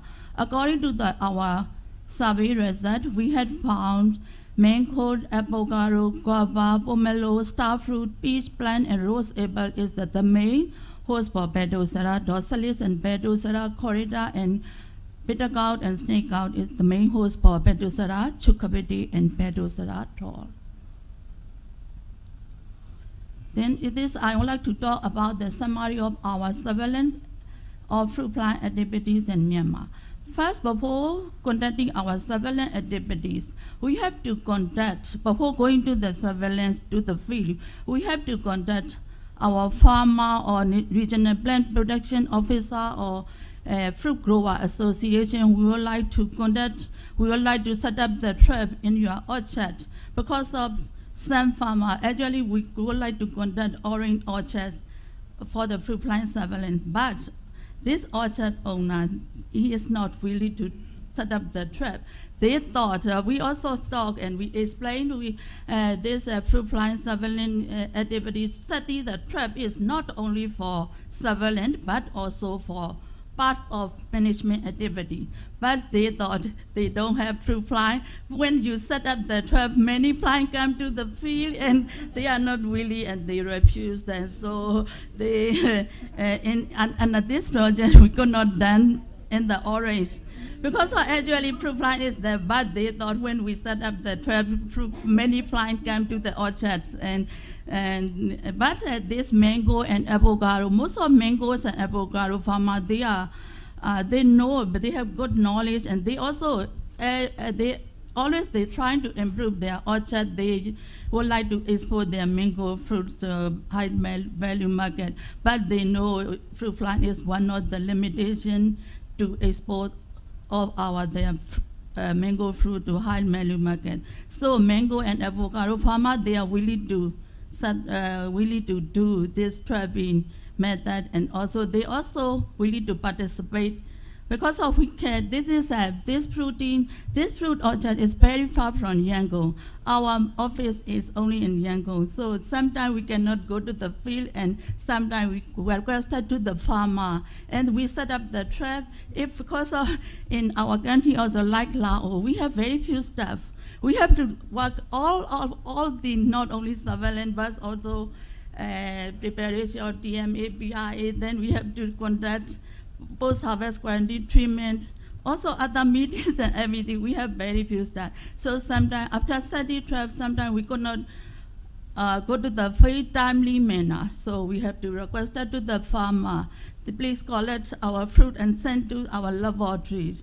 Like that, we have to then. This is our engagement with farmer before conducting the surveillance activities. This is we did traffic and fruit sampling in the mango orchard, and this activities done in Yangon and Bago region. This is our surveillance activity done in mango orchard in Shan State. It is also one of the mango fruit producing area in Myanmar. This is also they produce very good quality fruit from this area. This is avocado. We did surveillance activity on avocado orchard in Shan State. This is we did pomelo orchard, fruit fly surveillance activity on pomelo orchard in Yangon and Bago region.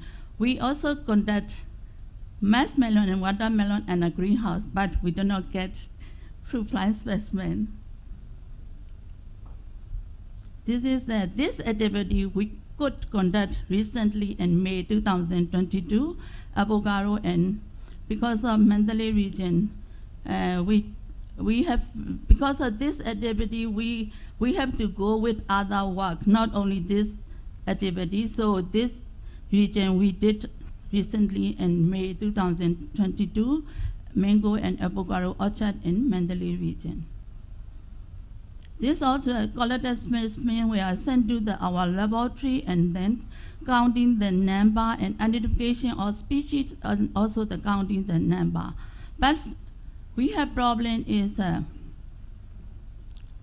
because of in the fruit maturity and harvesting season is rainy season, so some specimens swine in the trap, and some specimens we cannot identify. Only the counting the numbers. Apart from our surveillance plan, we did the surveillance of storage space on rice in Bago and Nebiro region by using P-Tracker and JoJo software. I would like to talk about our data. Surveillance data. This gathering of data using application is very good, but this software need to renew every year, and data information is also, I don't know, some people, we need to fill out a lot of data information in the Excel format, and actually we have the National Phytosanitary Database system in 2006 to 2010 in Myanmar. Not only Myanmar, I think it is National Phytosanitary Database is Myanmar, Cambodia, and Laos also, something like that. But this server is also now working in Myanmar, and now surveillance data is only stored in our computer in Excel format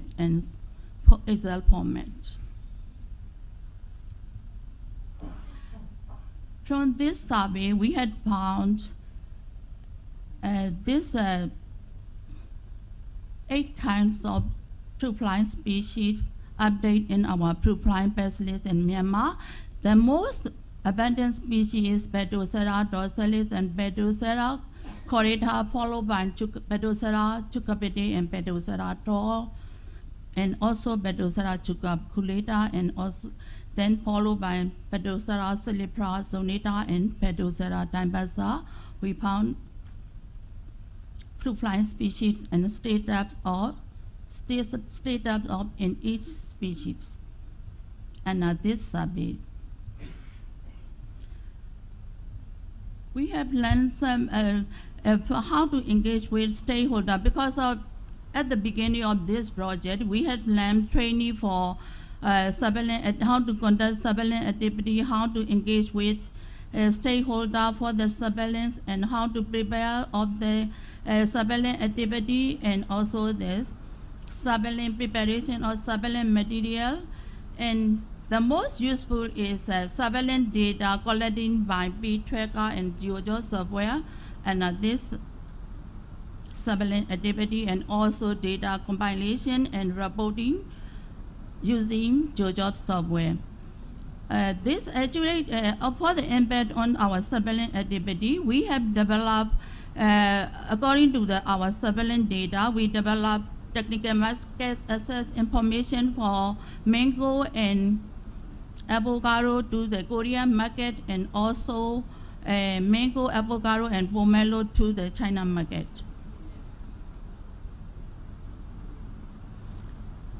We have some challenges during the surveillance activity. COVID-19 travel restriction in the country during 2020 and 2021, and also we have challenged some specimens swine during the rainy season, and also collection of data under the rain or sunny is difficult to collect, take a photo, and also using Pest tracker under the rainy season.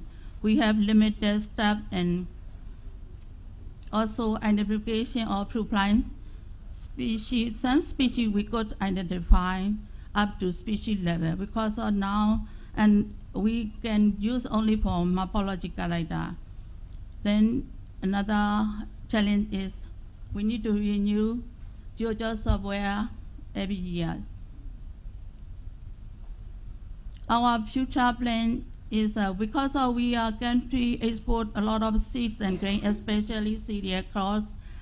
Carabidate is one of the most important issues for the export of our seeds and grain.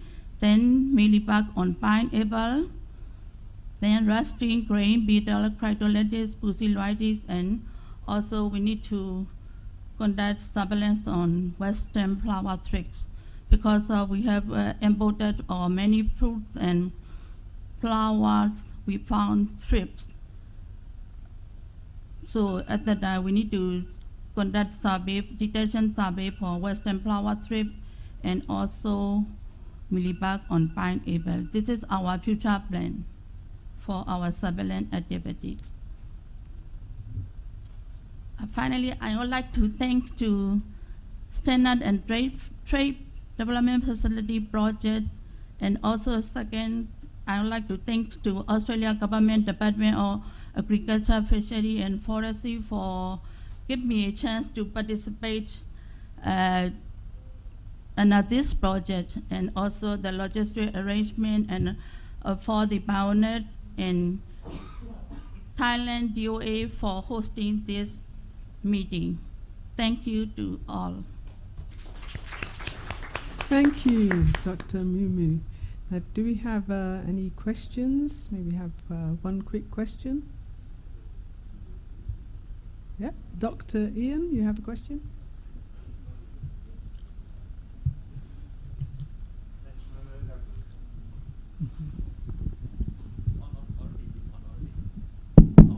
Thanks, Mumu. That was terrific.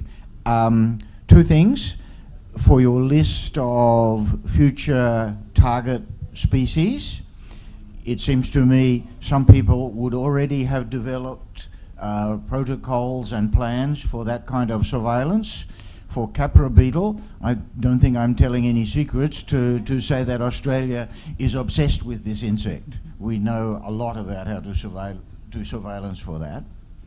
Mealybugs on pineapple, Malaysia perhaps has a protocol for that. Yep, you can just get that. And Thailand for the thrips. So you can get started quite quickly just by using your friends. Yeah. And the question, you referred to other databases. Could you just clarify which is still working or whether neither are working? There was the database provided by New Zealand Aid a long time ago, And then there was the system provided by Gary Kong more recently. Are either of those still operational? I don't Gary count with he did not provide the database. This national phytosanitary database Pest point he called it. I think I have my answer from your expression. Yeah. No, I talk me national phytosanitary database is not under the Gary count. I think it is New Zealand project.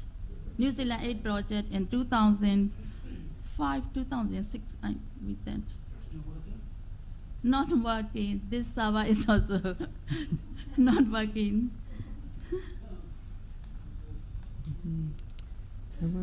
Okay. So thank you. Mumu, thank you for your presentation. Can we give a round of applause for everyone who's presented this afternoon and this morning? And Mr. J, I'll hand over to you so you can explain what's going to happen next. Okay, thank you, Carol. For the next program is the last program of today. Next program is a close of business day and direction for the next day by Dr. Beth and Dr. Shaninthorn. After that, we will have a short coffee break and go back to your room and see you at lobby 4 p.m. Okay? But now, at lobby, right? Lobby, right? And before we left, I would like to invite Dr. Beth and Dr. Tang to review the activity of this day. Yeah.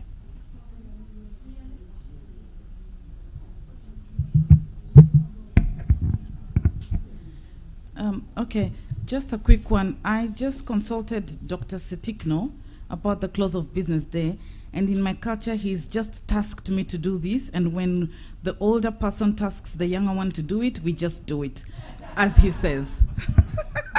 Thanks, Setikno. Anyway, so for me, it's very easy. Just a quick summary of what we have been told. First, I agree with you that we have had a fruitful day today. I have really enjoyed myself. We've had the privilege of opening this ceremony and this meeting by being graced by the Thai DOA executive who came and gave us opening remarks and welcomed us to this territory. Again, we've also been had the privilege of getting to know the overview of the objectives of the project and why we are here. First of all, for me, I don't know about you, but for me, I like to know why am I doing what I am doing. So we got this information from Dr. Ian Newman. Thanks very much for that. We got the bearing. And then we also had a lot of insights of the STDF. Thanks to Roshan. Roshan, I am intrigued, and we've got more insights and knowledge on what the role of STDF is in the global biosecurity agenda. Again, thank you very much for also coming to participate in this program. We really appreciate. The other thing is the role of other partners, and we got an example from Dr. Ravi Ketapal of APARI. This is just a classic example of having regional collaborators within this space to be able to work together so that all of us can achieve the biosecurity agenda within the region and other regional priorities, and getting to know who is interested in what and what you're interested in and how you can contribute together. For the monitoring and evaluation framework, this is very grateful because most importantly, Dr. Ian Newman gave highlights on the importance of reporting, and this has triggered our minds. Because why are we doing, well, we can do the project, but how will we know we are making progress?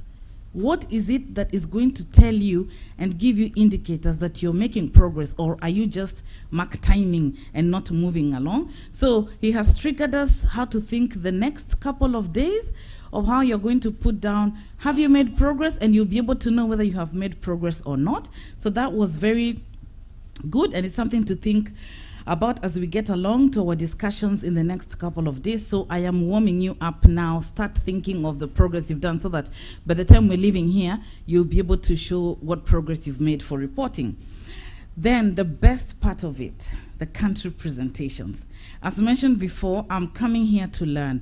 This is the first time I'm being in this part of the world, and I am very expectant in knowing what each and every person is doing, what your issues are, what your challenges are, how you do your things in the ground. Every country is unique.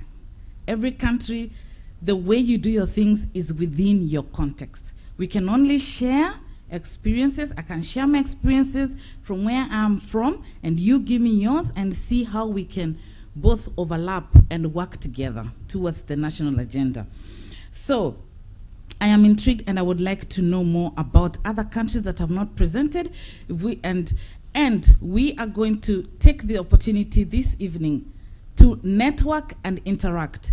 So Malaysians or the Laos or whatever country you're from, no need of talking to your colleagues because you've been with your colleagues all these days before you came. Now on, get to know somebody else from another country, get to know what they do, and get to know how you can bring all your priorities together and see where they overlap, and you can work together.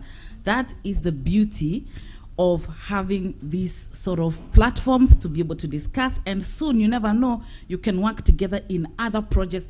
Dr. Ian already told us that someone who has the TRIPS people in Thailand and other people, he just told Momo about it. So these are the platforms where you can get to know how to help one another to be able to have a successful regional initiative. Thank you so much. I'm talking too much, so I need to stop, and I'd like to hand over this to Dr. Tang to be able to tell us what next from here. Thank you all. Thank you so much, Dr. Bosi. Very powerful summarized. Do you feel you are encouraged today? So maybe we will cancel tonight to get to know each other. We will keep staying here. Agree?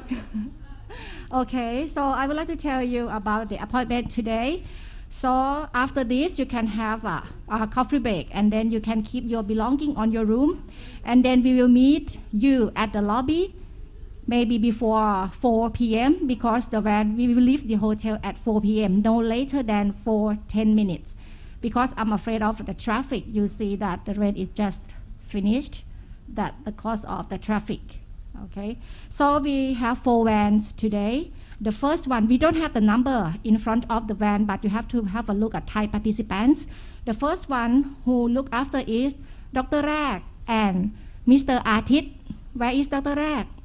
Show yourself. That one. The member of this car is from Cambodia, 3 from Cambodia, and also 3 from Laos. The second one will look after by Mr. J. And Pitui, the photographer, you may get a lot of photos on the van. So this second car, the members are Malaysia, 3 Malaysia, and 3 Myanmar. Yes. The third one will look after by me, Nong Om, and Pi Oi. So there are 3 Vietnam with me. So the last one, Kem and B will look after the resource person from Australia and Mr. Fahim as well. So please make sure that, and Satikno too, sorry. And on the way back, please make sure that you jump in the right van.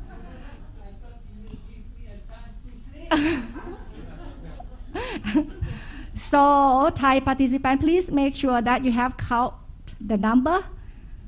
Before and after should be the same. Okay, thank you. See you tomorrow. Oh, see you this evening. Yeah. Oh, sorry. And I just wanted to say that with a very, very sad face, I will be excusing myself from the excursion this evening because I am here with a small baby who needs my time, and even more importantly, I have to actually join a webinar 7 p.m. Thai time to make a presentation for colleagues back in Geneva on a meeting that I could not get out of. So it's between the boss calling and the baby boss in the hotel room, you know, both of them. But tomorrow I will make it up. If anybody wants to have dinner with me tomorrow or a drink, it's on me. Thank you. But thank you to our Thai host for the hospitality and the invitation. My apologies.